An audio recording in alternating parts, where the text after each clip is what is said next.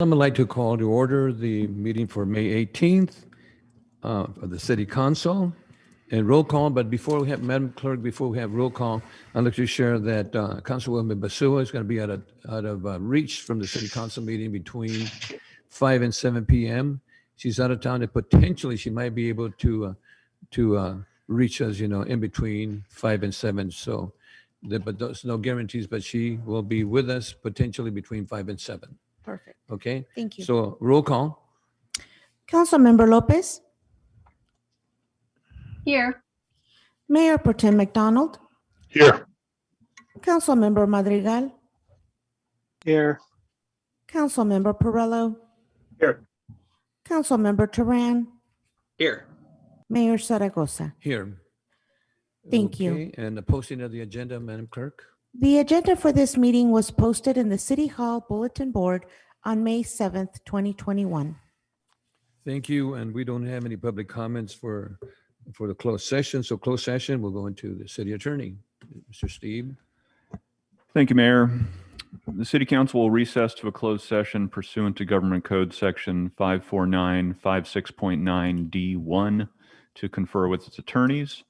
The matter being discussed is City of Oxnard versus County of Ventura. City Council will also recess to a closed session pursuant to Government Code Section 54956.9D4 based on existing facts and circumstances to decide whether to initiate litigation in two potential cases.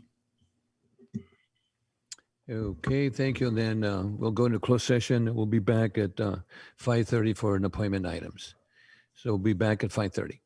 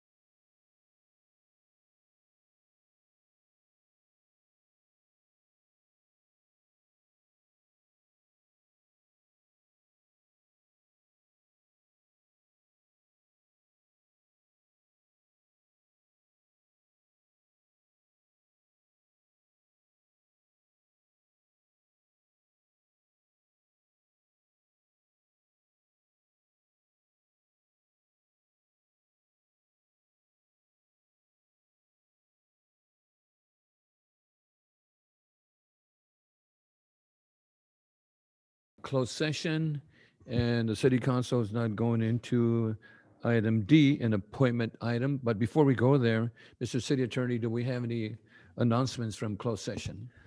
Thank you, Mayor. There are no announcements out of closed session this evening. Thank you. So our next item is an appointment item, and this is a Culture and Community Service Department. Subject is Senior Services Commission Annual Report, and the recommendation that the City Council receive the Senior Services Commission Annual Report. And of course, this item again did not originate in committee, and consequently have the contact person is Terrell Harrison, but I think we have Alice Sweetland and Renee that are going to share some information with. So Alice, Hello. you're on. Okay, Welcome. Mr. Mayor, City Council. On May 4th, City Council proclaimed May as Older Americans Month. In celebration, Senior Services has been hosting various outdoor programs and classes as we make a return from COVID. This is also a time to reflect upon the past year and the efforts made by staff to contribute or to continue meeting the needs of our senior residents. We created a video presentation to share with you that highlights the past year. So let's go ahead and play the video, please.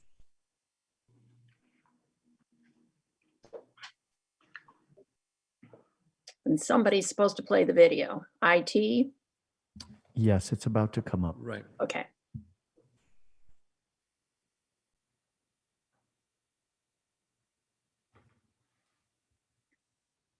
Good evening. I'm Alice Sweetland, Chair of the Oxnard Senior Services Commission, and I'm here to tell you what we and Senior Services staff have been up to in a most unusual year. I'm proud to say that COVID-19 may have curtailed some activities, but that didn't last for long. Together with staff, we used our creativity and found new ways to celebrate, share, and thrive.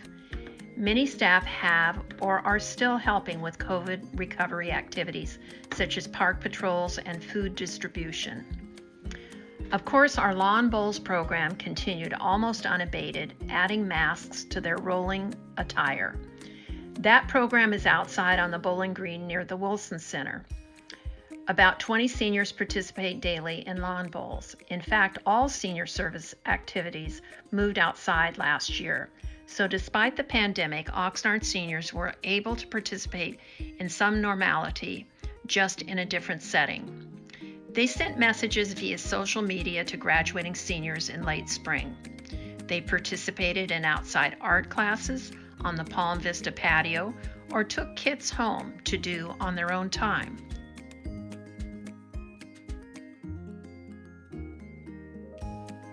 They celebrated Mexican Independence Day outside the Wilson Center and got flu shots in the park.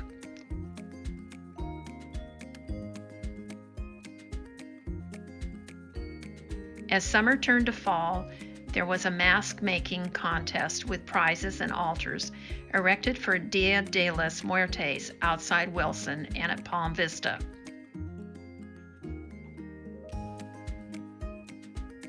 And for Halloween, they participated in a drive-through trunk or treat where they drove past decorated cars in the Wilson parking lot, collecting candy and other goodies along the way. They honored veterans, including the ones who attend the Senior Center on Veterans Day.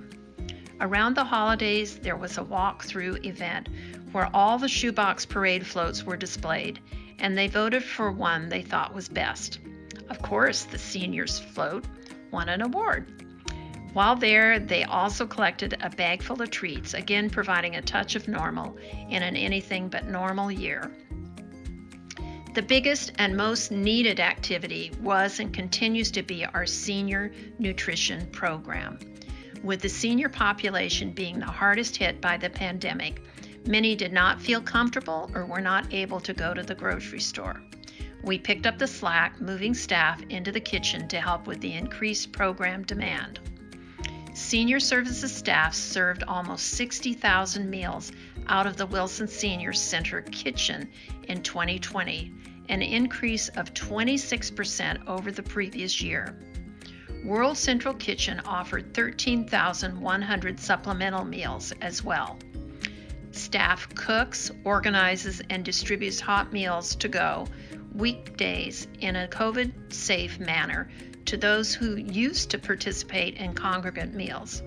While remaining physically distanced, this gives the seniors time to continue socializing while waiting in line for their meals. And they are greeted by friendly staff who know their names, a welcome respite from the isolation imposed by COVID.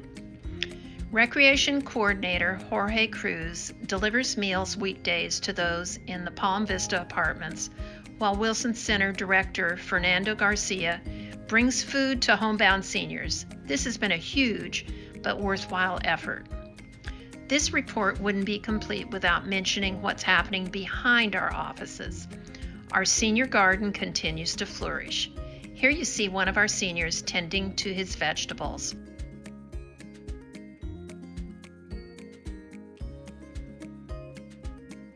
Meanwhile, RSVP volunteers Craig and Rosa maintain the rose garden, keeping it pruned, fed, and weed-free. This is just another way we provide opportunities for seniors to stay active. While Recreation opened Oxnard Rec Outdoors, we restarted our Tai Chi Moving for Better Balance classes, offering them at College Park, Del Sol Stadium, and Beach Park. Those participating were thankful to be outside, socializing, and exercising safely. It's not every day someone turns 100 years old. The Commission commemorates that with a certificate and bud vase with flowers. This practice continued in 2020.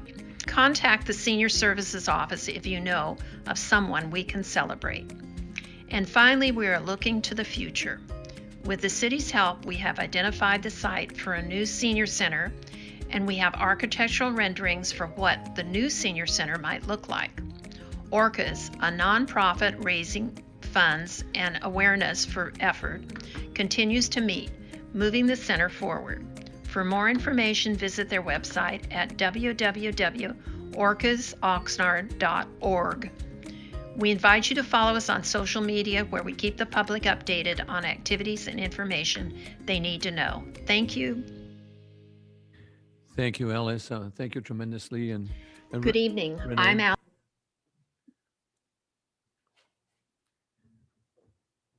Hi, Renee. You would like to share any words in addition to Alice's? Yes. So this past year was unique in the aspect that we had an opportunity to pivot our programs, and it was one of the very first programs that Recreation closed the doors on in protection of our older adults. But we quickly pivoted and brought many of those programs outdoors. As we look forward, many of our reopening plans include programs which will be outdoors also. But this month of May, highlighting Older Americans Month, we have many tremendous programs. So to our seniors who have yet to return to the senior center, check out our social media. All of our programs for this month are up to date, and we would love to see you again. Thank you. Thank you. Thank you so much. Council members, any concerns, questions, or of this? I'd like to share a couple of words too. I just want to thank the seniors for all the work that they do, for serving meals and helping other seniors feel comfortable. And that interaction, I think, is extremely important for our seniors. And the lunches, like you mentioned, some people have lunches at home, some don't. You get some lunches are delivered. And to having a meal is extremely important. Yeah. In the past, I remember as a council member in the past that they used to have a count on how many hours of volunteer hours the seniors had, and it ran into the thousands of hours that the seniors volunteered. And at that time, I think they were looking at even at $5 an hour at that time. It was a tremendous amount of monies that the city saved, and also that helped our community with our senior program. So I want to thank you for that. And I know that we have some council members that'd like to share a couple of words. And we'll start off with Councilmember Tehran, and then I think Councilmember Perrello had his Thank you, Mayor. okay. And thank you, Ms. Sweetland, for the presentation. I really appreciate seeing all the work that's happened. And thank you, Ms. Rakestraw, to you and your staff for everything you've done in light of the pandemic and the many challenges facing staffing, facing programming, facing our seniors who benefit so much from the programming that's offered by our rec department. So thank you for that. And I just wanted to reiterate what was said in the video, that our senior population just was hit from multiple angles by this pandemic. Obviously, they were certainly at high risk for very serious complications or outcomes, negative outcomes if they contracted the virus, but also the fact that we all had to remain in place, sheltered in place. Well, our senior population, I mean, they're a big part of their identity and socialism and well-being is going out and doing their routine that they do every day, or interacting with their friends every day, or those who they socialize with, and to have to not be able to do that anymore, and in some cases not be able to even see your family members, for them to be able to come visit because they're not part of your bubble or they don't live within your home. I mean, it's just been devastating. And I hope that the general public can understand, if you don't know personally any seniors who fell into that category, mental health and just general wellness has truly been affected by this pandemic. And the work that Ms. Sweetland and our senior services have done to mitigate that as much as possible, really, I cannot put into words just the immense amount of positivity that provided to our seniors out there who truly, truly needed it. So thank you so much for everything you've done. Thank you for the report. Thank you to all the commissioners on the Senior Services Commission. I just cannot thank you enough. And remember that please check in on your senior neighbors, say hi, get to know them. Most of them love to talk and they have lots of great stories. So I certainly hope folks will take advantage of that. Thank you again. And thank you, Mayor. Thank you, Councilmember. Councilmember Bert Perrello. Thank you, Mayor. Ms. Sweetland, thank you very much. The video is very good. Enjoy your background with cattle. It's good to see a cow-calf operation. All of the people that volunteer to serve on the Senior Services Commission and all the people that work in that body, Parks and Recreation Department, and all the good things that they've done, the mayor has said, and Councilman Tehran has said, this is one chance I get to put a splash out to somebody who volunteered and was ready, willing, and able, but situations came up. Past chair of the Sierra Linda neighborhood, Mr. Herbert Smith, there was an opportunity for just to put somebody up for the Senior Services Commission, and he accepted. And he went through the process, was accepted, but then it turned out, because he's a retired grammar school teacher and he's volunteering to do teaching by the video or conferencing, the times of the meetings, there was a conflict when he was needed to be involved with the teaching. So he, gracefully pulled away from that. But if there's an opportunity in the future coming up when this is done, I'm sure he'll step up, because we lost a heck of it. We didn't lose him. We're not able to take advantage of this opportunity at this present time. But again, thank you very much for the senior. I am a senior myself. I'm fortunate that I've got a lot of things that I could be complaining about, but I'm not, because it doesn't take very much to see somebody in a situation that's worse than you were in. And when you see people that are literally homebound through physical ailments or other situations, and we can reach out through your agency, through the employees in the city of Oxnard, the volunteers, it's a tremendous accomplishment, a tremendous kudo to all those people involved. That's something that you can hang your hat on, sleep well at night, that you're doing good deeds. Thank you all, every one of you. Thank you, Councilmember. Mayor Pro Tem Brian McDonald. Thank you, Mr. Mayor. Ms. Rakestraw, Ms. Whelan, thank you so much for the presentation. And I think the seniors are the unsung hero of a lot of our community, because when you get an opportunity to go to the Retired Senior Volunteer Program luncheon, which we haven't done in a couple of years, you see all the incredible hours that our seniors donate back to the community to help the community be a better place. So I appreciate all your efforts. I appreciate all your programs. And I'm so looking forward to getting back to some near normalcy so that we can see our seniors gathering again and having a good time and doing what they love to do and taking part in our community and being an active part of our community. So thank you very much. Thank you, Mayor. Thank you, Mayor Pro Tem. Ms. Sweetland, one quick question that I have, and maybe our city manager can answer this question, is the Wilson Center and other senior centers are going to be open, what, after the June 15th? Is that, I have Terrell here. Terrell, when are we going to open the senior centers for the people, for the seniors that are watching the council? Good evening, Mr. Mayor, City Council. We plan to move forward on June 15th. June 15th. People are really going to love that. I think is really important that we open on the 15th, for that interaction that was stated by council members and also all the people that are behind doors, they want to come out and really interact like they have for many, many years. Well, staff is just as excited as the seniors, I can guarantee you.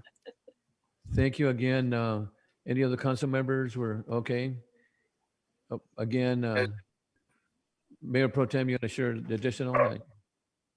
Okay. Thank you again. This is just a receive and file, so we're a little bit ahead of time, and we'll be back at 6 o'clock. Okay, thank you. Thank you so much, and I really appreciate the presentation. Thank you.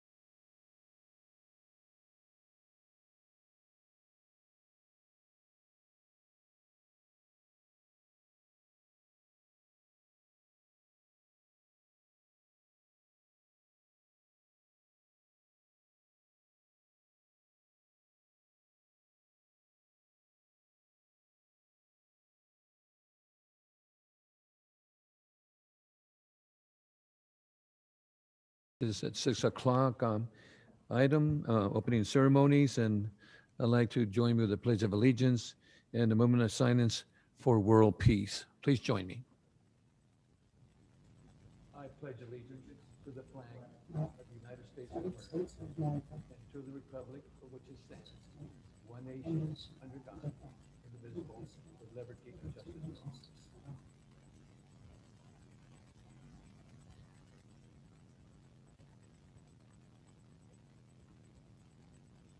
Thank you.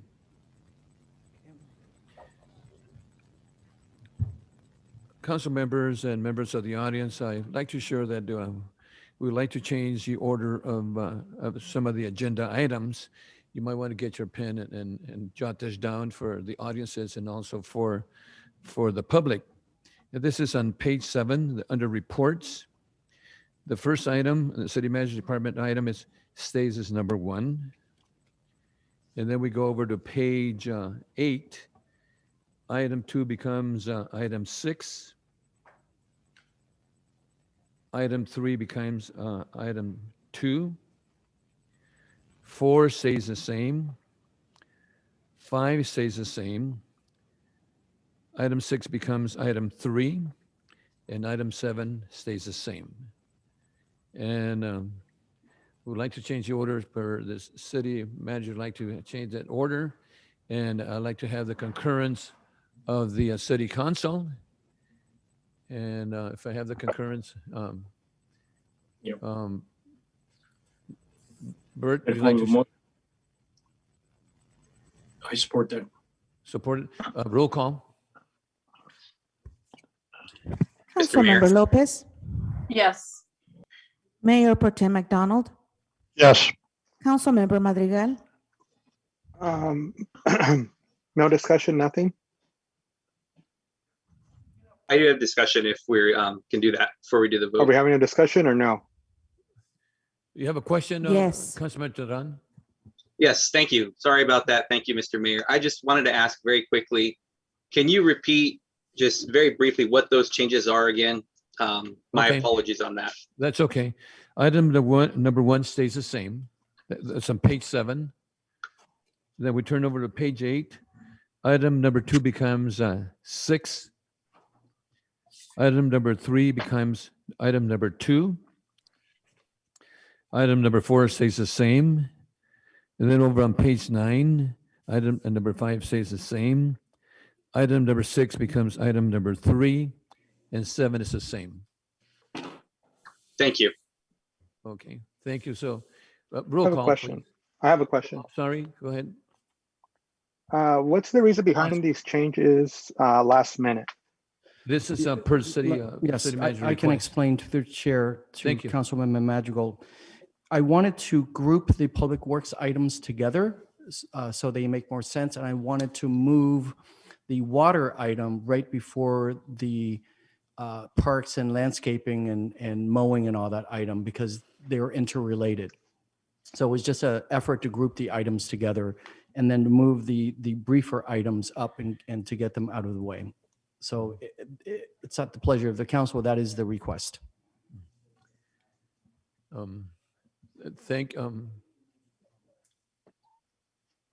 Councilmember Madrigal. Are you No okay with further that? questions. No further questions. Thank you. So we have concurrence. Roll call. Councilmember Lopez, Yes. Mayor Pro Tem McDonald, Yes. Councilmember Madrigal, Yes. Councilmember Perrello, Yes. Councilmember Turan, Yes, and thank you again, Mayor, for repeating the Thank order. you. Thank you. We're just trying to help the city manager put those items together. Thank you. Mayor Zaragoza. Yes. Thank you. Motion passes. Okay. Thank you so much, council members. Our next item is we have a couple of proclamations and resolutions. We'll start off with the proclamation for Public Works Week. My understanding, we're going to have Craig Beck is going to be accepting this item. And this is a proclamation, Public Works Week. This is May 16 to the 23rd, 2021. Whereas a week of May 16, to 23, 2021's proclaimed as Public Works Week in recognition of contribution of Public Works employees to the well-being of our residents, where Public Works professionals focus on infrastructure, facilities, and services that are vitally important and sustainable to the resiliency of the community, to public health, and also the high quality of life for the people of Oxnard. Whereas an infrastructure, facilities, and services could not be provided without the dedicated efforts of professional staff at the Public Works Department, who are operators, engineers, managers, employees at all levels who are responsible for rebuilding, improving and protecting the city's transportation, water supplies, water treatment, and water waste systems, public buildings, and other structures and facilities essential to the residents of the businesses. And there's other businesses here and services that are not mentioned here in this proclamation that are really important to all of us. Whereas this year, the theme of the Public Works Week is Stronger Together, quote, to the highlight that by working together, residents and public works professionals can leverage the positive impact of creating a great place to live and work and recreate. Now, therefore, I, John C. Zaragoza, Mayor, City of Oxnard, do hereby proclaim May 16th to 23rd, Public Works Week. The City of Oxnard invite all residents to join this well-deserved recognition of our Public Works Department as we give them a place of honor and respect in our city. And what is there? I set the hand of the cause, the Great Seal of the City of Oxnard, to be affixed on the 18th day of May, 2021. And Craig, do you like to say a couple of words? And I do have the proclamation here for you that we can pick up tomorrow. Yes, Mayor, thank you very much. I appreciate those kind words and the recognition of Public Works Week in the city of Oxnard.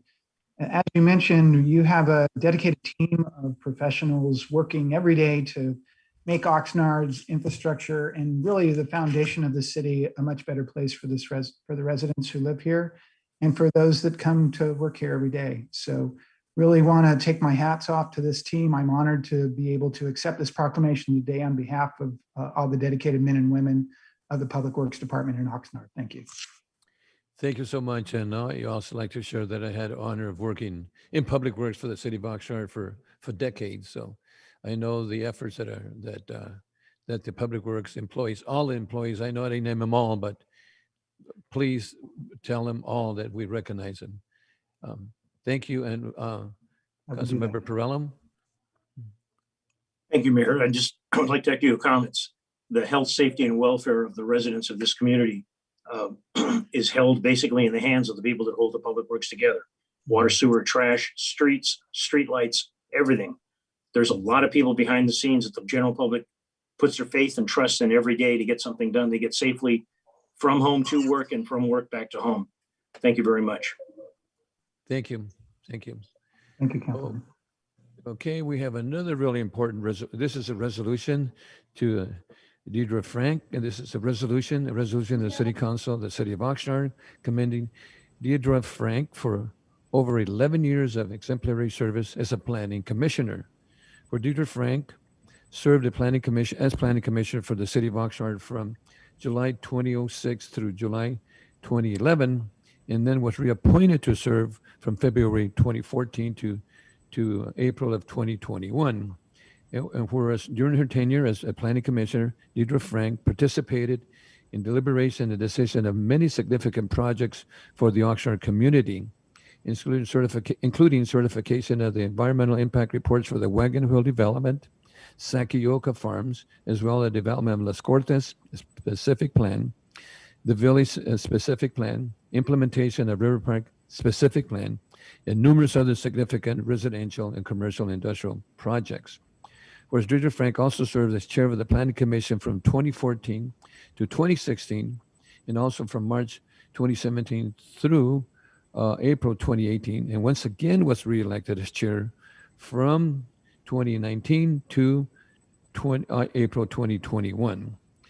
And whereas as chair, Deidre Frank ensured that the opinions of all commissioners were carefully considered and respectfully acknowledged.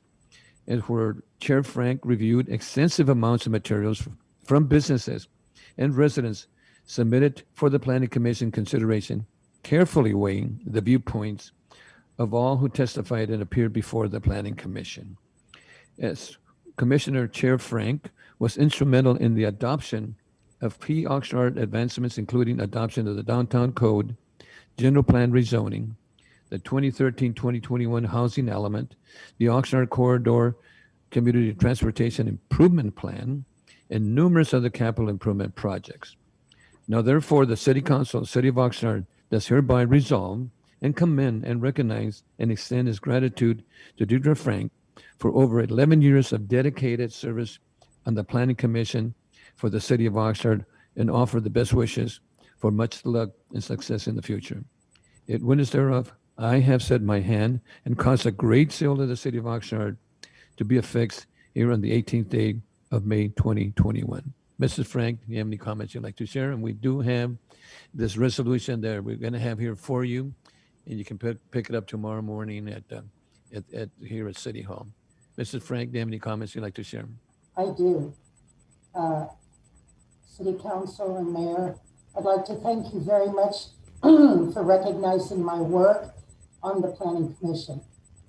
It's important to remember that none of us work alone while we're working on behalf of our city. I would not have acquired the knowledge and understanding of the function of the commission without the input from our thorough planning staff and our amazing city attorneys. Thank you. To City Council, to City Council, you appoint the planning commissioners.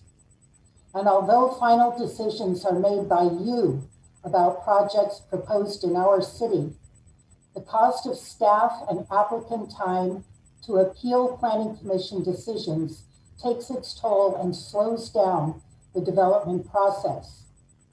Planning Commission is not a place to grandstand policy positions or fuel one's ego. It is a place to be fully prepared so that City Council can rely on the efforts made by the commissioners. It is my hope that this will happen. And with that, I look forward to the future progress of our city. Again, thank you very much for recognizing my work and for providing me with this resolution, of which I am very proud. Thank you, Mrs. Frank, and thank you for your service and excellent work. And I know the Planning Commission takes lots of time, to study the different projects, the general plan, and many of the numerous projects that are really important to the community. So I thank you for your service. Council members, any questions, concerns? Okay, Councilmember Turan. Thank you, Mayor. And I just wanted to reiterate what the resolution said and thank Ms. Frank for all of her work and dedication to our Planning Commission and all the work that she does for the best interests of the city of Oxnard and its residents. And it's dedicated individuals like yourself that continue to have us working towards the improvement and continuous improvement of our city to have it be the best that it could possibly be. So thank you very much. That's an entire decade plus a year of dedication. And I hope that people understand that is your time, your dedication, your efforts put towards this. So thank you very much. And again, I want to thank all the commissioners, because I know this is a volunteer work. You don't get paid for it. And you probably put as much time as on your commission as us as council members. Councilmember Perella. Yes, thank you. Thank you very much for your work, all the planning commissioners and all past planning commissioners. I think it could be said no better than Mayor Pro Tem Brian McDonald said it, I believe, the last council meeting, when he described how the amount of work that's involved in a planning commission, and he was glad that he wasn't a planning commissioner. I am also glad I am not a planning commissioner. Having known past planning commissioners and current planning commissioners and seeing the volumes, oftentimes cardboard boxes of material. Sometimes our council can feel that we're overwhelmed with a 2 or 3 inch packet. I have physically seen cardboard boxes of material delivered to past commissioners, 2 in particular, Albert Duff and Edward Steele. The public has no idea what's involved in being a planning commissioner and how decisions are, because of constitutional requirements, planning commission is very significant. Again, thank you for your work, Ms. Frank. Thank you, Councilmember. Okay, and thank you again, Councilmember Commissioner Frank. Thank you. Thank you. Okay, our next item is item G. Oh, resolution. Okay, we need a motion for the resolution. I'll make the motion. Okay, Councilmember. Second. Second by Mayor Pro Tem. Councilmember Perrello first and second by Mayor Pro Tem. Roll call.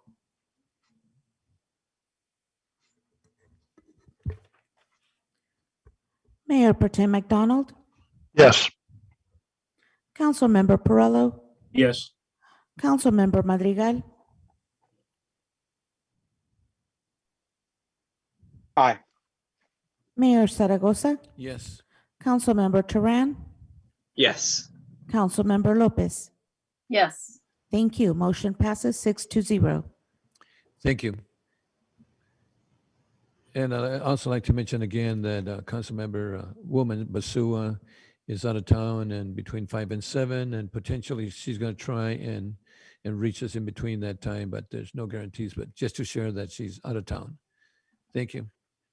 Our next item is public comments, not on the agenda. And I have, to start off with, Douglas Partello, followed by Joanna Caviezel, I think, Caviezel, Joanna. Ms. Partello. Mr. Partello. Mr. Partello, you may unmute by pressing *6.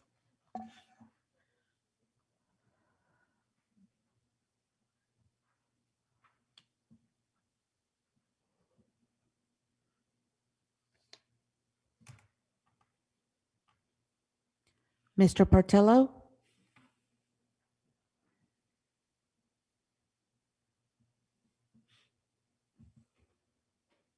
Mr. Partello, we will come back to you. Okay, so our next speaker is Joanna, and I want to spell the last name, Caviezel. Joanna, followed by Walter, Hageddohm. Walter. Joanna and then Walter. Joanna? Yes. Good evening, Mayor, council members. I'm Johanna Caviezel.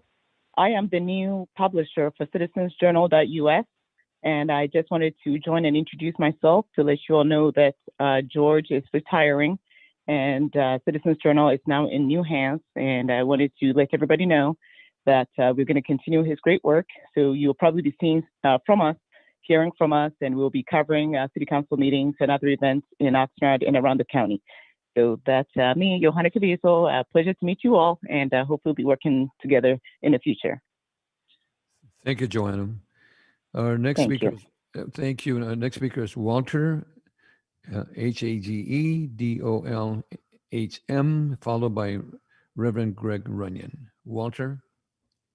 Mayor Walters not available at this time. However, we have Reverend Greg Runyon available. Okay, and followed by Christopher Hernandez. Greg Runyon, Reverend Greg Runyon. Hi, can you all hear me? Yes, sir, we can. You have 3 minutes to speak. Perfect. So good evening to everybody. I want to let everybody know last meeting I was actually online and I couldn't get through to speak. So what I was going to talk about 2 weeks ago was how impressed I was with our new police chief and just his leadership in a very transparent and accessible style that he has. And then today we see where once again our country is dealing with issues around policing and what is justified, what isn't justified. And we hear about how horrible our race relations are. And, you know, I specifically put on my sheet today, Reverend, because I guess I want to speak as a Reverend for a second. You know, one of the things that a lot of us forget is if you read the Bible even just a little bit, nowhere does it tell us Jesus' skin color. And we can all assume, we can all try to justify it and rationalize it. But at the end of the day, faith is about character. and it's about values, and it's about loving God, but also loving one another. And Oxnard has been my home for the last 15 or 16 years. And in that time, I've been very fortunate to work with a lot of wonderful people from a lot of ethnicities. But I will tell you that I have a long way to go in terms of loving my brothers and my sisters the way I need to. So I want to encourage all of us to take a few moments in the next few days, instead of listening to the news and figuring out what's wrong with everybody else. Maybe we ought to start looking in the mirror and figuring out what's wrong with us before we start trying to cast stones at everybody else. And I know that there's so much that's right in our community that if we would only look, we would find so much more, and we would find the ability to raise our community up to even higher standards by loving one another the way we deserve to be loved. 40 seconds. So I commend you as council members for what you're doing for our community. I want to thank you for it. And I just pray that we will rise above what's around us to do even better than we are now. So thank you, and God bless. Thank you, Reverend. Our next speaker is Christopher Hernandez. Mayor, Christopher Hernandez is not available. However, we do have Douglas Portello back on the line. Mr. Portello? Yes. Hello. Yes. Thank you. Hello. You have 3 minutes. Yay. It worked. Boy, I have more star 6 issues. Well, good evening, everyone. I wanted to touch on an issue that came up, and there was some misrepresentations of a conversation that I had with Kevin Thompson, the parks manager. And I had a conversation with Kevin, and he was the first parks manager to actually call me, which was great. And it was Garcia's Landscaping was getting a special contract to do some work out on Patterson Road between Gonzales and Doris. And we had recently been out there with our volunteer effort doing some work. And Kevin called me up, and he wanted me to know that Garcia's would be out there working so we could kind of coordinate. And so I had some great conversations with Kevin. And then Kevin called me, gosh, I guess it's been about 2 weeks ago. And he let me know that, the city has been picking up our greenways. I began this volunteer effort mainly out on Doris and some other areas. I've gone out with Marvin Booth and other parts of the city to clean up Oxnard, rake leaves, trim bushes, do that kind of stuff, pick up trash. And Kevin let me know that they do not now have the resources to handle all the green waste that I'm producing in this work, that they just don't have the resources to handle it. It's just too much. So Kevin did say that, and he wanted me to stop my effort for now. And I was almost done with Doris. I was just a block away from finishing to get to Ventura Road. And I asked, well, can I, just finish up? And he said, sure, go ahead, finish that up. We'll pick up your green waste. But after that, he would like me to stop because they just have so many things going on with the Parks Department. And, there's limited resources, and I can certainly understand that. There were 26 public works workers let go in 2 fiscal cycles, 19 to 20, 20 to 21. So I could certainly understand that. But what I can't understand is now, why are they stopping me from doing this when others continue? That was a little puzzling to me. 40 seconds. And then the suggestion I had made was, well, I can get a large dumpster for under $300 and put it all in there. So Kevin said that they were actually working on such a plan with environmental to have the dumpster placed. And, us volunteers would fill it up and then they come pick it up. And that seemed like a great idea. I mean, that's very cost effective. And that just made a lot of sense. So I just wanted to set the record straight and just let folks know that, yes, Kevin did say that he wanted me to stop, but then, maybe in the future, look at things, maybe with the budget and whatnot, Time is continue. Thank you. Thank you, Douglas. Thank you for your time. Well, you know, this item's not on the agenda, but I'm sure the staff can respond to that, and I probably will respond to this item. Thank you, Mr. Portello. Our next item is the city manager's department item, and I'd like to start off by saying the subject is an update, COVID-19 update, ratification of Director of Emergency Service Order. Recommendation that the City Council, one, receive and file an update from the Director of Emergency Service on COVID-19 local emergency. Two, adopt a resolution ratifying the orders issued by the Director in response to COVID-19 local emergency and rescinding prior Director order that suspended parking restrictions related to street sweeping, such that the citation for street sweeping violations shall resume June 1, 2021, and the rescinded Director orders which close specific date owned and operated parks and related facilities and allow the use of recreational vehicles as housing for quarantined persons and essential workers as a result of COVID-19, and establish citation procedures for violations of the Director's COVID-19 related orders. Mr. City Manager. Thank you, Mr. Mayor, and thank you for taking the time to summarize all the items. We do have several updates this evening, so I ask everyone for your patience.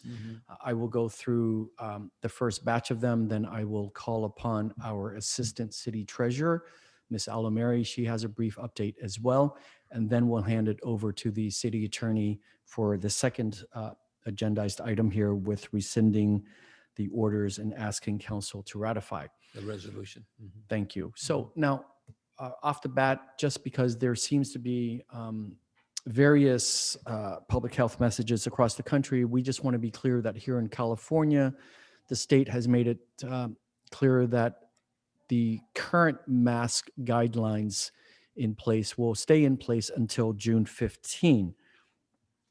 Now, in terms of the city's public buildings, I intend to continue to ask members of the public, once we reopen, to continue wearing a mask when they're entering indoors places of business. And we'll have the signage available. We will also provide the mask for anyone who doesn't come in with one.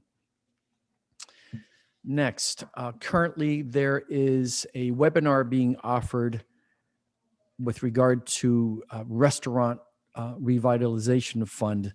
So for folks who want to understand the best way to pursue these funds if you are a restaurant, this workshop is being offered this Thursday at 11 a.m. It's scheduled to run for an hour and a half. They're able to provide it in English and Spanish. So the website there to register, it's a little bit long, and but it's tinyurl.com/RRF register. And I think that is short for Restaurant Revitalization Fund Register.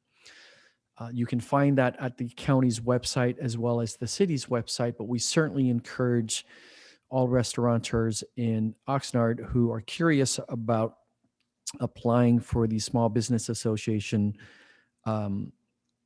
grants for restaurants to attend this webinar to learn what the steps are. Next, vaccinations continue. As always, I like to remind people, while things seem to be getting much better, the pandemic itself is not over. We are still in the midst of it. So the vaccination locations, the fixed ones at the Babies R Us building continues, as well as the county's clinic at C Street in South Oxnard. But the key thing here is to each week to check the county's website, because they are shifting the hours at these clinics. They are also, depending on what the state provides to the county in terms of the actual vaccinations, you can see they will tell you each week whether it's Moderna or Pfizer or J&J being offered. And again, the hours change depending on the doses that are made available from the state, as well as the demand. Also, this county has been working with all of their city partners to stand up pop-up vaccination sites, smaller sites, deeper into the community. And this changes week to week. So again, you need to follow what's on the county's website, and we repeat it on our website. But this week, there are 2 pop-up vaccinations being made available this Thursday at 9:30 a.m. and it's going through 2 p.m. And they are offering at the Mexican consulate on 5th Street here, the J&J vaccine, and it's specifically for people 18 years and over. And then Sunday, this Sunday, May 23rd, from 1 p.m. to 5 p.m. at Rio Plaza Elementary School, also the J&J vaccine being offered for people 18 and over. So those are the pop-up clinics being provided by the county this week. Again, if you check every Monday, you'll see that the county announces new pop-up sites in Oxnard and in other locations around the county as well. The Southwind Center location is also continuing. So that's happening Monday through Friday, and they're still keeping their 10 to 5. And they are currently offering Pfizer, and the site currently is not accepting youth ages 12 and above, but is accepting older minors. I can't remember. I believe that's 18. This is a little bit confusing to me. It's not requiring ID for minors, but they should be accompanied by a parent and guardian. So I think I'm a little bit confused by that, but we will try to clarify. But that information is also available both at our website and the county's website. So we continue to convince Albertsons and Vons to keep the vaccination clinic open in Southwinds, which is also very helpful. I'm sorry, there it is at the top. The vaccine is available for young people 16 and over. So under 16, not available right now, but 16 and over is available, but you need to be accompanied by a parent or a guardian, even though you don't need ID. All right, so this is just a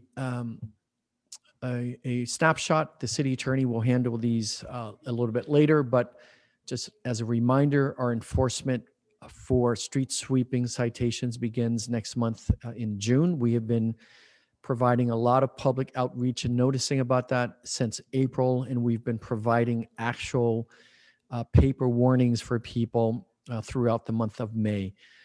We're also rescinding the closures of the parks as well as the facilities in the park, and the special permit program we had for use of RV vehicles for the purpose of people isolating during COVID, that's also being rescinded. Again, this is a reminder because this does come with a ticket.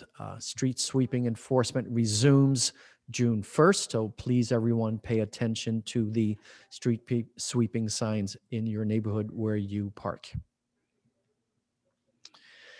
Quick word about the American Recovery Plan funds.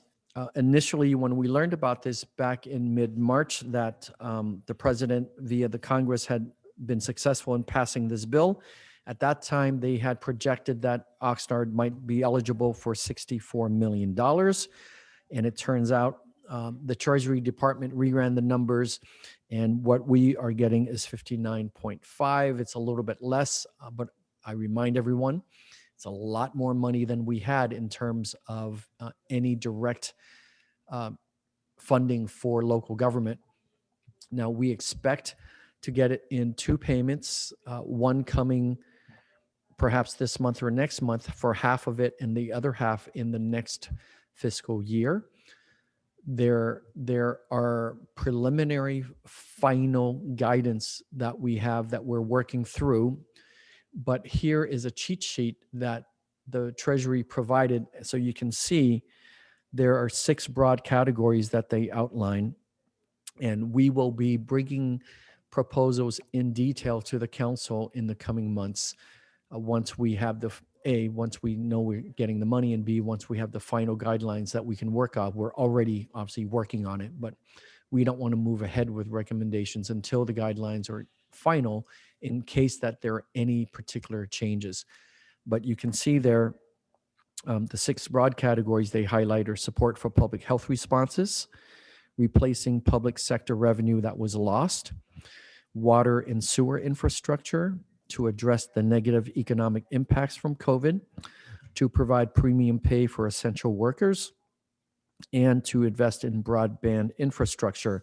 Now, there are a couple of things that are strictly ineligible. One of them is to use these funds for any sort of pension obligation payments.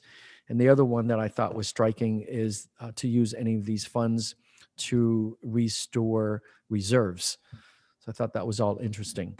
But we'll have much more detail. I wanted to provide this quick update because I know some people have been thinking and wondering about if, what this money is and when is it coming and what do we get to spend it on. Mr. City Manager, and I'm sure you're going to share this as this is one-time money too. Yes, yes, sir. So we cannot depend in the future. for this. Correct. So all of our recommendations should point towards one-time expenditures versus anything that would require ongoing funding. Next, this is just a summary of the variety of federal and state funding buckets that have already been made available or that are being proposed still.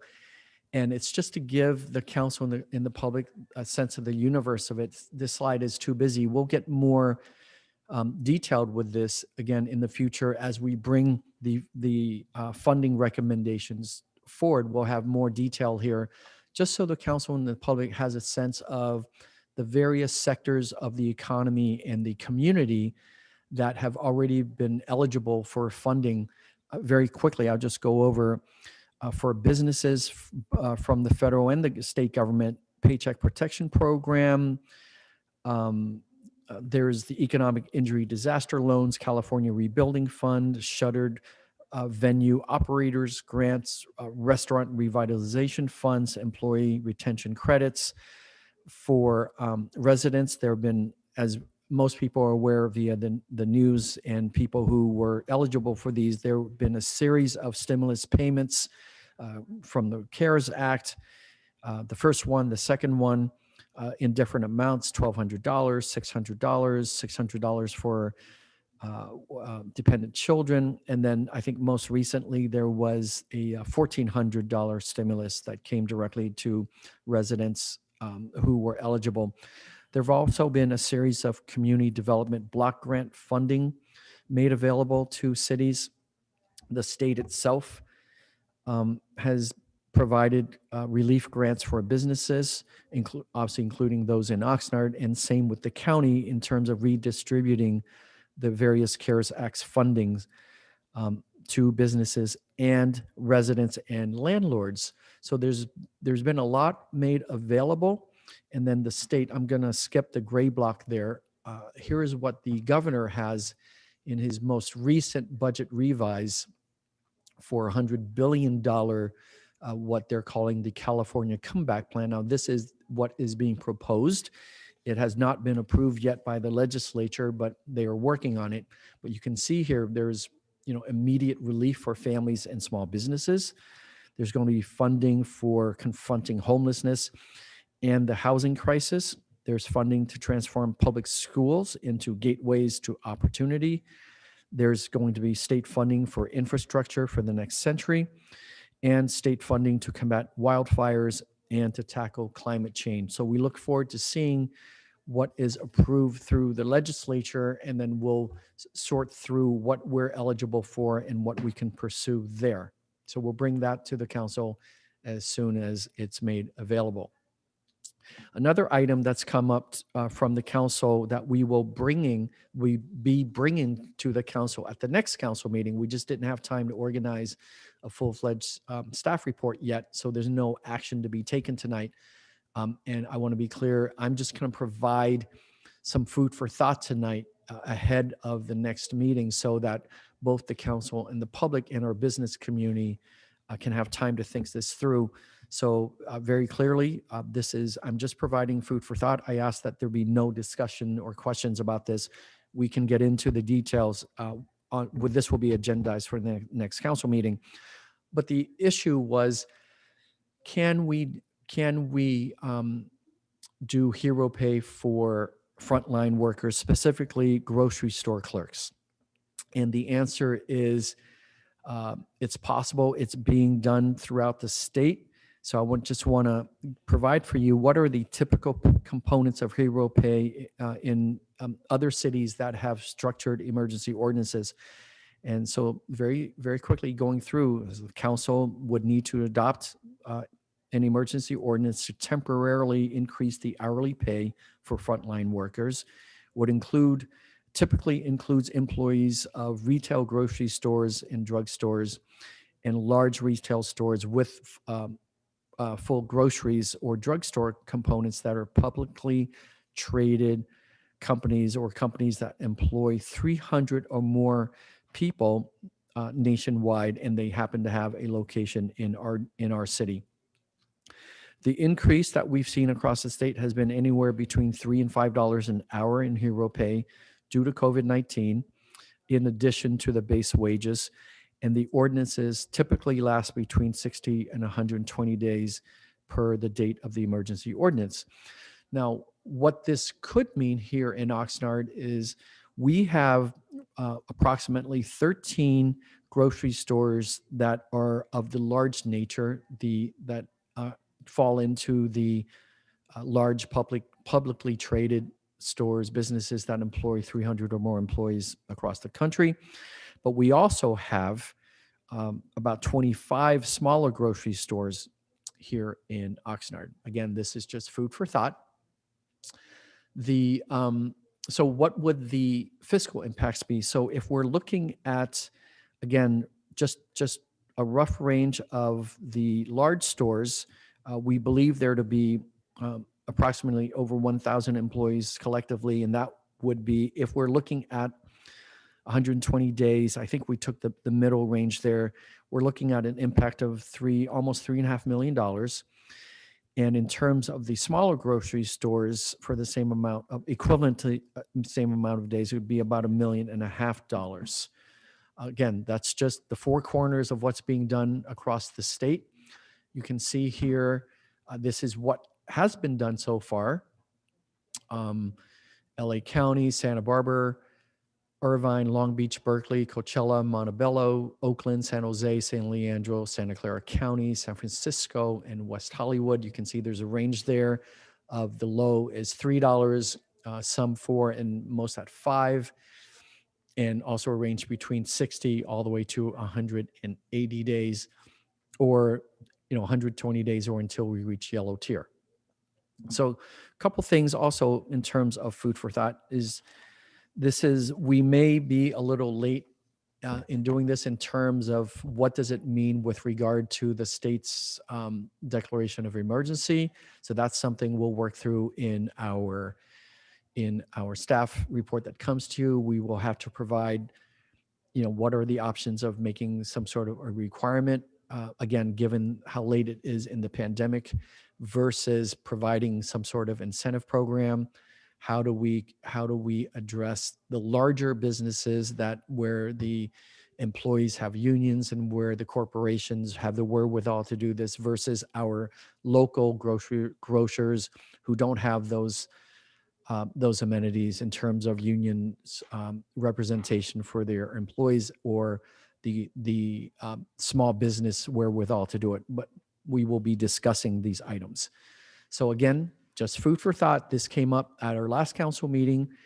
We're bringing a agendized staff report at the next council meeting for council discussion, potential action. But given the seriousness of this, I just wanted to share the four corners of what has been done across these other communities in California. So with that, I move on to another item. And this is the last item for me, and then I'll call on our assistant city treasurer next. This is something that we've been learning that may have some impacts on us. This pandemic has been an interesting experience for the entire world, certainly for our country and our local community. Recall that at the outset, the word used most often by everyone was the word unprecedented. That it was an unprecedented event, this global pandemic. And many things we have learned in terms of the disruption to the economy. And some of it is simply interesting, and some of it actually will impact us. And the other point I want to make is there are other disruptions that haven't surfaced yet that we're aware of. So we need to understand, even going into the next fiscal year, we should expect lingering impacts. But I just want to go over a few here. Some people have heard about because it's been in the news, and some people haven't heard about because it hasn't hit the news yet, but we've been following some of this. So lumber, that's a very striking situation right now. The price of lumber in the last 12 months has basically quadrupled. And we can't figure out, and I've actually been following this and reading some of the articles in their trade journals and following the lumber price index for the country, but it's nearly quadrupled the cost, and that has a major impact on construction of housing. I actually think that this will have an impact on the state's push to do so much housing in this upcoming RENA cycle. I think it's going to have an impact at least for another year. But so that rush to build housing may be slowed down by the economy versus local communities' NIMBYism especially with regard to multifamily housing. But lumber has quadrupled. We all have seen the news about the shortage of computer chips. That has a minor impact on us in terms of our IT replacement schedule. There is actually a shortage and a slowdown in the availability of computer chips. Resin piping, that is a shortage that was having more to do with the freeze that was experienced in Texas and other states in that region of the country, where the bulk of the companies who manufacture PVC piping. So that slowed us down on some of our street work where we were replacing cast iron pipes. But there's been a significant slowdown there. Believe it or not, there is a coming shortage in sand that we've been following. If you think about it, sand is in concrete, sand is in everything glass, and sand is also part of what is needed to make silicon chips. So that's an interesting impact. The price of fuel, as we know, has gone up. There's a shortage in rental cars. There is a shortage in shipping containers. As a result of the computer chips, there's a shortage of new cars in addition to rental cars. The housing crisis, especially in California, continues. There's also reported shortages in workers, and we're experiencing that here in the city, particularly with temp workers. We're having a hard time getting those folks back to work.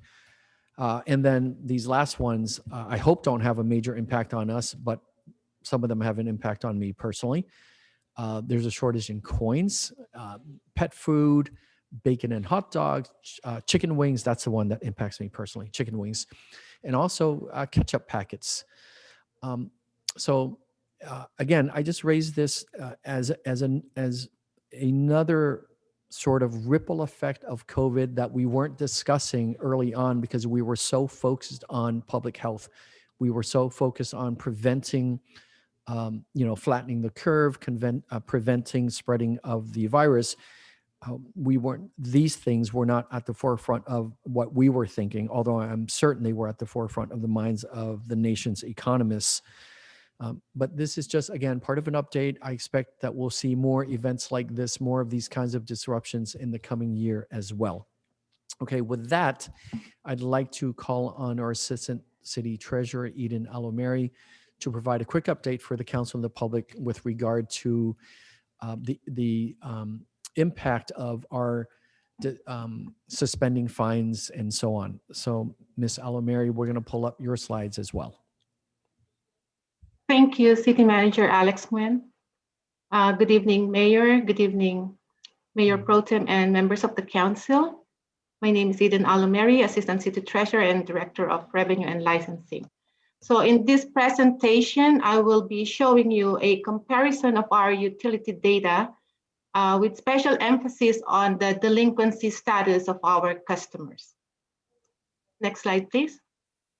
In this slide, we put side by side the averages that we extracted at the beginning of March 2020, which was a representative of what a typical day would be before the pandemic. And we compared that with the status today as of March 13, 2021, over a year later. So the first line would be the number of delinquent accounts. Prior to the pandemic, we would have an average of 500 delinquent accounts. And the average delinquent amount for a residential customer would be $150, which is equivalent to a 1-month bill. So typically, before the pandemic, a residential customer would probably be behind a 1-month service. At that time, in March 2020, the total amount past due is at 1.8 million. Now, fast forward to May 13th, the number of delinquent accounts is now at 4,834.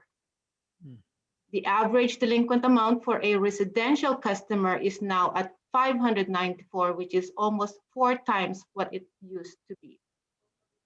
The total amount that is currently past due is at 3.6 million. Now that last column will be further broken down to give you a better picture of where our customers are at this time. Next slide, please. This is the breakdown of the status on May 13, broken down into the 3 different classifications. The one with the purple background is for our residential customers. The one with the green background is for our multiple units, which are like duplexes, triplexes, and apartment buildings. And the one with the orange background are for our commercial accounts. So let's look at the residential accounts. It shows that we have, at the moment, 4,218 delinquent residential accounts. The total amount past due from those customers is at 2.5 million. And the average of each residential past due account is at $594. Now let's go down to the multiple units. Currently, there are 159 delinquent multiple unit accounts. The total amount past due from that class of customers is at 156,000. The average amount that is delinquent for multiple units is at $983. Going down to our commercial accounts. Currently, there are 457 commercial accounts that are past due. The total amount past due from these customers is at 999 or almost $1 million. The average amount that they are past due, or each account is past due, is at $2,186. So those 3 classifications make up the total accounts of 4,834 that are currently past due. The total of those 3 classification amounts to 3,661,249. So it shows you by the amounts that are past due by zip code and by classification. Next slide, please. So that's the snapshot of our delinquency status. And lastly, we would like to remind everyone that we are still in the pandemic, and we encourage everyone to please practice all the necessary precautions, like wearing a mask, practice social distancing, washing of hands, and get the vaccine. I'll be happy to address any questions if there council have any questions.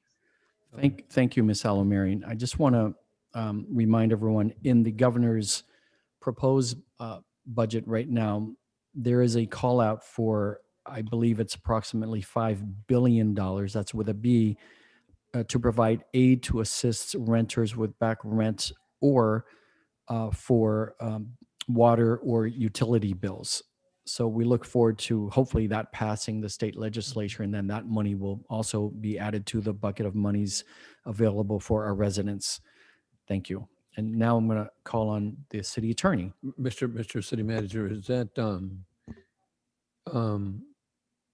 is some of that, the deficit going to be probably available through the $59.5 million?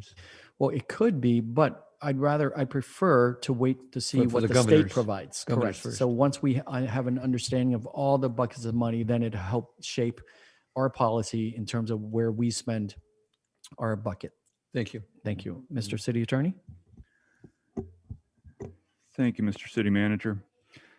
So the Deputy City Attorney, Jason Zaragoza, and I reviewed the various director orders that have been issued by the city manager in his capacity over the course of the pandemic response, and went over those with the department heads who have been utilizing those director orders to determine which of those orders could start being rescinded and on what basis. So the first ones that were brought to the city manager for rescinding have been, first of all, the one that we've talked about at several meetings, which is street sweeping. And so that one was, I believe, one of the first director orders that was issued. And as we've discussed, that one will, the rescission of that order will go into effect on June 1st. So the director order has already been signed, and the resolution before you tonight would be to ratify that director order. The second director order of the two that are part of that resolution for ratification deals with three other elements of director orders that have been adopted earlier. So to go over each one of those, the first one has to do with closure of parks. So that director order initially dealt with a particular weekend for closure of certain facilities, and then had another provision that closed categories of facilities going forward. So those facilities have been reopened, and that director order, the rescission of that director order takes effect immediately. The second rescission on the second director order that you are to ratify tonight is concerning the allowance for the use of recreational vehicles as housing for persons that were quarantining as a result of COVID-19. That one was used early on at the height of the pandemic, but was not used much and has not been used lately. So that one, it was agreed with the affected departments, could be rescinded now. And the final item to be rescinded has to do with a citation procedure that was adopted when we were envisioning that there would be lots of citations issued, or potentially lots of citations issued, and we would need a special procedure to address the processing of those citations and appeals of those citations. So that procedure was not utilized, so we're asking that that be rescinded now. We will continue to review the remaining director orders to see on what timeline those can be rescinded as we continue to emerge from the pandemic. Okay, thank you, Mr. City Manager. Any, so we, for this item number two, number two, right, we need a motion to approve the resolution. I'll move So- approval of the resolution. Councilman Second. Lopez, first by Councilman Lopez and second by Councilman Perrello. Vote. Roll call. Councilmember Lopez, Yes. Councilmember Turan, Yes. Mayor Zaragoza, Yes. Mayor Pro Tem McDonald, Yes. Councilmember Perrello, Yes. Councilmember Madrigal. Aye. Motion passes 6-0. Thank you so much. And Mr. City Manager, thank you for a very comprehensive report. And thank you for that. Our next item I, is this is council members. And this is, at this time, members of the council may make a brief announcement or a brief report and also ask for any legislative items that might be scheduled for the future. And council members like to share with you, please try to maintain a 3-minute item. Thank you so much. Council members, we'll start off with Councilman Turan. Thank you, Mayor. And I want to, I have a few things I'd like to mention that I have updates on. The first one, it goes back all the way to May 1st, and my apologies for not mentioning it at our previous council meeting. But on May 1st, it was May Day, and there were a number of community agencies who held a rally and a procession through car parade, socially distanced, in honor and recognition of our essential workers. And I just wanted to thank them for putting that together. And I did attend the rally portion, and it's just great to see people recognizing our frontline workers, especially in the midst of the pandemic, who've been classified as essential and needing to continue to work regardless of the risk that may put them in through this work. Beyond that, I want to thank the Challenge Neighborhood Council for providing a water quality update on their efforts that they're doing, as well as some of the details behind it and what's been done so far and what's coming up in the future. And that was, it's very much appreciated. It is a topic I did not follow fairly closely prior to my appointment, and so I thank them for that update. And then the next thing is I attended a meeting for the Ventura County Airports Master Plan last week, and I was appointed to join that group by Mayor Zaragoza. And there are a number of city council members and officials from throughout the county who are there. And I would encourage the public, this is going to be an extensive effort as a master planning process, but the city of Oxnard certainly has skin in this game with one of our airport being one of the airports at discussion here. So I encourage the public to go to the website venturacounty.airportstudy.net, and that's venturacounty.airportstudy.net, and you'll be able to see some of the information that's been gleaned thus far, and hope to hear from you on your thoughts about the airport here in Oxnard and its potential for expansion. If that's something you'd like, if that's something you wouldn't like, I would certainly appreciate hearing the public's view on that. Next, I want to thank Dr. Nam from CSU Channel Islands and her sociology program. She invited me to attend the capstone presentations by her students. And there were 2 comprehensive presentations, one on COVID-19's effect on farm worker families in the city of Oxnard. And then the other was COVID-19's effects on alcohol and other drug use by young adults. Very impressive work and great presentations by the students. And I applaud them for their work. Thank them so much. And I look forward to what they have to offer us in the future in their careers or their continued studies. I want to thank Sergio Garcia and Herb Smith from the Sierra Linda Neighborhood Council. And they had invited me to do a tour with them of their neighborhood to highlight some concerns that they and other residents have brought up. And it was a really great meeting, and we had some great discussion. And I'm looking forward to seeing what we can do to address those issues and working with city staff on it. And I was happy that there were items brought up that city staff's already working on in some respect. So thank you for that. I want the public to know, or remind the public, that there's the Climate Action and Adaptation Plan. There's a meeting coming up, or a workshop coming up this Saturday at 10 a.m. You can go to the city's website, oxnard.org/climate-action-plan, climate action plan with hyphens in between. Go to that and you can sign up for the workshop and find out about the action plan. The last thing is the Ventura County Office of Education next week is holding their equity conference. It's open to the entire public. It's a bilingual event. There will be workshops in Spanish and in English, and some that are translated in either language. And I encourage the public to still sign up. There's over 500 registrants so far. It is an online event, and you can find out the information about it at vcoe.org/equity. And those are my comments, Mayor. Thank you very much. Thank you so much. Councilmember Perello.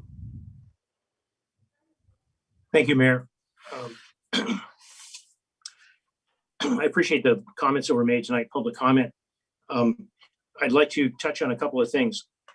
I serve on the Ventura County Airport Authority for the city of Oxnard. I'm the alternate for this panel that Councilmember Teran just mentioned.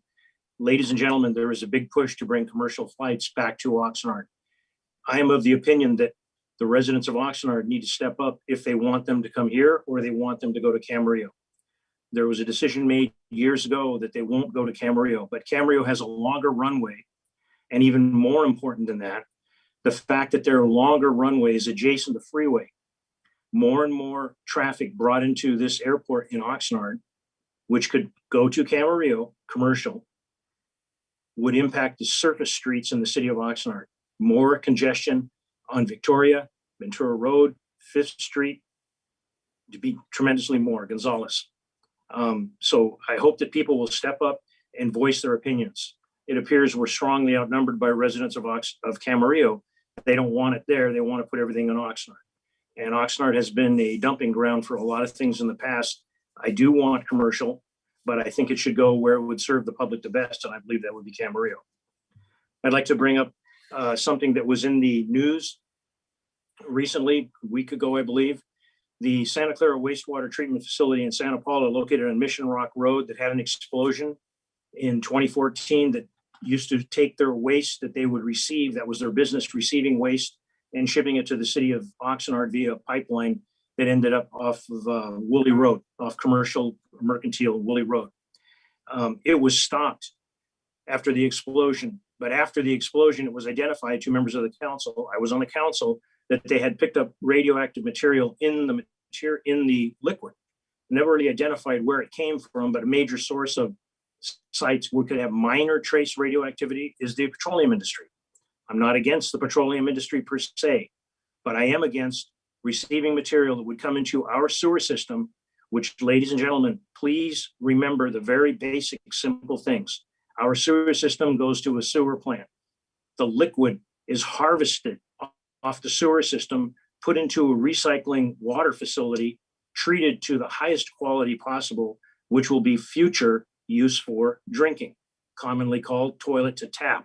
The state hasn't approved that yet, but that is a long-range goal. $75 million has been spent on that process.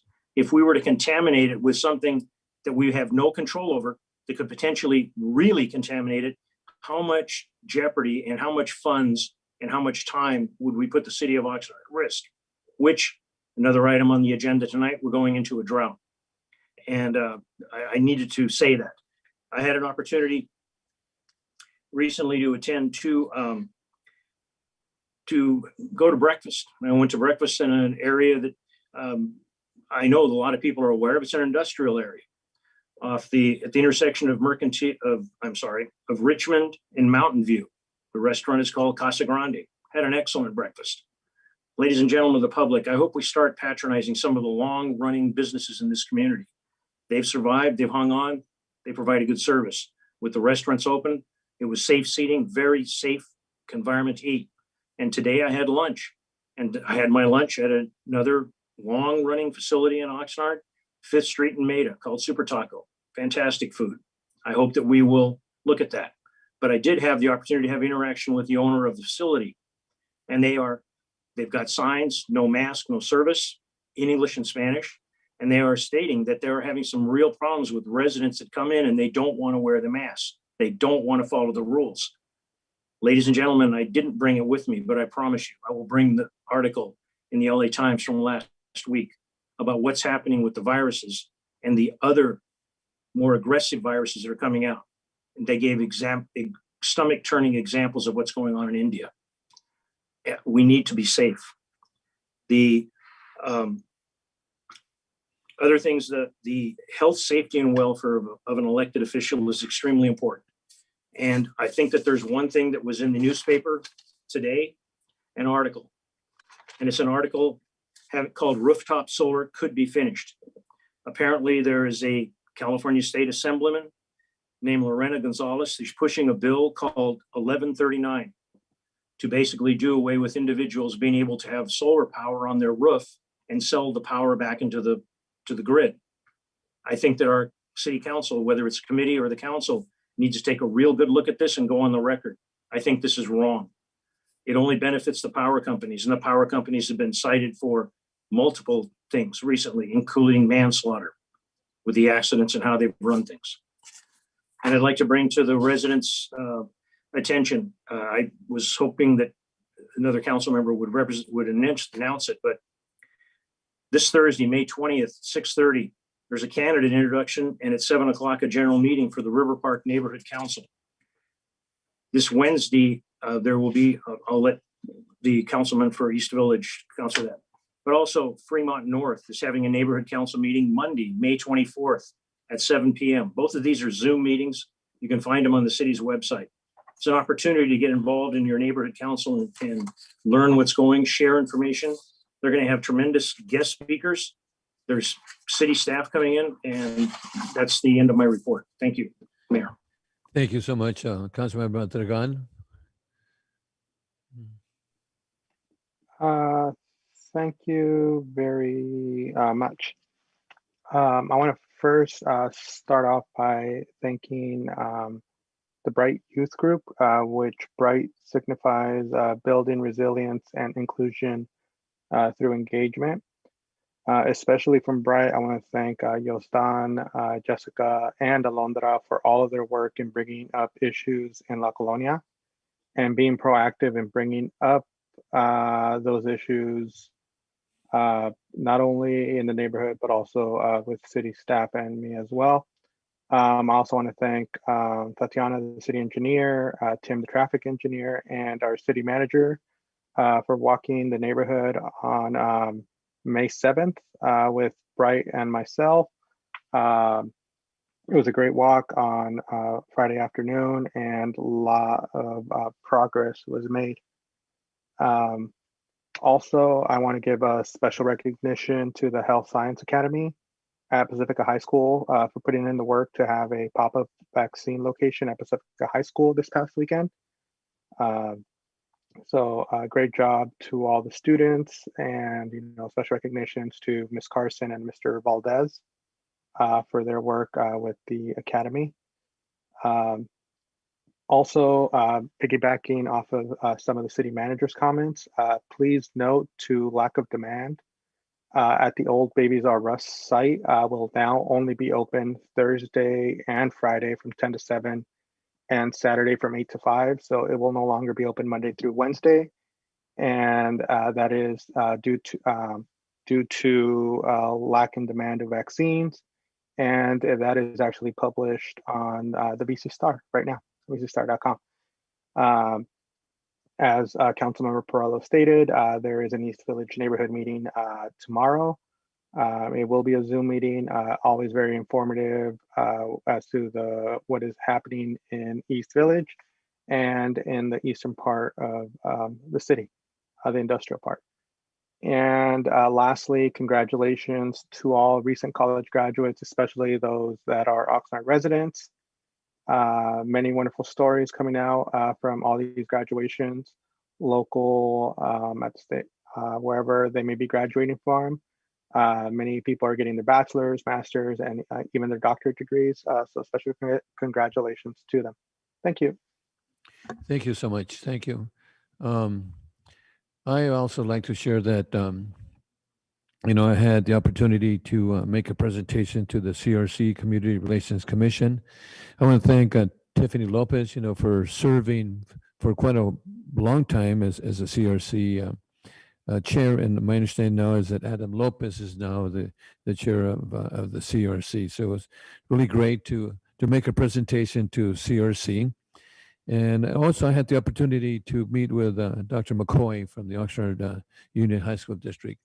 He's got quite a resume, and we talked about the different items that are happening now, and also about the working with the Camino del Sol new high school, and some of the things that the school district is doing also.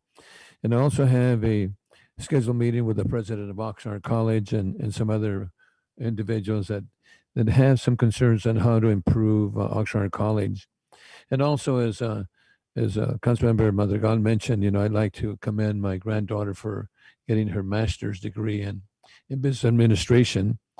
And again, please continue to follow the rules and make sure that you get your vaccine, make sure that you use a mask. And I think it's really important. We're almost there, and hopefully here in June 15th that we can get rid of our masks potentially in some areas. But I just want to thank everyone for please helping us out get rid of this COVID-19. Any other council members would like to make any comments? If not, then we'll go to our next item. And the next item is this is the review of the consent agenda item. And we have 1 to 8 items. But before we go there, we have 2 speakers on this item. So I'd like to call the speaker number 1 is Pat Brown, followed by Roger Poirier. Pat Brown and this is on item L8, L1 and L8, through L1 through L8. Pat Brown.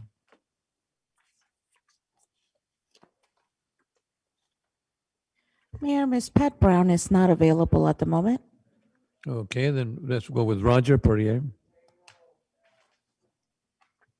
Roger.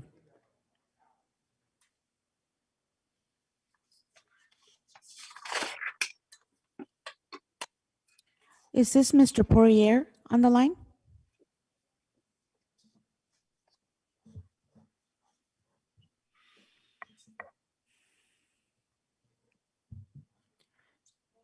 Mayor, Mr. Poirier is not available at the moment. Okay, then we'll come back to council members. We have consent items 1 through 8. Councilmember Perrella. Yes, I have a comment on number 4 and 6, please. 4 and 6. Yeah, go ahead. Go ahead. Go ahead. Go ahead. Thank you. On item 4, we're going to be improving Garden City Acres Park. And it talks about the method the improvements will be done. I can only explain from seeing it myself, the work that was done in a similar manner to the South Bank Park. It's going to be a tremendous improvement to Garden City Acres Park. That's my comment. Very nice, very impressive work. On item 6, the comment that I have is with respect to the recent fatalities and the signboards asking for people that have seen if there was anybody witnessed various accidents, whether bicycle, motorcycle, or auto collisions. I'm in full support of this number 6, because I can tell you I have been at many stop signs when a bicyclist will come up and they glance both ways, but they don't stop him.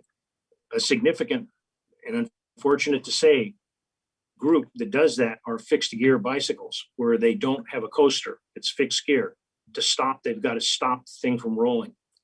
And I am very, very concerned about any loss of life, and it's tragedy, but we need to have enforcement on the rules equally across the board.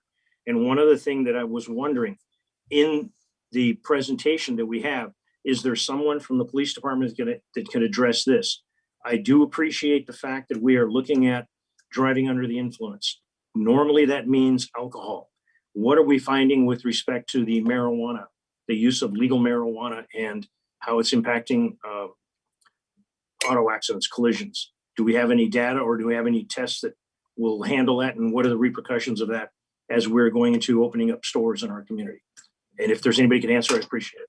Okay. Those are my questions, Mayor. Thank you. Yeah, we have Commander Ardez before we go over to Commander.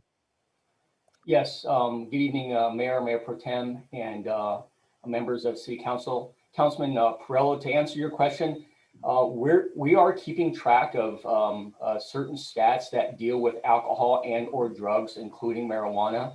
We're still relatively new in keeping some of those stats, but we are seeing certain collisions, some fatal collisions where the driver has been under the influence of marijuana, and we are looking at those cases.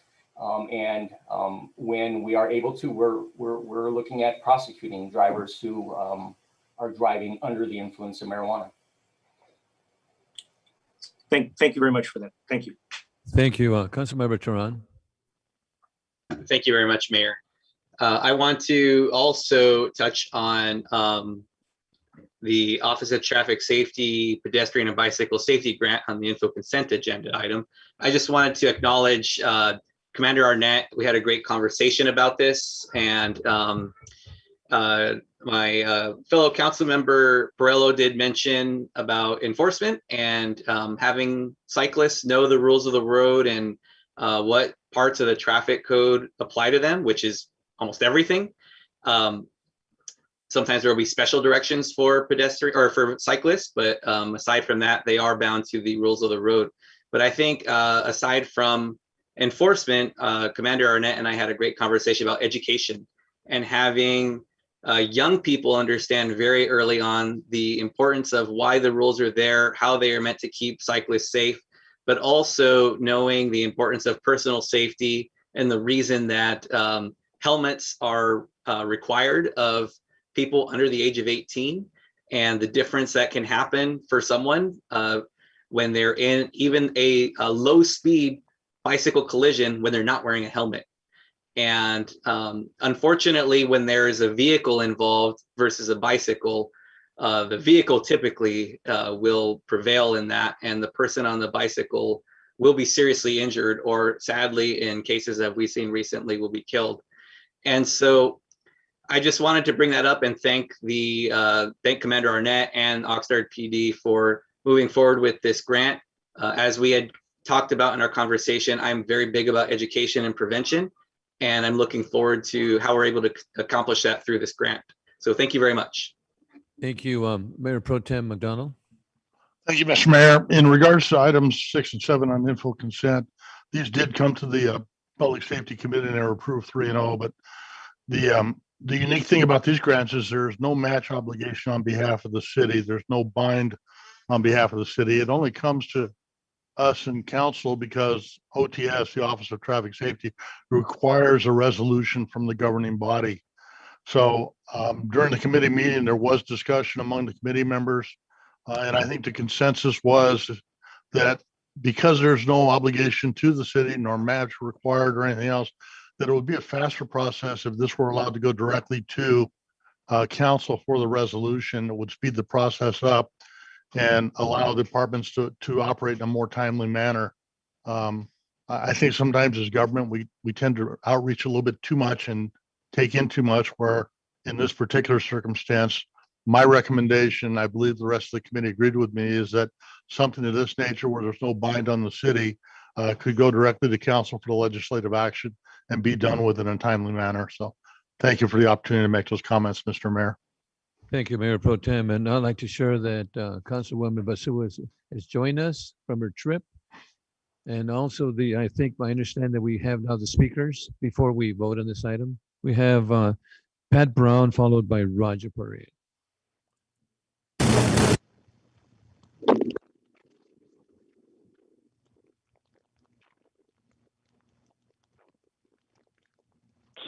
Brown? Yes, this is Pat Brown.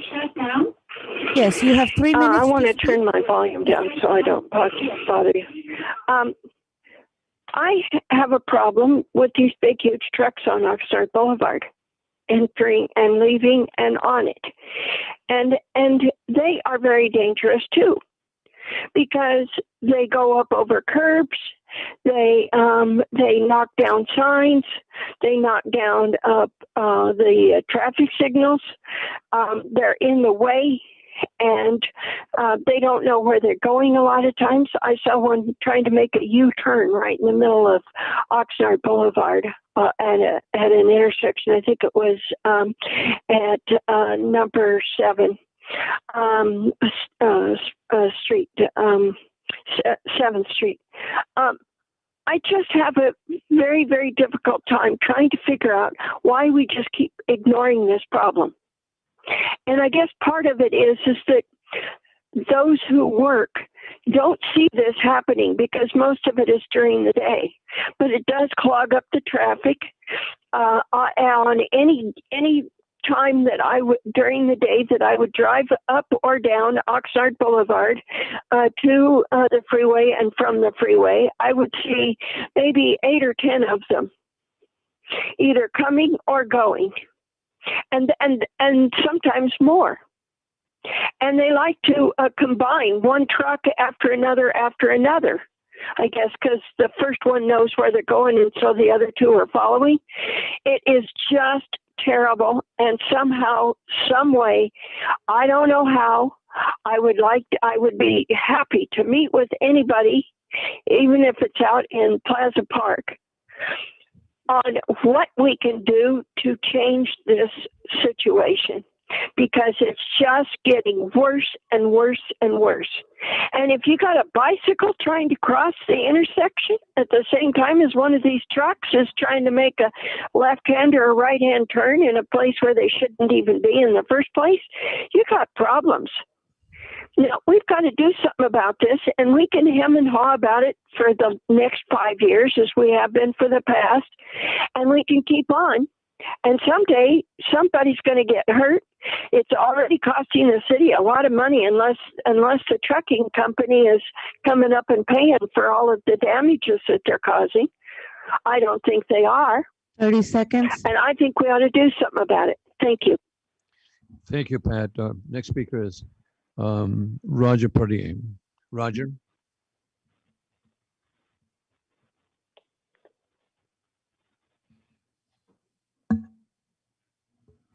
Roger Poirier. Thank you, Mayor, and greetings. Good evening, City Council members and staff. My name is Roger Poirier. I'm speaking about. I'm addressing the item L8, the After School Education and Safety Grant. I've served on the Parks and Recreation Commission since 2015, and through that time, our Recreation Department has run the Oxnard School District After School Program.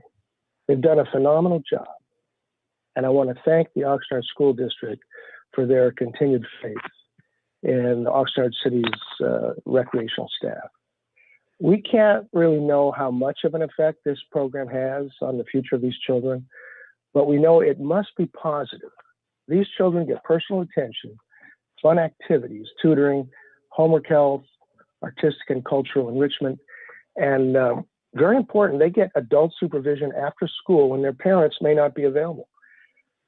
That alone must have a positive effect on the safety of these children and the overall public safety of our city. Most of this is intangible, and so we can't easily calculate it, if at all, but here's what we can calculate. 2,000 children are in the program. There are 2,000 more children who are on a waiting list to get into this program. And there is some number that we don't know of how many more children that should be on the waiting list or could benefit from it. I think that's something I've been thinking about a lot for the last year, and I hope that we can bring it back to the City Council for their consideration. But I want to I just really appreciate the fact that City Council has been a supporter of this program over the years that I've been involved in. Thank you very much. Thank you, Roger. Again, our children are very, very important. Thank you for those comments. Council member, we have items 1 through 8. We need a motion. I'll move the recommended action. Okay, first by Tehran. Second. Second by Perellum. Councilman Perellum. Roll call.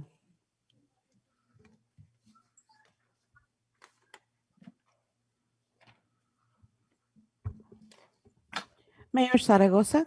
Yes. Mayor Pro Tem McDonald. Yes. Councilmember Perrello, Yes. Councilmember Lopez, Yes. Councilmember Madrigal, Aye. Councilmember Basua, Yes. Councilmember Turan. Yes. Thank you. Motion passes 7-0. Thank you so much. Our next item is a public hearing for May 18, 2021. At this time and place, we set for a public hearing on item M1, Community Department. The subject is recovery of nuisance abatement cost. Recommendation is the City Council. Number one, conduct a public hearing to consider objections to the cost report of the property owners whose property is to be assessed for nuisance abatement cost. Two, approve the cost report. And three, direct the city manager, or designate to file a certified copy of the cost report with the Ventura County Auditor Controller.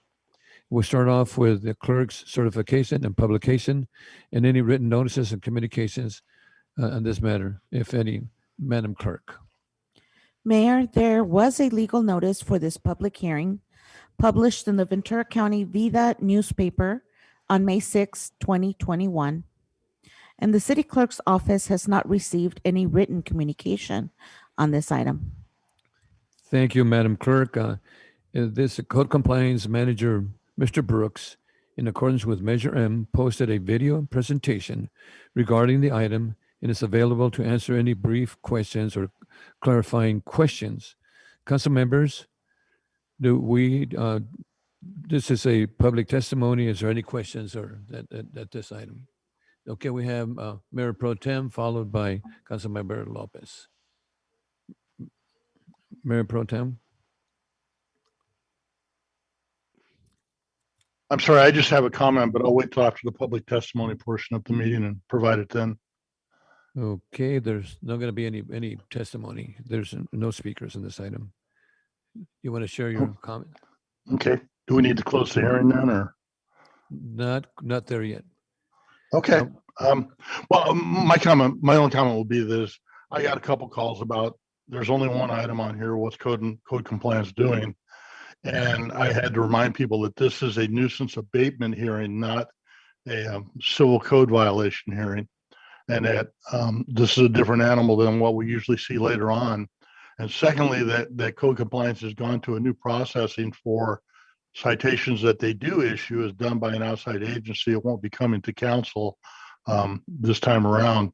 And as always, the focus of code compliance is compliance, not citation. They would much rather work with people, get to the point where they need to be instead of bringing items to us. But every so often, somebody will look to see if we've issued a citation to a particular business or something because of the way change in the way they're doing business. That's a different process now.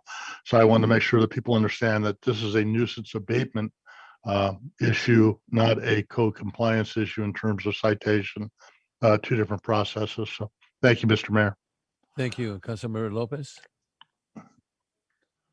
Thank you, Mr. Mayor. And I had a question. Hopefully, Mr. Brooks can clarify in terms of is there any guideline on how often an abatement can be done on a property? I mean, just wondering in terms of if there's repeated behavior, how often is too often or how little is too little? Mr. Brooks. Mm-hmm. We'll do the abatement once it's declared a nuisance. So once it becomes a nuisance, we will notify the property owner that they need to remove the nuisance. If they don't do that, then we will step in and abate it. There is no time period. In most cases, it would probably be only once or twice a year at the most. Great, thank you. So there is no limitation in terms of it having like you can only do it once a year or once every 2 years or anything like that. It's as long as it's a nuisance, it can be we can take action. Correct. Per the city code, once it's declared a nuisance, yes, we can take action. Great, thank you. Thank you, Mr. Brooks. So now I'm going to open the public testimony portion of this public hearing, and members of the public were invited to sign up to speak on this item on the city's website. Anyone who signed up before the deadline has 3 minutes to speak on this item. Madam Clerk, do we have any speakers?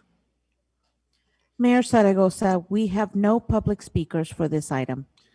Okay, since we have no public speakers, I'm closing the public hearing. And okay, I'll entertain a motion on this item. To close the public hearing, make a motion to close the public hearing. We just closed the public hearing. Thank you. Motion to Move the recommended action. Okay. There's motion by Mayor Pro Tem McDonald, second by I'll second it. second by Councilman Perrella. Roll call. Mayor Pro Tem McDonald, Yes. Councilmember Perrello, Yes. Councilmember Lopez, Yes. Mayor Zaragoza, Yes. Councilmember Madrigal, Aye. Councilmember Turan, Yes. Councilmember Basua. Yes. Thank you. Motion carries 7-0. Thank you. So just for clarification, since there was a little confusion on the closing of the public hearing, Okay. that was the motion to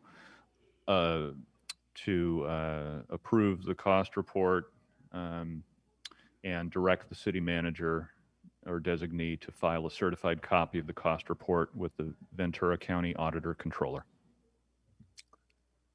Okay. With that in mind, Madam Clerk. So we're done. Mr. Mayor, that was the intent of my motion. Okay. Okay. And second, are you okay with that? Yes. Okay. So thank you. So we're good. Okay.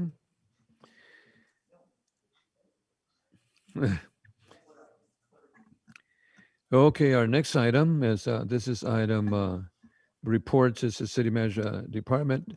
This is the subject is County of Ventura Channel Islands Harbor Cooperation Agreement.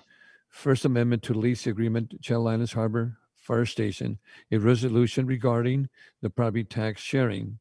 Recommendation of the City Council, number 1, approve a cooperation agreement A 8338 with the County of Ventura, County as it relates into the Channel Islands Harbor, the harbor, inclusive of Fire Station number 6 and a citywide tax sharing agreement. Number 2 is approve the First Amendment to the lease agreement, the Channel Islands Harbor Fire Station, A 7294. 3, to adopt a resolution of tax sharing related to annexation entitled, quote, Joint Resolution of the City Council of the City of Oxnard and the Board of Supervisors of the County of Ventura agreeing to the negotiated exchange of property tax revenues for the transfer of service responsibilities and boundary changes between the city and the county. And again, this is, again, was required by Measure M, was a pre-recorded item. And council members, I'd like to share at this time, I know this is Council Member Perella's district, but I'd like to share a couple of comments before we continue. And then later on, we can have additional comments. I'd like to start by thanking, this is really, really important, thanking our city manager, Alexander Nguyen, our assistant city manager, Ashley Golden, our chief assistant city attorney, Ken Roselle. And additionally, I would like to thank CEO Mike Powers, Mark Sandoval, Supervisor Carmen Ramirez, Jeff Barnes from the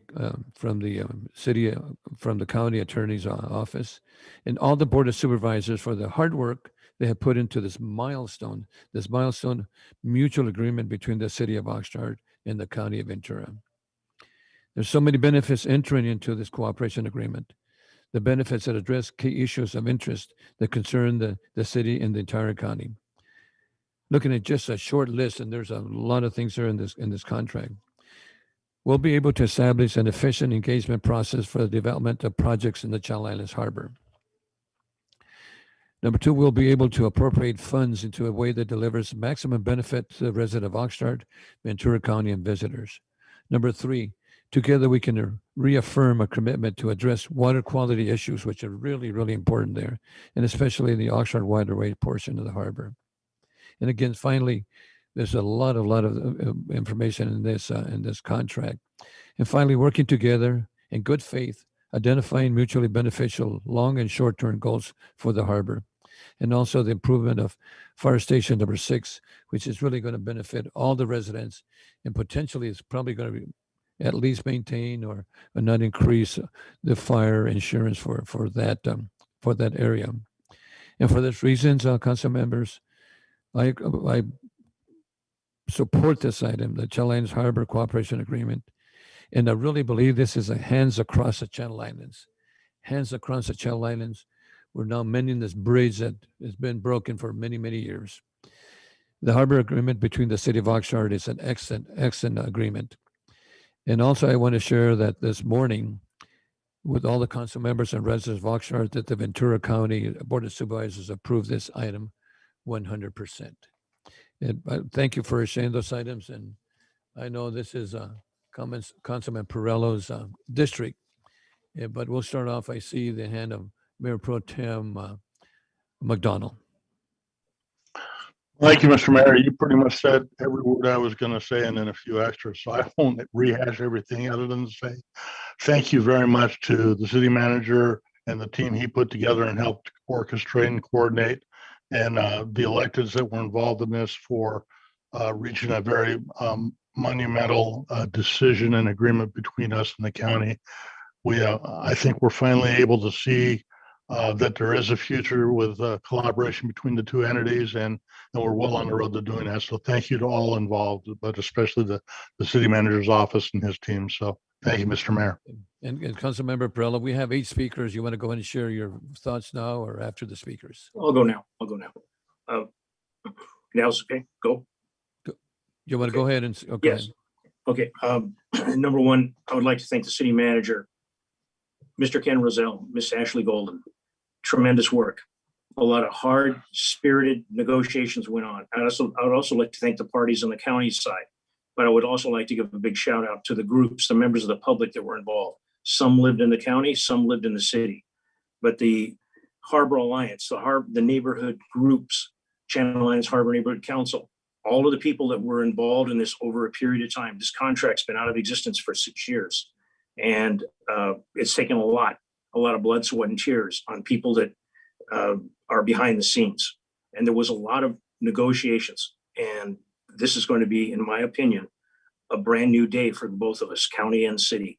The city will benefit from this, and the county will benefit from this. But it's tremendous when we're not spending money on legal fees fighting each other, and we're moving in the same direction. Because ultimately, it's not just the people that live near the harbor that are going to benefit. It's the entire city of Oxnard, northeast, west, and south. No matter what economic group you're in, what color your skin is, what your last name is, the entire city of Oxnard is going to benefit out of this, and the residents. The same goes for the county of Ventura. Thank you, Mayor. Thank you, council members. And I have 8 speakers, and we're going to start off with Lorraine Efres, followed by Robert Bravo.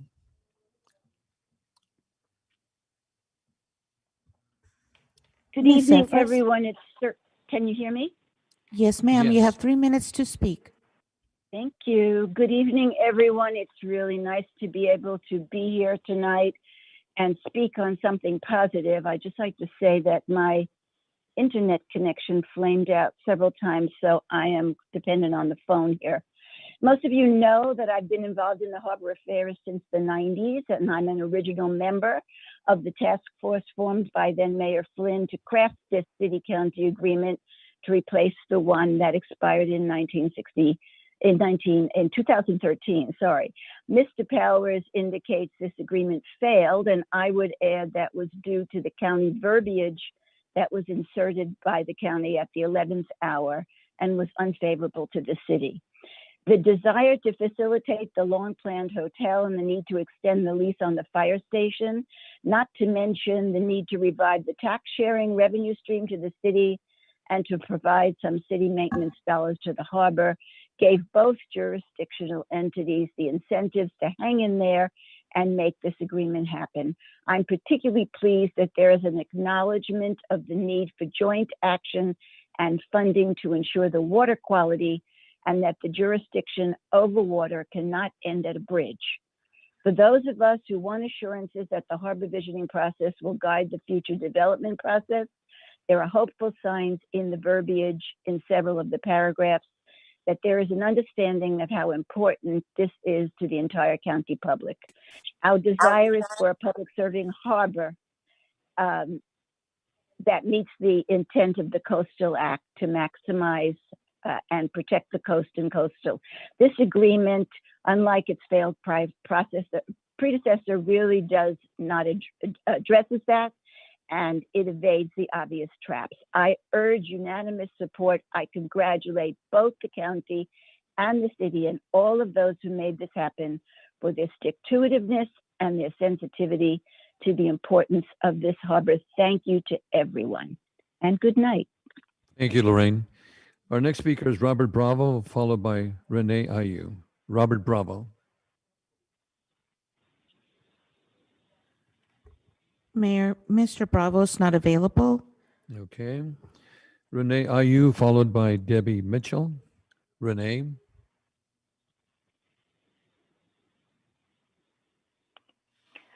Good evening, Mayor Zaragoza and City Council members. My name is Renee Ayu, and on behalf of the Harbor and Beach Community Alliance, we would like to first commend the city for refusing to be pressured into giving up its jurisdictional rights during the tough negotiations of these agreements. We know how difficult the negotiations were, and we applaud the efforts of all who made the agreements happen. Thank you. We appreciate your hard work.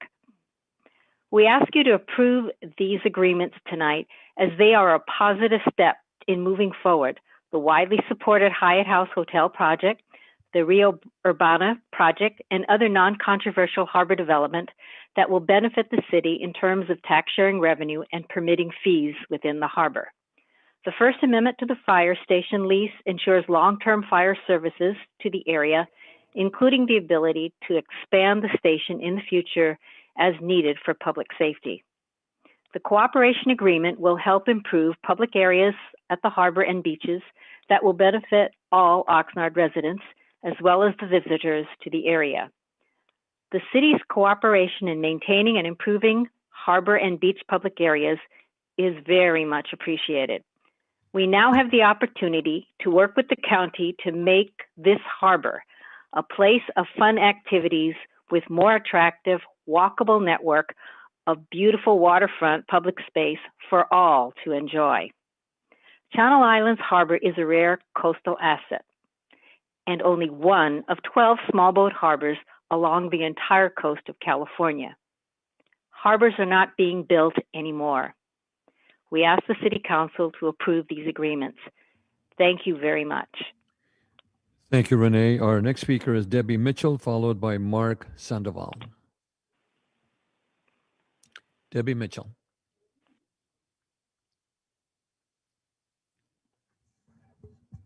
Ms. Mitchell? You may unmute by pressing *6.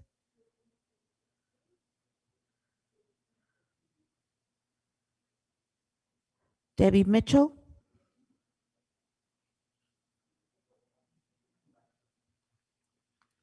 Hello, sorry about that. Mayor Zaragoza, Mayor Pro Tem, every city council member, city manager, Ashley Golden, Ken Roselle, all the city staff that worked so hard on this. I can't imagine. Thank you all for all of your hard work. This is a monumental step forward for both the city and the county and the residents. I hope for unanimous support of this. These agreements will support the county efforts to attract developers with projects like the hotel and following the hotel that will make the harbor visitor-serving uses the priorities, which will result in much more revenue for the city. These agreements will create a safer and more enjoyable public space in the harbor for all residents to enjoy, along with attracting visitors. The option to expand the fire station is brilliant. Our fire station is vital to the safety in the harbor, and even when the Harbor Patrol was serving north of the bridge, Oxnard Fire was the first on the scene for most emergency calls on the water. By Oxnard receiving tax revenue and maintaining its jurisdiction, this results in Oxnard residents having the opportunity to weigh in on development of Channel Islands Harbor and to truly make the most of this jewel that is Oxnard's harbor. Thank you very much. I hope you fully support this. Thank you, Debbie Mitchell. Next speaker is Mark Sandoval, followed by Judy Dugan. Mark Sandoval. Yeah, good evening, Mayor Zaragoza, Mayor Pro Tem McDonald, council members, and city staff. I registered tonight just in case there are any questions. Definitely, we're supportive of this. I think Councilman Perello said it right. It's a win-win for both agencies, and definitely support it and hope that the council does too. Thank you. Thank you, Mark, and continue with the visioning statement. I think that's really important for the harbor too. Thank you for your work. Thank you. Okay, next speaker is Judith Dugan, followed by Tom McAney. Judy Dugan. Mayor, our next two speakers are not available at this time. Okay, so that's the last speakers that we have. Council members, do we have a motion? Oh, excuse me. Let me go ahead and continue. Right. Let me call our city. We have our city manager. Go ahead. Right. Yes, thank you, Mr. Mayor. So a lot of comments I wanted to make have already been spoken, so I won't repeat everything as well. I just want to give a brief introductory comment, and then I actually need to hand it over to Assistant City Manager Ashley Golden because there are some language changes that came after publication between the two agencies, so we want to walk through those. They are actually not substantive changes, so we're comfortable doing that on the floor. For most people who've been following this, I think people recall that it's been about a 5-year endeavor to find an equitable path forward between the county and the city so that we can improve the harbor for all of our residents. And one thing I can say is, and we've recognized our partners at the county. I want to specifically thank again CEO Mike Powers, as well as the Harbor Director Mark Sandoval, who's on the line with us tonight. I think that during this pandemic, it served as a reminder to all of us that it's cliche, but it's a reminder that we are always better when we work together and when we cooperate. And I think this pandemic served that reminder very well. The county, and specifically again, at the direction of Mike Powers, met with all 10 city managers. And I'd say approximately for the first half of the pandemic, we were meeting twice a week to coordinate our response to the pandemic in each of our cities, but also collectively across the county. And since things have gotten a little bit better, we are still meeting weekly. So I want to acknowledge Mr. Powers' leadership in working with all of the cities, but it really did serve as a reminder that we are better together. And with what we're working on here, I think it provides a springboard for us going forward with many, many new endeavors. And I think the one thing that I'm pretty certain Mike and I share is, in the end, our community needs to see improvements here, and the community shouldn't have to care whose jurisdiction it is, because underlying that, it's just is here to serve all of our community at the beach, in the city, as well as other folks from the county. So with that, I want to hand it over to Ms. Golden to walk through some of the changes. And also, I'd like to say, on the city side, while Mr. Powers and I may have led the negotiations, it was really Ms. Golden and Mr. Roselle in the city attorney's office who carried all the weight here and did all the heavy rowing. So I want to especially thank them. Thank you, Mr. Mayor. Ms. Golden? Thank you. Thank you. So as the city manager mentioned, I would just like to highlight 3 quick changes since the agenda was published for the Sunshine Ordinance. So subsequent to the posting of the agenda, the county had requested some non-substantive changes to the resolution relating to tax sharing. And those changes included adding the Board of Directors of the Ventura County Fire Protection District as a signatory to the resolution, and also clarifying that the county was acting on behalf of the Ventura County Library District. So we've added those changes to the resolution. They've all been run through our city attorney's office, and those were approved by the Board of Supervisors earlier today as well. Secondly, again, subsequent to posting of the agenda, the county and the city were able to finalize Exhibit C, which is the legal description for the fire station expansion area.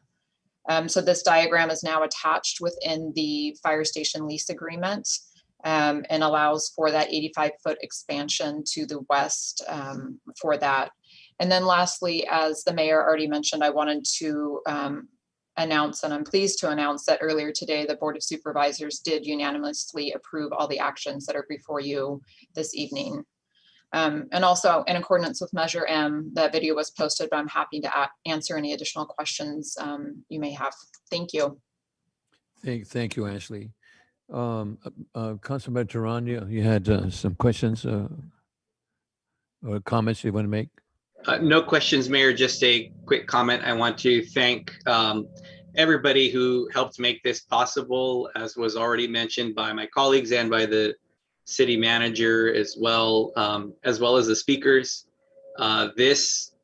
Considering where this was and where it is now, I'm very thankful to everybody who was involved from the city of Oxnard and from the county of Ventura.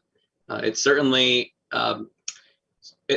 shows that, as was stated, things can be great when we work together on things. And I look forward to, if this goes through, where we'll go with the harbor and next steps, and how we can work together with the county and with the residents to continually improve that area for the benefit of the public as a whole. And I want to thank everybody for that. Thank you, Mayor. Thank you, council members. Okay, council members, do you have a motion with the amendments that Ashley just mentioned? Mr. Mayor, I would move the recommended actions with the amendments as presented by staff. Okay, first by Mayor Pro Tem, second by I'll second it. Councilman Perrello. Roll call.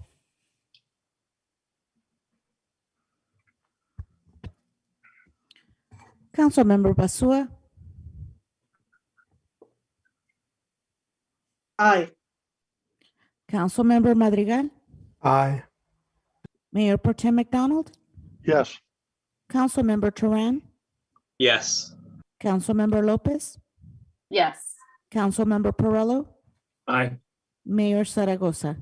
Yes. Thank you. Motion passes 7-0. And thank you again. And that's again a major milestone, and that just happened today. And again, the hands across the harbor, I think, is extremely important to all of us. Thank you, Mr. City Manager, and again, the CEO from County of Ventura, and everybody that participated. And Councilman Perrello, this is your district. Congratulations. Thank you. But the residents of the county and the city are going to congratulate. I want to thank Ms. Golden and Mr. Roselle, the city manager. A lot Thank of you, hard sir. work. Thank you so much. Okay, our next item is our second item is going to be, which is item number 3 before, is Community Development Department. And this is the exception to CalPERS, 180-day waiting period for appointment of a retired annuitant. And this is a limited term for special projects. And the recommendation is that City Council adopt a resolution appointing Ernal Bahias, is that correct? And as an interim assistant traffic engineer, and certifying an exception to the CalPERS for 180-day wait period for employment following his retirement. This item did not originate in the committee, and it's just a routine operation item. This again was per Measure M pre-recorded presentation. And Mr. Vito then is available for any questions. Council members? So we need a motion. I'd like to make a motion to approve this item. I'll second it. Oscar. Oh, I'm sorry. Okay. My apologies. I have Oscar. You have a comment. My apologies. Yes, real quickly. Thank you, John. First, congrats to Mr. Behes. I know a lot of good work for the city. I believe, if I remember correctly from the presentation, about 14 years. And then some of the questions I had, I saw, back at the report, looked at it. It talked about how long Mr. Behes will be working for the city, how many hours a week he'll be working, and or max hours in a year he'll be working. How are we with the recruiting process? I know he announced, when did he announce his retirement, and did we begin recruiting immediately? And if not, what was the reason why we did not do that? Vito, who's? Mr. Mayor, Jeff Pingilli, Assistant Director. I'll be happy to answer Jeff, that. go ahead, Jeff. Yes, Mr. Mayor, Council, Mr. Behes gave a notice of retirement, and then he extended it a little bit longer to have a little more cross training with our newer city traffic engineer, Tim Botcham. And so he retired in April, middle of April. I don't have the exact date here. Let me look it up. And we were recruiting about 2 weeks prior to that. So if we were really aggressive, we could have probably saved a couple more weeks. And that recruitment process is currently underway. And I believe they have had one round of interviews on the initial candidates. Okay. Okay. Thank you very much.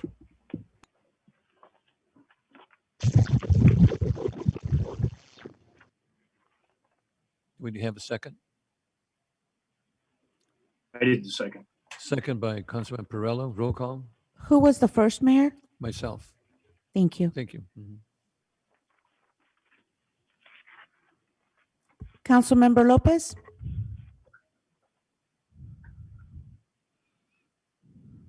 Just mute. Apologies, couldn't press a button. Yes. Councilmember Pasua? Yes. Councilmember Turan? Yes. Mayor Zaragoza? Yes. Mayor Pro Tem McDonald? Yes. Councilmember Perrello? Yes. Councilmember Madrigal? Aye. Thank you. Motion passes 7-0. Thank you. Our third item, which would have been item number 6, and this is a Human Resource Department and agreement number A8319 with George Hill's Company Incorporated for liability claims and administration and adjustment services.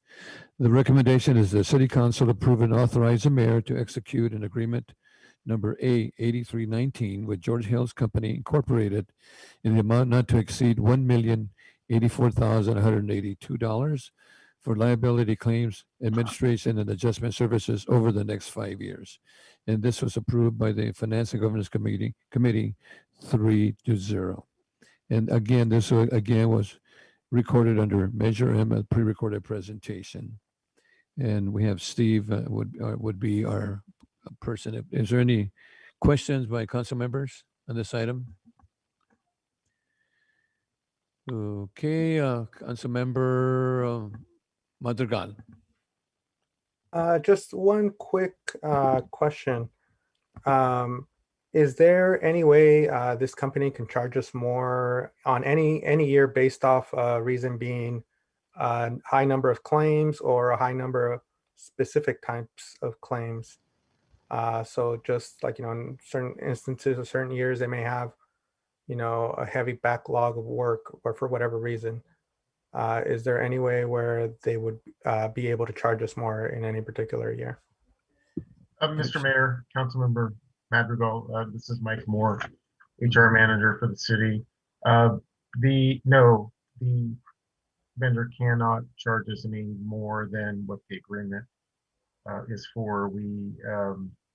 And I think they have a pretty good idea how much time they spend because they do this so often with other cities that they know based upon our claims history, how much time they're going to spend. Just anecdotally, our current contract is roughly the same as the proposed contract in terms of the dollar value. So I feel confident, and the agreement is written in such a way that it doesn't change based upon the number of claims. Okay, thank you very much. Thank you, council member. Council members, we need a motion for this item. I'll move approval of the recommended action on the agreement with George Hill's Company. First by Councilman Lopez, And we need a second. I'll second. Second by Councilmember Tehran. Roll call. Councilmember Perrello, Aye. Mayor Pro Tem McDonald. Aye. I'm sorry, Councilmember Perrello, was that a yay or a nay?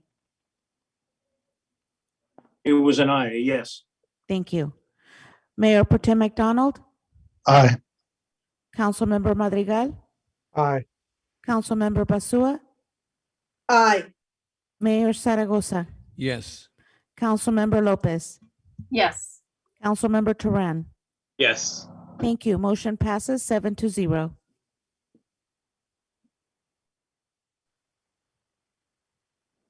Okay, let me see. We have, the next item is going to be number 4, which is the Public Works System, the Pavement Management Update.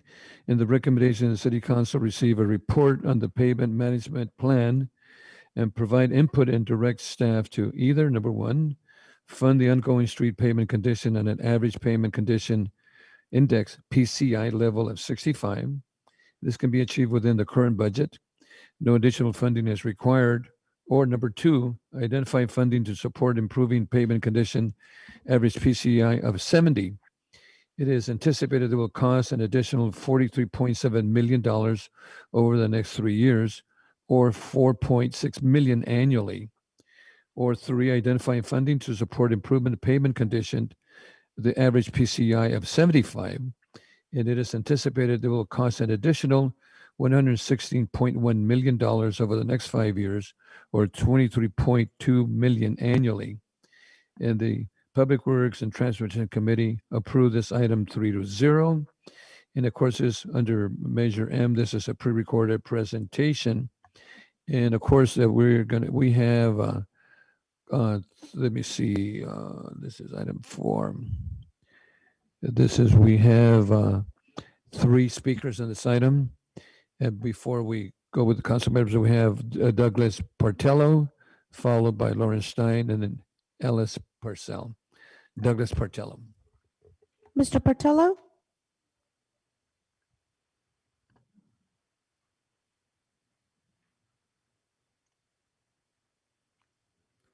Douglas Partello, you may unmute by pressing *6.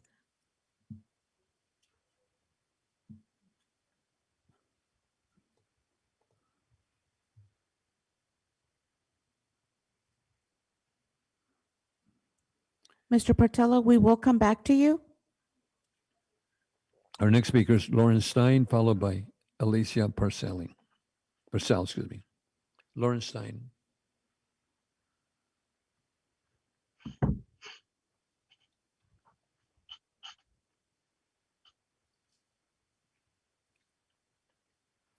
Mr. Stein? Good evening, Mr. Mayor, members of City Council, and the public. I'm unable to access this meeting, so YouTube keeps logging out and crashing. And the city clerk keeps cutting me off, so I have to redial the phone number to attend the meeting. So both these problems are occurring continually. On this particular item, I submitted some questions I'd like to hear answers from staff. How much of Measure E is being allocated for alleyway repair? How are priorities be set for alleyway repair, since mass majority of alleyways have a PCI index below 25? What is the schedule of each neighborhood when those streets are going to be repaired, posted? Again, where's the posting of when the neighborhood's going to have the streets repaired?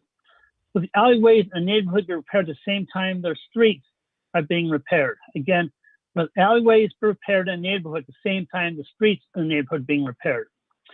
How much will the repair program be effective with the passage of an ordinance last fall, Measure M?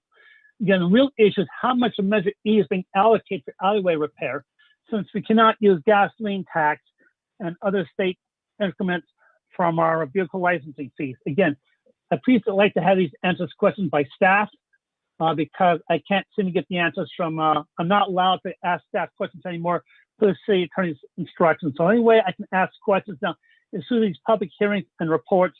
So I'm asking these questions. I'd like to hear answers on these questions tonight. Thank you very much. Thank you. And Mr. Beck can then reply after the meeting. Thank you, Mr. Stein.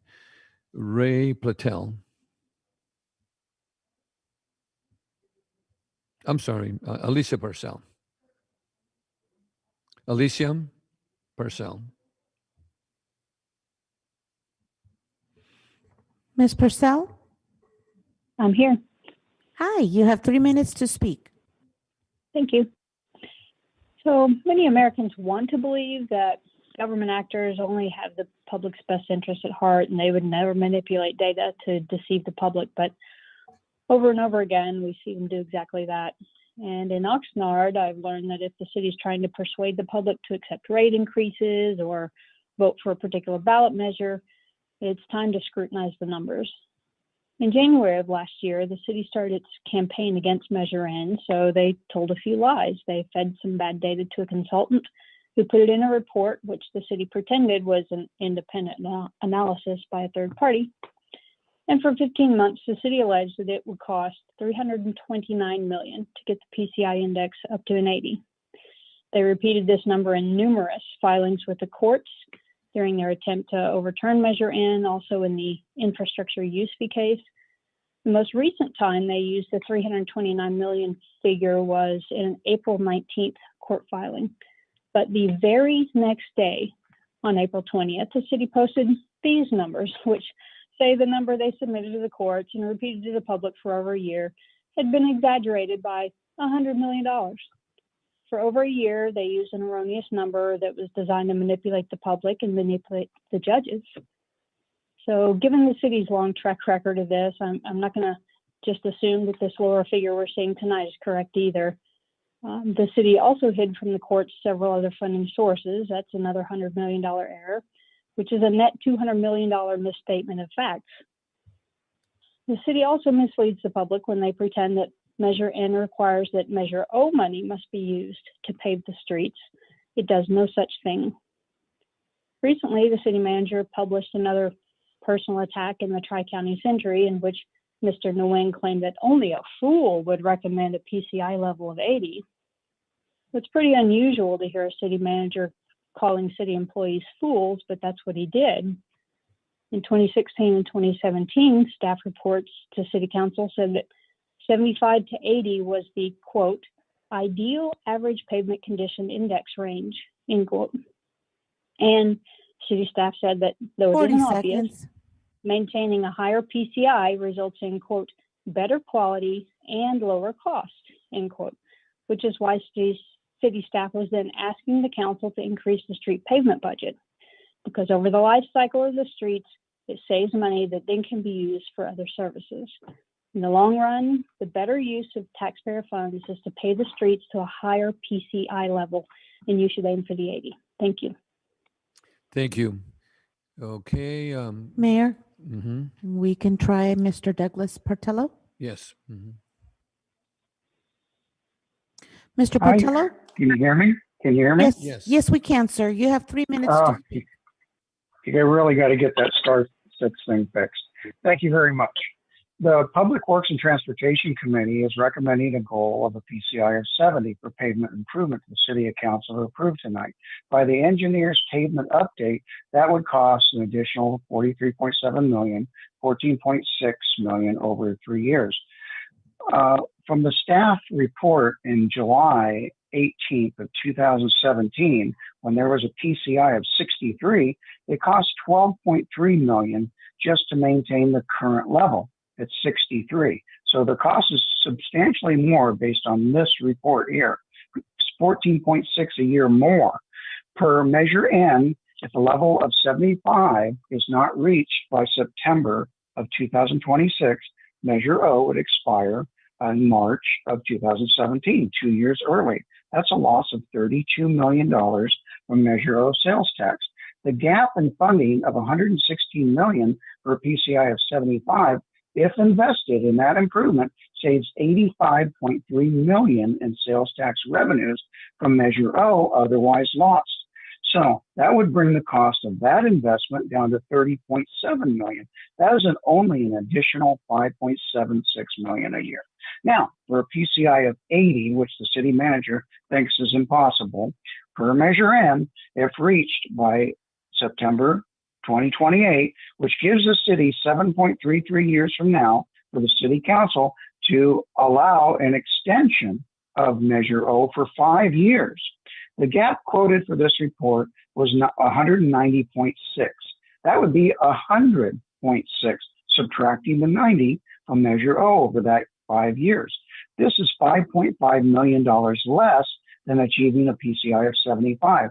Now, these higher levels of improvement do require significant investment from the general fund. Measure O money, Measure E money are both general fund money, one and the same. Not going to a higher level of PCI costs plenty. From a staff report in October of 2016, they say to maintain at a 68 PCI will cost $4.54 a square foot. At 80, it costs $2.85 a square foot. That's an increase of 59% in cost. Now, Camarillo and Thousand Oaks have figured it out. Camarillo has a 79 PCI. TO has a 76. It's time Oxnard did the same. This is just wise city governance. And I really hope that you guys can understand by letting this go, it takes away from other services that are underfunded. You've got to make that investment. 80 is not impossible. Why can Camarillo do it when they have a sales tax portion for the city at 1.5%? Thank you, Mr. City Manager. Thank you, Mr. Mayor. Per usual, the primary presentation was pre-recorded, and this did go through committee. So let me make some introductory remarks, provide some actual context for this, and hopefully that will address many of the comments we just heard from our public speakers, which were interesting. So I want to actually introduce this item, and part of the reason I wanted to reorder the agenda tonight, because this and the following 3 items are all related to public works, but there's also another common denominator in the 3 bulky price big ticket items, which is as you make these decisions on these big ticket expenditures for the next fiscal year, you are obviously making early budget decisions, because whatever decisions the council makes tonight impacts the balance of the budget for the rest of the city. So I just want to point that out as a reminder. I do believe this is a good way to approach it, having these items go through committee for deeper vetting, and then bringing it before the council so that we're not making all the budget decisions in one night in June.